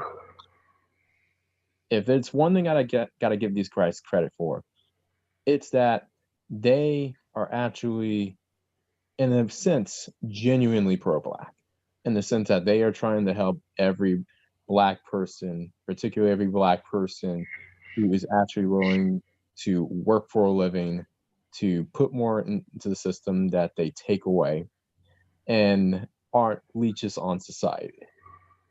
Now, you know me, you've seen a lot of my, you've quoted me, and you definitely have noticed me on various things. So shout out to you for that. Right. Would I even hang out on panels of individuals who I thought for a second were disguising themselves as wanting to be for all Black people, but in reality are just for everyone but thinking Black men? No, never. Not one day ever that I've ever listened to you. No. Now, as far as these individuals are concerned, the Black Brain Trust, Nick 11, and a couple other dudes, yes, they may lean more towards the left, and to be honest, I think a lot of them may have too much of an eye towards the far right in what they're doing in order to focus on the far left in what they're doing. Because in my personal opinion, these two sides, the far right and the far left, when it comes in regards to Black men, they have the same objective. And it's to make us as irrelevant as possible at best and as extinct as possible at worst. They have different ways of doing it, but nonetheless, their goal is the same. And in a way, I think they do realize that. Well, actually, a lot of ways they don't, because if they did realize that, they wouldn't be fighting at all. They wouldn't be as at odds as they were. Anyway. But the point is this: these individuals, I can't see these individuals be the same kind of individuals who would be blind enough to the point in which they don't realize someone like a Kamala Harris and what she would do towards Black men in general. The guys in the panel, I want to reach out to all of you. I just want to say this very quickly. Far left is very dangerous, just like the far right. Put it like that. I agree. I'll leave it at that. Go ahead, Xanatos. Go ahead, bro. Thanks. But as far as that's concerned, can we all admit that, forget Joe Biden, because in my opinion, Joe Biden, even if he gets this, he will be a proxy. He's just going to be a white face to a far left agenda, or at the very least, a very anti-Black male agenda that the likes of Kamala Harris and her ilk want to push. Can we all agree to the point that there is some validity and concern in having her as the first lady? I think absolutely there is. In fact, I'll take it one step further. I don't think Joe Biden is making it. I mean, I give him 2 years tops, but honestly, I can't see him making it past the first year in office. I think relatively soon, I think he's going to step down from office. She's going to take over, and she's going to select a VP. And if I had to go with a guess with who the VP would be, it would probably be somebody like Pete Buttigieg. So, I mean, I think that's a dangerous combination. When the Go 11 talks about far to the left is a dangerous combination. If I seen something like that on the right, I would definitely call it out. I'd be like, hey, hold on, wait a second. But that's not. Well, I was going to say this real quickly. With the whole Kamala Harris thing, Kamala Harris is not some far left person. And number two, as far as black men goes, far anti-black male. Well, but here's my thing. When we look at the demographics of the Democratic Party just won because 80% of black men voted. So I mean, it's not like you're not going to be able to just go and take all the black men and go shoot. I mean, you're going to need them to win. I mean, the whole thing people were concerned about was Trump taking a large portion of the black male vote. So I kind of don't get where people just think that Democrats are somehow going to get in office and just, destroy black men. Yeah, that's the culture warrior shit that I'm talking about, man. There's no evidence. There's no evidence. We were coming to an understanding, and here you come with the culture warrior talk stuff out of absolutely that's what I don't like in this space. Is this idea of fear mongering that somehow, some way, this is going to destroy black men, and we just got to do something about this. But Trump doesn't meet with the family of George Floyd or Jacob Blake or any of these other victims out here, and doesn't even care about a fucking pandemic that's happening right now. And somehow black men are going to be safe over there. Man, the fuck is going on in this space, man? And you don't think that you sound like a leftist right now? You don't think that you sound like a leftist? But see, you have to look at the. You're not pointing out anything that has happened in entire administration. I just don't see how you're going to afford to alienate that large of a political bloc. That doesn't make sense. You got to look at the balance. Mike, I'm going to ask you this question. How many of those cops that murdered black men in Obama's era, how many of those cops did he prosecute? How many? He didn't prosecute zero. So why do you expect? The one who killed the one in South Carolina who killed Walter Scott, that was the federal government that got him on civil rights charges. He got off at the state level. You talking about Slager and them? Yeah, they came at these guys. I counted one. No, there were several cases. I counted one. A lot more than one. The other guy who killed Oscar Grant on BART actually went to jail too. No, I'm talking about federal prosecution. How many people did Obama federally prosecuted that were cops that murdered black men? He wasn't going hard in the paint like that, just federally prosecuting people, and he shouldn't. That's a red herring because that's not a red herring. That's not a red herring. Wasn't it Obama and his Justice Department that put consent decrees in place that went and investigated Ferguson? And then wasn't it Trump's administration that rescinded all that? Okay. They investigated Ferguson. And did what? No, Eric Holder went in. Did they prosecute anybody? The fear mongering is that. Did they prosecute anybody? Mike, can you answer the question? Did they prosecute anybody? They didn't prosecute anybody. So when you go over to Trump and say Trump didn't do this, Trump didn't do that, you're one of the you want to frame it as culture warrior. You're one of those culture warriors who didn't have no smoke for Obama. That's not why people voted for Obama, man. Yeah, that is. Oh, yeah, that's part of it. When the state can't I handle voted business. for him because he was black, and I thought he was going to act in black interest back when I thought that was a thing. But then when I came to the reality of it, that he was not going to act in black people's interest, I jumped ship. So Mr. Tricks, it doesn't bother you that Trump just put someone on the Supreme Court who in 2019 ruled you had a black man who was literally called the N-word by his supervisor. She ruled that did not constitute a hostile work environment. That doesn't bother you as a black man? I can use common sense and say, okay, that's a bad thing. I can agree that's a bad. He just put her on the Supreme Court for the next 30, 40 years.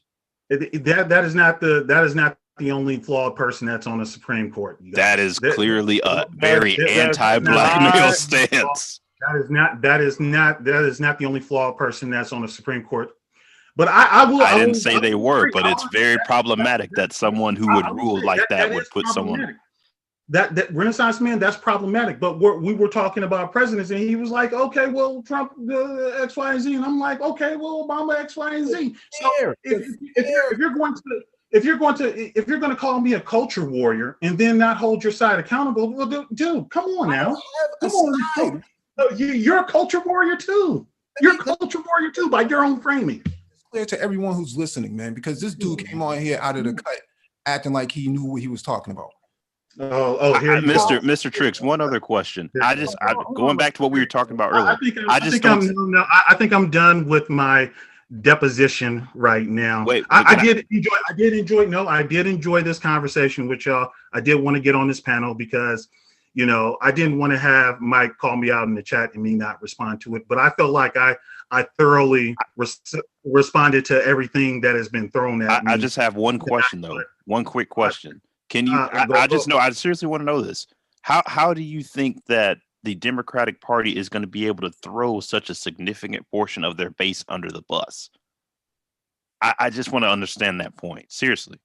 I don't know how, but they have. They have. They really have. They really have. They really have. And that's all I have to say for tonight. If that wasn't the case, the black vote wouldn't be dropping election cycle after election cycle, especially with black men going as high as 18% for Trump and only 80% for the Democrat Party. If that was not, if they were not to some extent throwing black people under the bus, that would not have happened. We would still be doing Obama numbers, if you want to be real about it. But that's all I got for tonight, you guys. I got to run. Man of Tomorrow, thank you for giving me the platform. Nagone 11, I love that I got to talk to you, Nagone. I hope that I get to talk to you again. Mike V, we can agree to disagree. That's what it is. And Renaissance Man, thank you so much. Email me, fam. Email me. I don't know what your email. Where do I find your email at? Okay, Nagone. No, I'll give it to you across Facebook. Yeah, give it to me on Facebook. Oh, okay. Nagone3 at gmail.com. That's what it'd be. Nagone number 3. Nagone3 at gmail.com. Okay. Yeah. Okay, sounds cool. All right. Okay, man. All right. Cool. All right. Yeah. I want to make this clear to everyone else, man. Listen to this. You can't come on here and say Mike V, Marxist this, left-leaning that, right? The fear is that somehow Biden and Harris is going to throw all these brothers under the bus, and because of that fear, you must come to the right and vote for this guy. You have a guy who's been in office for 48 months and hasn't had any real conversation with the victims of these families. And somehow you put your trust, you're saying that black men should put their trust behind this? How does that make any sense, man?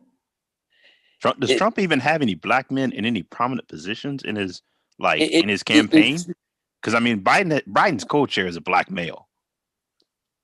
It doesn't.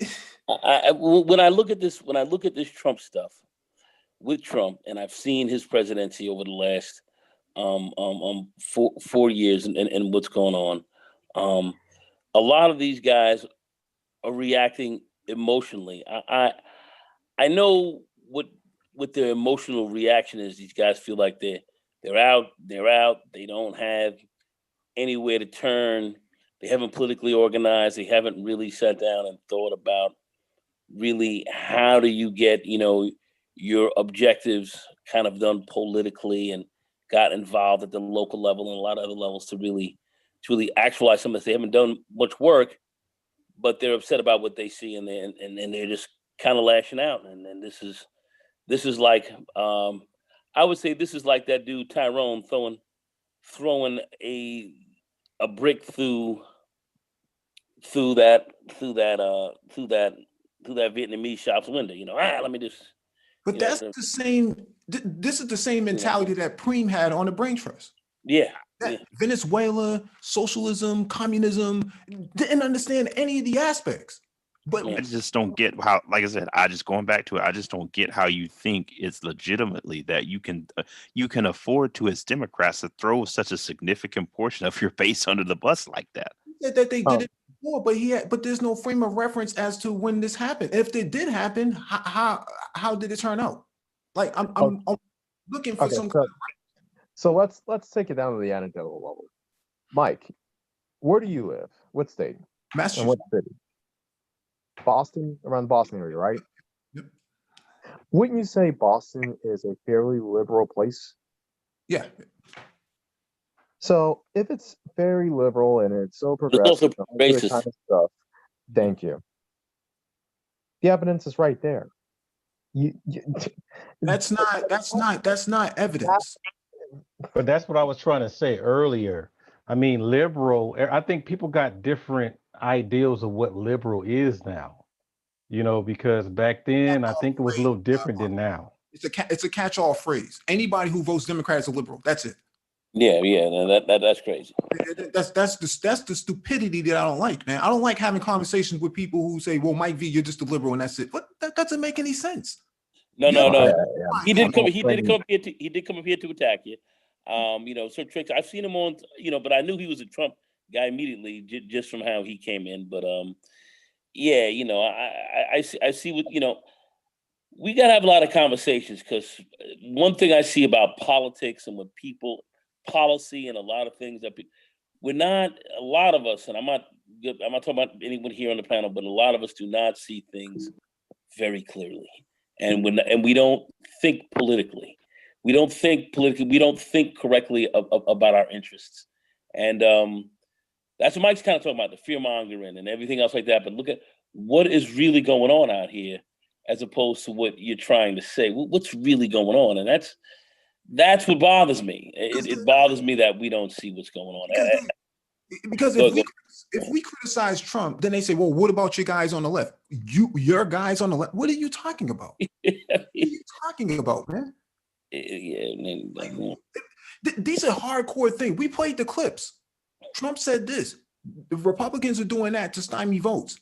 But this is what I was telling you about, Mike, when you were on my panel before. Even if it's so muddy over there on the left. Even if you just stand next to someone, if you just shake a Black Lives Matter person's hand, they think you're going to be the president of the organization. But that's no matter what.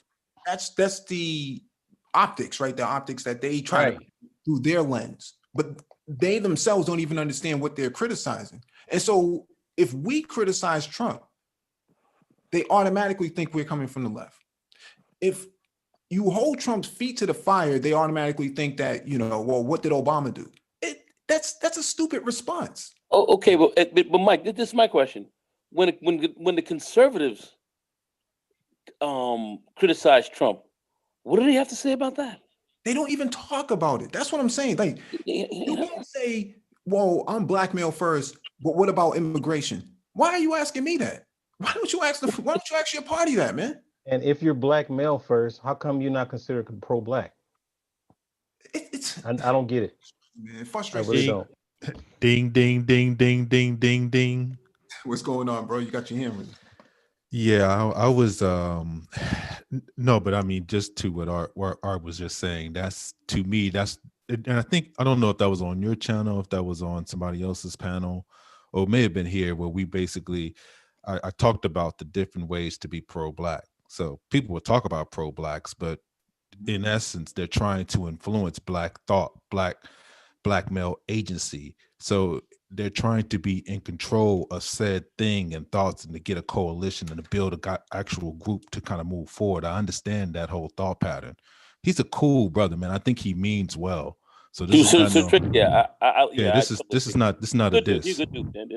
Yeah. So this is just a observation. That's why I just basically just stood back and just listened to somebody basically say what they got to say. Because I don't like when people are like just like 4 against 1, 5 against 1, whatever. Yeah, I just fall back when it's like that. But one of the things that I was trying to reiterate to him, and he knocked it down as he kept speaking, because here's the thing. Well, what you end up having is you're going to have a different way to go forward. It's going to get to the point where he's going to be like, well, you're too left leaning. It's going to seem like, and Xanatos was kind of bridging the gap. Xanatos was perfect right there in that little pocket. He was trying to show him the path to kind of, these brothers ain't really on that. Like, if you listen to them, they may be a little bit to the left when you hear them, but we're on the same side. You know, Xanatos was trying to tell him that, but it didn't register. It just kept coming out.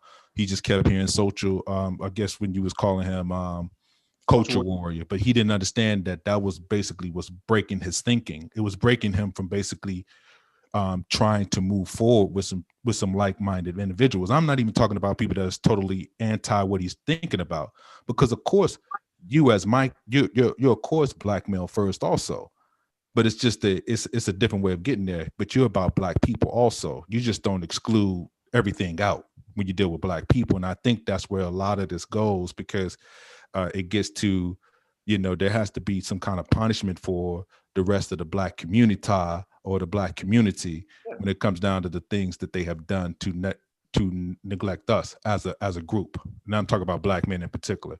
So there is that also. So I understand it. I get it. But this where this gets kind of convoluted, and then people get into their own corners, because he's going to go back and he's going to get his crew, and they're going to basically chop it up and do their old thing and build it up on some narratives about, I went to talk to these left-leaning brothers, and you know, it was just a liberal fest over there. They was just whatever. You see what I'm saying? But that's not what this is. Yeah, but my thing is, you got to have some balance. You want to talk about Trump, the Trump administration. You want to talk about that. Look at the ill shit that's going on underneath here. Look at all the motherfuckers who have croaked off. Look at all this shit. What has he really shown black people? You know, well, what has he really done from a policy perspective to really tighten us up huge that hasn't been done in other administrations? I'm not seeing all of this. I'm seeing some ill shit go down, and I don't see a lot of people talking about that. But yet, you know, you criticize this guy, and all of a sudden, it's like you're far to the left, or you're some wingnut. You know. It's a racial slur. Yeah, going off. I myself am never going to go too far to no left. Never going to go too far to no right, because you know, as a black man, you know, we have to utilize what. No, we're just trying to be reasonable here, man. Like, what is best for our. But you where they use it as a word, as a code word to call you know, like it's almost like the F-bomb, how it was back in the day. Yeah. Like you're a sissy, you're weak, you're soft, you're a mama's boy, you're part of the gynocracy. And see, that's what I'm saying. So that's when I get that's why I came out and just be like, yeah, I did that. So what are you talking about? Because there is none of that in me. I'm a dude from Southeast DC. That is a fact. So if that is the case, yeah, Staten Road. You see what I'm saying? Fairfax Village. And here's the thing too. So you know what I'm talking about, Xanatos. You know, man, Johnny Boys, right down the street from Johnny Boys. And here's the thing. Here's the thing. I wish the brother didn't leave, because I sometimes I ask this question because a lot of them try to claim Martin Luther King and a lot of black folks back then that were Republican or whatever. They're like, hey, well, Martin Luther King was a Republican. Oh, but gosh. Last time I checked, Martin Luther King was pro-black. No, but what I'm saying is, I'm not. No, go ahead, Mike. Hey, Mike, go ahead. Mike, go ahead. No, because he brought up LBJ as if we're advocates for LBJ. They're not understanding the nuances in the Democratic Party at the time, the Freedom Democrats out of Mississippi. See, that sort of worldly perspective is absent in these guys. That's why I call them culture warriors, because all of their politics only starts in 2016 for conservatism. But in general, what I see with the Trump supporters, it just seems to be like a cult. Because even when you press the white conservatives, you know, on what Trump has done for them, you sort of get crickets. It's like you have one faction who can really say, hey, Trump, I make a bunch of money. Trump gave me a tax cut. That's really about it. The rest of these people, the rest of these people is just a cult. Yeah. The point that I was trying to make was that, you know, when you coin, I always have an issue with how they kind of like mangle the term pro-black. Yeah. You know, because basically a lot of our forefathers and ancestors got us here because of that term. Right. You know, so the fact that they're trying to rearrange it, it's almost like the alphabet committee trying to hijack the rainbow. You know, it's like, dude, you got a lot of people that really went hard in the paint. Black Republicans went hard in the paint. My whole thing that I would challenge them on is they need to restore the true meaning of what pro-black is, so they can have a full understanding of what it means. But see, now it just becomes, well, I'm just pro-black male and that's it. And I'm like, what does that really? So why come to us and ask about immigration policy? Why don't you go talk to your boys over there, man? That's insanity. I don't think he really understood what you were saying about that. I don't think he understood where you come No, from. he didn't understand that. Yeah, that's why I took offense to it. It's used to break your talking points to the left. That's what it's used. It's almost like filibustering you in some kind of way. Yeah, it's a weapon. It's a weapon. They just want. I thought it was just McCarthyism. You know, are you a communist? There's that too. Yeah. That's the point. That sometimes it's been a year since he tried to accuse me of that, but that's usually their go-to. Mm-hmm. I'm like, no, man. So you're trying to argue. So you find yourself trying to argue a point that you never made. Right. So you're spending all day arguing that point, and you're not talking about black men agency. So we're not even talking about black men now. Yeah, we're talking about immigration, bro. Immigration, and whether or not this is what I don't understand about this whole thing. There's no cohesion with the conservatives within this space. Every conservative, no matter whether you're a hood conservative, you're a street conservative, you are a passerby conservative, you're a black male first conservative, there's no kicking or holding anyone to any type of firing line for anything else that goes on within the conservative definition within this group. Okay, you have the policy discussing people, the Shirley Hussar, the BMT, the Mr. Research.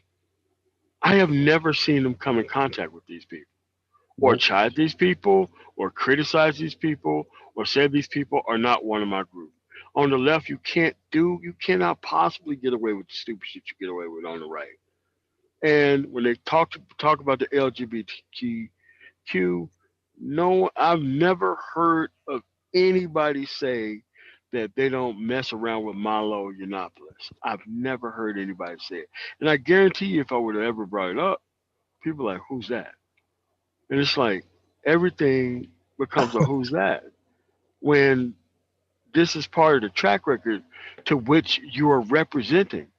It's almost like saying, I'm now a 49ers fan today. But if I ask you who Jerry Rice, Joe Montana, and Steve Young said, we're like, yeah, those back then for those rings. I'm a 49er fan now. And it's like, what?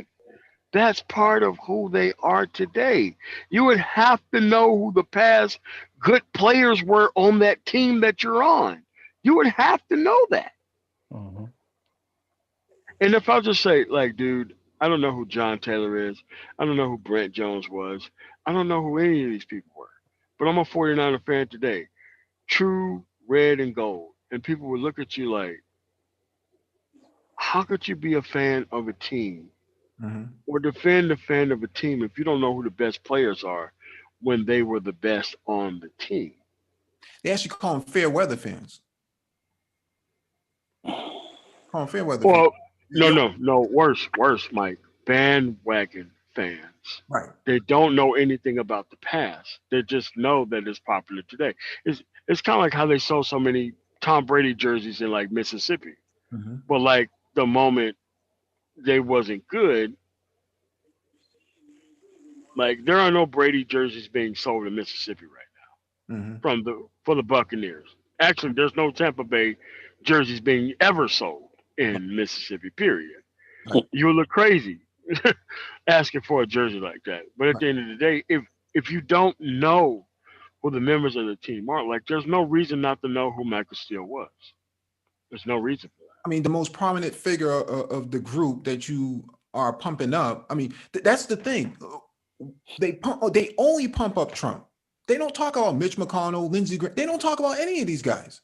Mitch McConnell gets no criticism. He's the most corrupt man in this country. This guy has done so much damage to so many administrations, especially Democratic, within this country. As soon as he became in this position, he gets absolutely zero criticism. Don't get me started. You see, he doesn't really like me, and I'm okay with that. The thing is, a lot of people in this space don't like me. say, you're a elitist, you're a Marxist, you're a communist, stuff like that. And I'm okay with those terms as long as you understand the context. Did those terms come up tonight? Because I had walked around the other side of the building where it was spotty coverage. But was that some of that shit tonight that came up? That was only Marx. Well, not so much. It was more about immigration, and I guess he had an issue with the idea that I use the term culture warrior to describe those talking points because it triggered him. Because they are culture warriors. Like you don't. This is the shape of things to come, fellas. The shape of things to come. The culture wars coming. You gotta hit these cats, and this is the kind of response that a lot of shit's gonna be. This is what you're gonna be seeing. A lot more. That's what I'm gonna start going over like tomorrow morning. This is going to be after this, after Trump goes down in flames. Yeah, the culture war is on. It's on. And it's going to be against them too, and they're going to ignore it somehow. And you got to shut it down. That's all I'm saying. Yeah, wasn't there a Trump reporter that got shot last month by one of those? A black Trump reporter was shot last month by another by a police officer or something like that. Yeah. He walked Jonathan Price. Yeah, we're talking about in Texas, right? I think it was in Texas. Yeah. Yeah, but everybody can always forget about those things. They can always ignore those things. Mm-hmm. But at the end of the day, it's like this. They become their own worst enemies by not knowing the history of the side to which they are standing on. That's an argument. That's something that we've been dealing with this. I've seen two other guys come up, no history at all, no nothing, did not know, and I'm just going to say this, did not know that the conservatives dropped the child support game on them the way that they did in this current form today, tearing their ass out the frame. Didn't know assume that there was feminism. Thank you, Just assuming there was feminism. Didn't know that shit came from the conservatives and started screaming, got angry, and everything else like that. Went overboard. This is what you're dealing with. That's what I'm saying. I'm almost getting tired of it. I'm almost getting fucking tired of this shit because see, all just you. Just you. It becomes a TV session. Then they tell you that they'll side with the white supremacists and they'll side with the far right, but then want to say that you're left. I mean, but they also say it's good for black men. It's good. It's good for black. It's the pro-black. Is Xanatos still here? Xanatos been going in on these motherfuckers for the last 2-3 years. Yeah, Xanatos probably just. Oh, he's still there. Yeah, there you go. Yeah, is Xanatos here? Yeah, what up? Oh, how long you been going in on these far right motherfuckers, dog? Man, ever since I can remember, I've been popping like all these stuff. Been looking at his videos the last 2-3 years. Motherfucker been going in on these dudes, man. Yeah. I mean, you resting your hat over there, and then you want to talk about left. I mean, yeah, but here's the thing that I don't understand. This shit is crazy, and then. I don't want to get into some of this other stuff because then I'm not. Okay, well, here's the thing that I don't understand. They know I'm not with the women. They know that I'm not with the far left. They know all of this shit. But why come to a conversation and just... I don't understand the people who say that. Because, to be quite honest, all of my points are right wing, except for my version of right wing includes all Americans first, and that's the reason why I'm not on the right.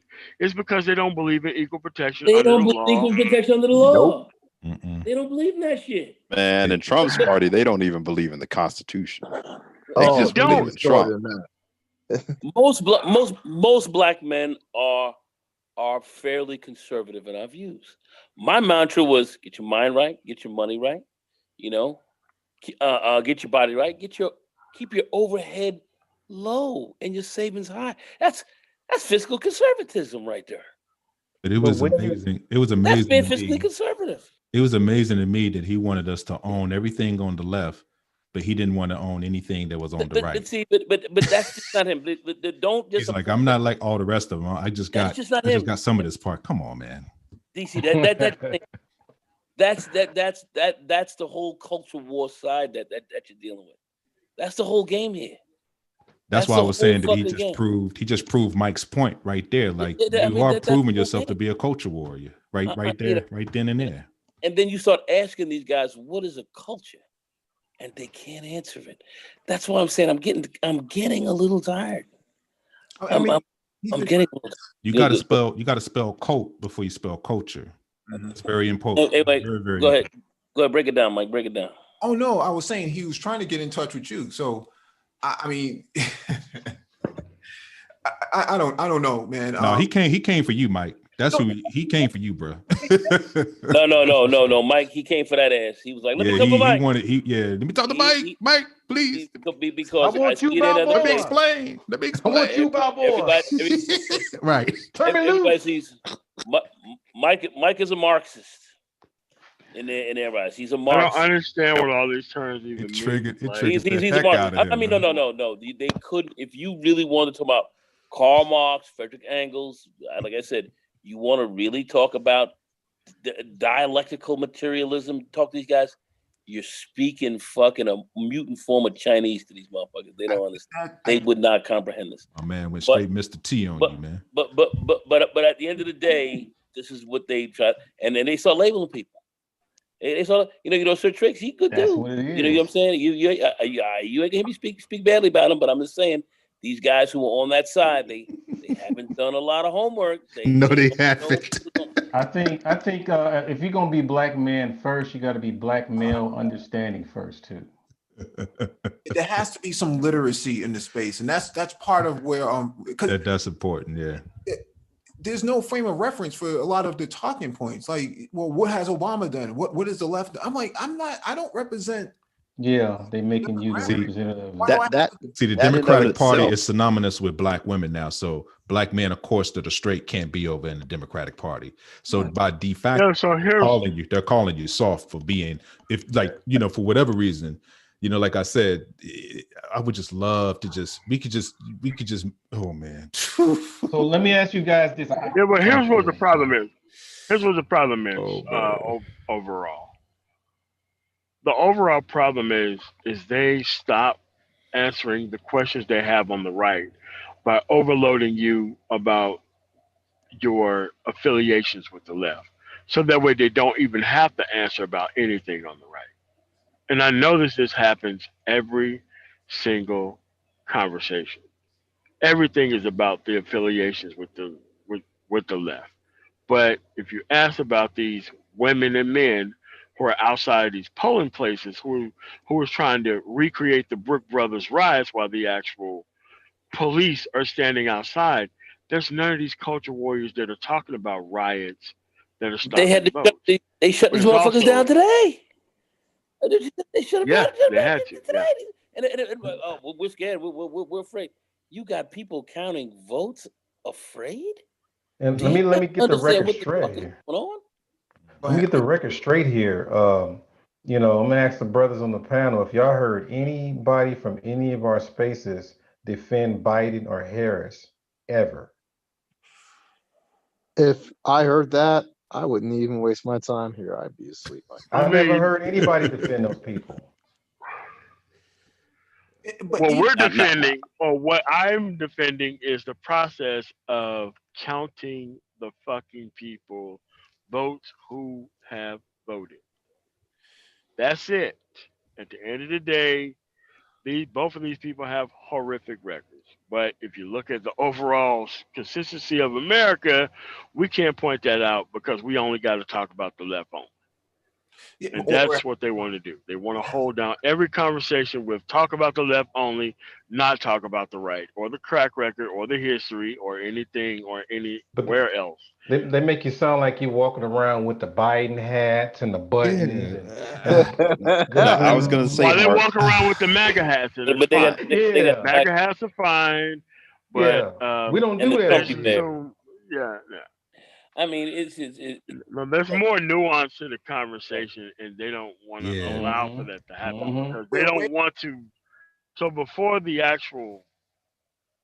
nuance can happen, they cut it off by just labeling you left, because there's no way you can say all this stuff about the alphabet community, but you don't know who Milo Yiannopoulos A is. very famous dude. You know, yeah. It's kind of like, you know, you can't say all this stuff and you not know who Dinesh D'Souza. And he has a lot in Like common with Milo. Talk about haters. Yes. Go ahead, Mike. Culture wise. Go ahead, Mike. Well, the thing is, they'll sit up here and say, well, we're black male first and we should practice group economics, but I'm not a liberal and I'm not a socialist. That doesn't make any sense, man. Group economics is a socialist strategy. Like, well, how can you say you're black male first and you want to practice group economics with black men, but you're not a socialist? But that's why I asked the question, would you support a black public bank? That was a good question. I don't think he thoroughly understood. That was a good question. What that question was about. He didn't see it. You just can't. Yeah, you can't be. If you're going to be black male first, you can't be wed to an ideology. Like, but here's another thing. Here's another thing that people don't understand and get, and it somehow gets lost in the conversation. People think that because you want equal protection under the law, that you're somehow socialist and communist for even wanting that type of shit to happen. Yeah. Like is some innate form of dishonesty by the government that you have to absorb to even be a part of this experience at all. And that shit is totally, yeah, and everybody does it. Especially, but what they do is they try to left. Don't say nothing. Left. That way, the whole conversation is about that shit. But you can't bring up Sean Hannity, Rush Limbaugh, Mark Levin. Shame. Yeah. So what it is, it's a whole idea of getting you bogged down on things that you don't believe in to stop you from asking questions about what they actually do believe in and what their track record is with the shit they actually believe in. Yeah, never mind that there's an equal protection clause in the Constitution. I think I see exactly what these brothers' issue is. I think that revenge on black women overrides everything. It is the most important thing. How can you get revenge on them when you can just even better avoid them? Even that's what I'm saying. Even more important than black people's empowerment. They call women. They call women. They got to be able to stick it to the women. They got to be able to do that. They got to be able at the expense of their own empowerment. Exactly. It sounds very similar to those white hicks that vote against their interests all the time. They're the poorest, no teeth. If you can get Obamacare, what you want to get it, man, with no teeth, just talking. Nope. I'm voting Trump. they take Married with Children too serious, man. That's It's just on the crazy. sitcom. Yeah, this is insanity, man. Well, that's what they asked those voters in West Virginia this week. Yeah, that's what I'm saying. Yeah. Monday, yeah. Like you said, missing teeth and everything. I'm down with Trump, bro. Remember I told y'all that the hillbilly vote. I told y'all. I think there is a contingency. There is a contingency of guys on here. I'm not going to mention particular names or particular factions, but I think there are a contingency of guys here who are pissed off for two reasons. One, because either they're getting docked by child support, they're getting their ass kicked. That's reason number one. That's There it reason is. number one. Go ahead. Go to next. There it is. Reason number one. Go ahead. Pass the collection plate. Or Go ahead, Zantoska. Go ahead. or they're trying to duck child support. You got some child support ducking dudes out here. It's like, oh, if Kamala becomes president, then he's going to really Exactly. child support. They're trying to And leverage that for some reason. Like it don't make That's sense. reason.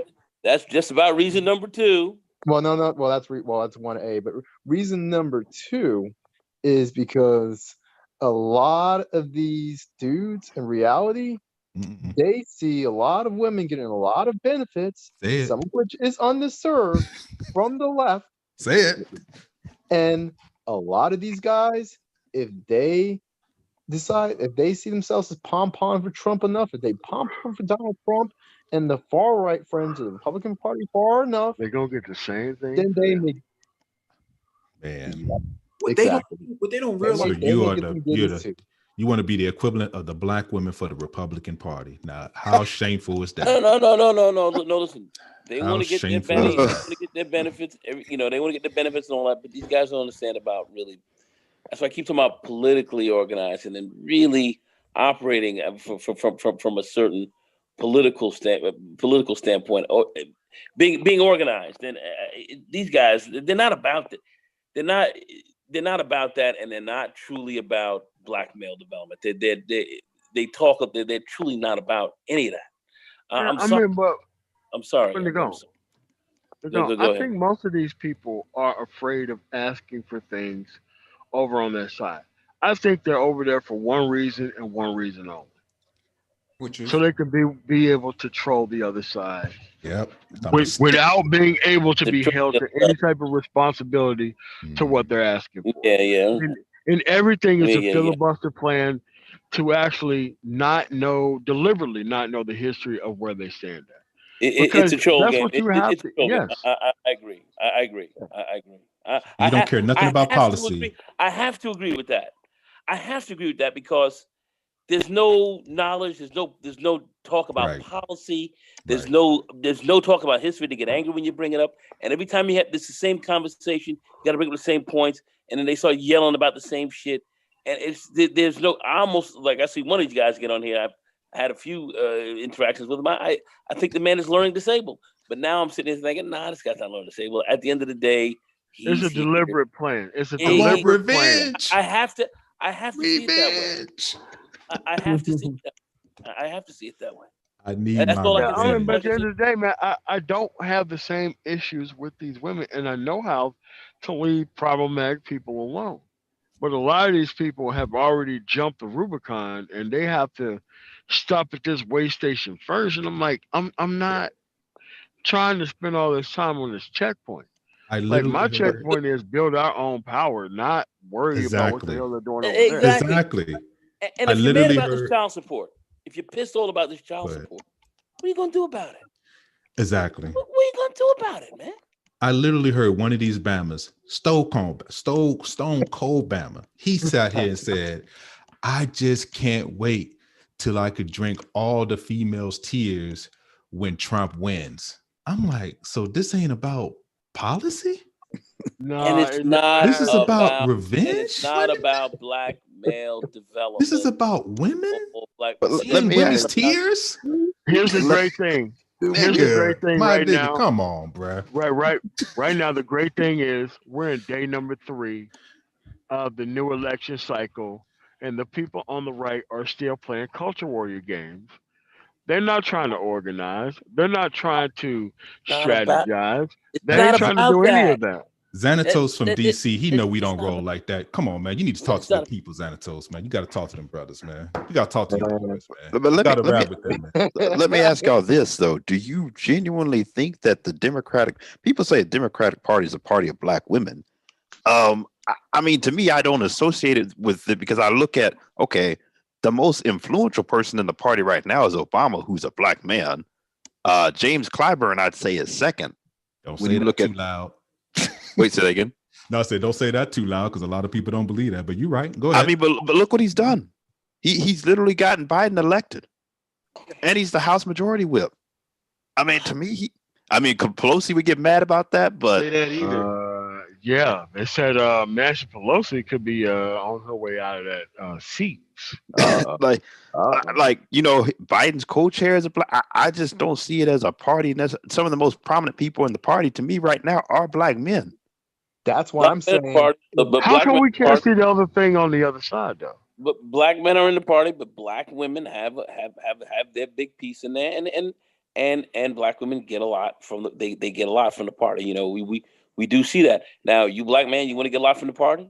But what about the white women? Or if you want to get a lot from the Republican Party, there are ways to go about doing that. But do the black men? And this is where these guys are not about that life, man. They're not about that. Anyway, go ahead. What are you gonna say? No, I'm saying, do the black men supersede the white women in the Republican Party? Can they tell them anything? No. Absolutely hell not. No. That's what I'm saying. So I don't understand. The white women in the Republican Party they would shut them down. They'd be they like, hold a very strong structure. Yeah, they have their feminist structure in there as well. Absolutely. They ain't giving that up either. So you can't tell them what to do. Like I said before, the difference between the feminists on the right and on the left, the ones on the right stay on code. You know, they make sure that they do whatever the white man does or whatever.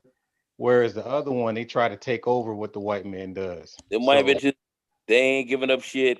They ain't giving up shit. They'll roll with their husbands. They roll with their husbands, but they go right back to their husbands. But they'll roll with their husbands, but they gonna keep. They ain't run away from feminism. They can talk about all this other shit and conservative. They ain't giving up their feminist game. Don't forget about what happened. They ain't giving that up. What happened to Herman Cain?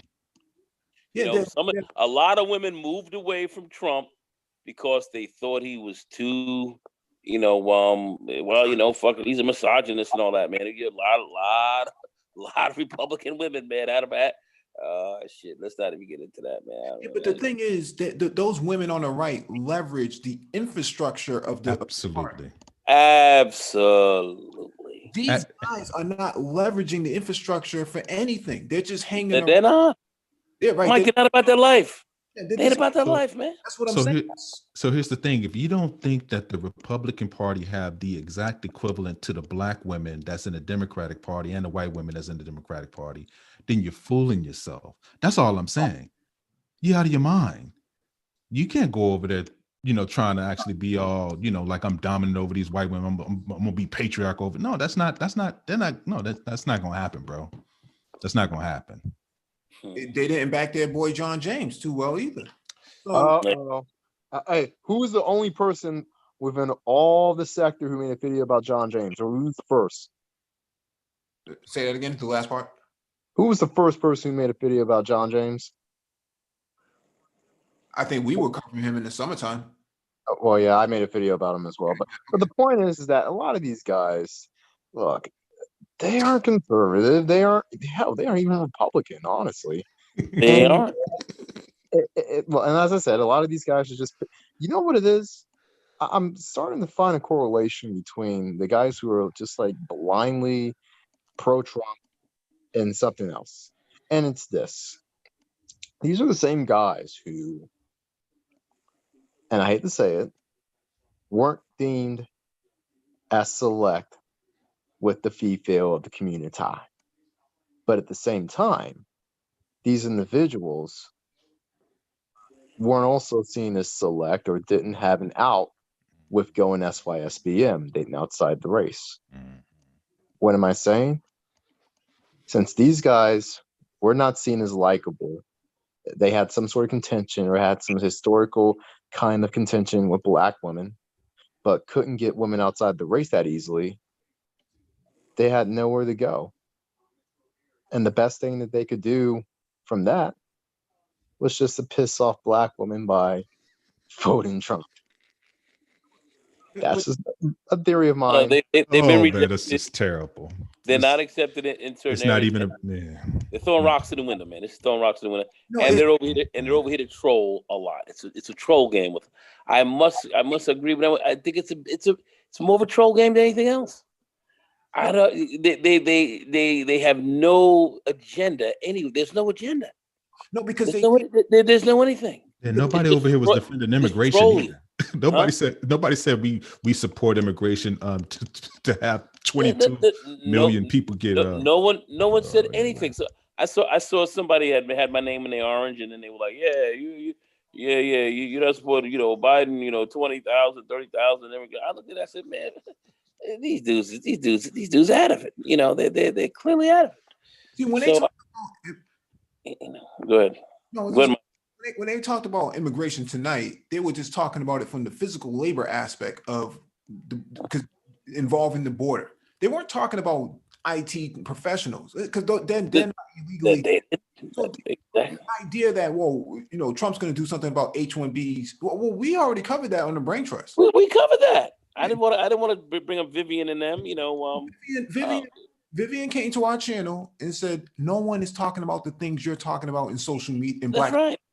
And Mike, how long ago was that, Mike? How long ago when you first came on? About a year now. That's about easily. That was about a year ago. We've been on this shit. Yeah, we've addressed that in great detail. That's why I said we have a track record. You can follow the track record. You can go back to our archive. It's not like so when you say that, oh, well, you guys are just liberals. What are you talking about, bro? That doesn't make any sense to come here and say something like that and say, well, a lot of stuff you're saying is left leaning. You can't say that you're black male first and that you should practice group economics and then say, well, that's not socialism. That's not that's not left leaning. That's extremely left leaning. Organization of male labor is exactly left leaning. Yeah. That's what Marx ran off of. How could you say like? Yeah. He came on here busting his guns, and I'm like, dude, you need to, put that back in the holster, man. Like you don't know what you're doing with that. But like I said, it's not Sir Tricks. It's many of these other guys. I don't think he came over here. I don't think he came here to troll. I don't think he came here to troll. No, I don't either. He definitely didn't. But they are a series, and that's what's out here. Right, you're gonna see more of that after Trump goes down in flames. Of a lot of these guys, a lot of these ex-Trumpites coming out here to do a lot of trolling on what they consider the left. That's going to be the culture war game you're going to be hearing from these guys. And then you just got to ask you guys, what is your agenda? What are you guys looking to achieve? What's your bottom line? They're not going to have one. They're just not going to have one. I want to stick it to black women. That's why. Yeah, no to Kamala Harris. Well, okay, okay. I'm getting torn out the frame by child support. Okay, what are a lot of guys are getting torn out of the frame? I am with child form. Excuse me, child support reform. I'm down with that. How are you gonna go about doing that, fellas? What's up? You're not gonna hear shit. Crickets, baby. You're not gonna hear anything from these guys, but they'll be out here talking shit. That's the thing that bothers me about this whole thing. That's what you about out here? What are you gonna do when you leave off of this live stream? What are you gonna do to help out with child support reform? What I think is badly needed. If that's what you want to talk about, if you want to sit here and scream about that, fine. We can have that conversation. What are you gonna do? What's your plan? What's your option? Nothing, man. I'm gonna go. Nothing. I'm gonna go into another channel, super chats about $10 and keep screaming about some bullshit. I don't know, man. It's just giant jack off sessions, but yeah, they want to come here and start gaslighting people. Yeah, he mean well. I could tell that he's sincere. No, I'm not talking about Sir Tricks. I'm okay. Me either. Gonna actually pull him out of this. Yeah, I'm saying there's a cadre of people running around right now. Absolutely. Talking this shit. Yeah. And and their wagons need to be fixed for real. Yeah, they're way worse off, and that's scary. That's scary because a lot of people will be just like, yo, as long as what's the name don't get in there, I'm good. I'm like, their wagons need to be fixed. There's a lot of shit.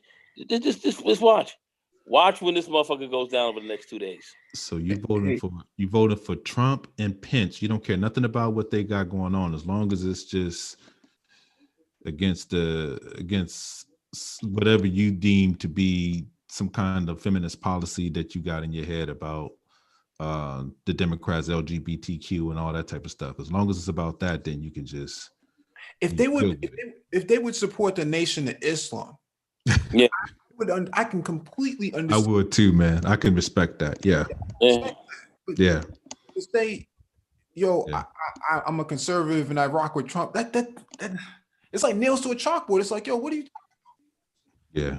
But anyways, MOT is. I think I need to shut this down for him. So, no, sir.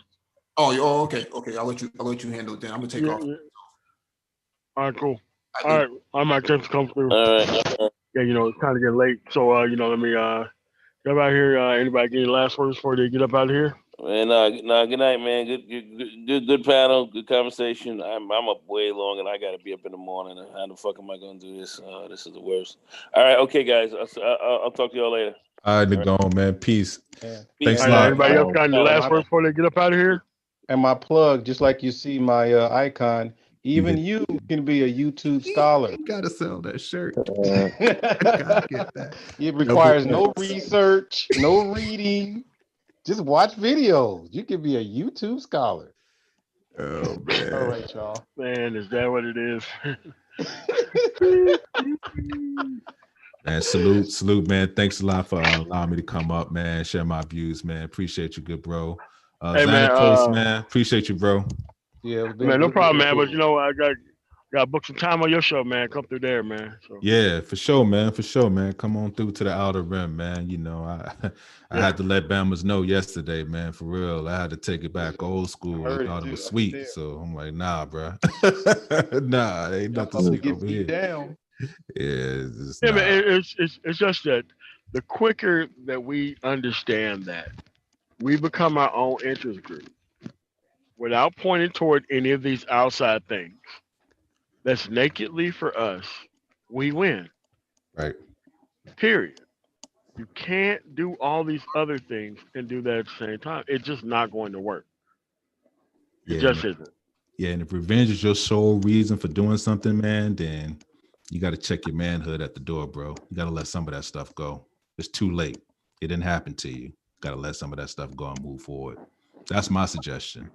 Anyway, man. And trust me, man, like a lot of people are not around these conversations because they don't want any real progress. This is like how all these people get to claim to be all these different type of conservatives and get to walk away from the track record as soon as the guy loses. And he will. And all these people is like, what I want to stop is what I'm seeing.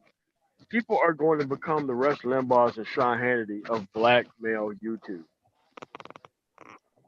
Based on the simple fact that they're just going to be sitting here, right? It's going to be a bad deal, and we're not going to get anything out of it. So I just want us to be on the up and up that we are not going to be doing those types of things around here. You know, the other versions of the manosphere was about not holding people accountable and responsible for this thing. And I think it's a great idea that we just start right now before this stuff gets too big and all of a sudden you got all types of people not representing what this space should be. And I just don't want that for this space because I think it's too valuable just to be letting it go to certain types of people. So that's all I got. If anybody else got anything to say, who's still on? Nope. I guess that's not the case. Participants. All right.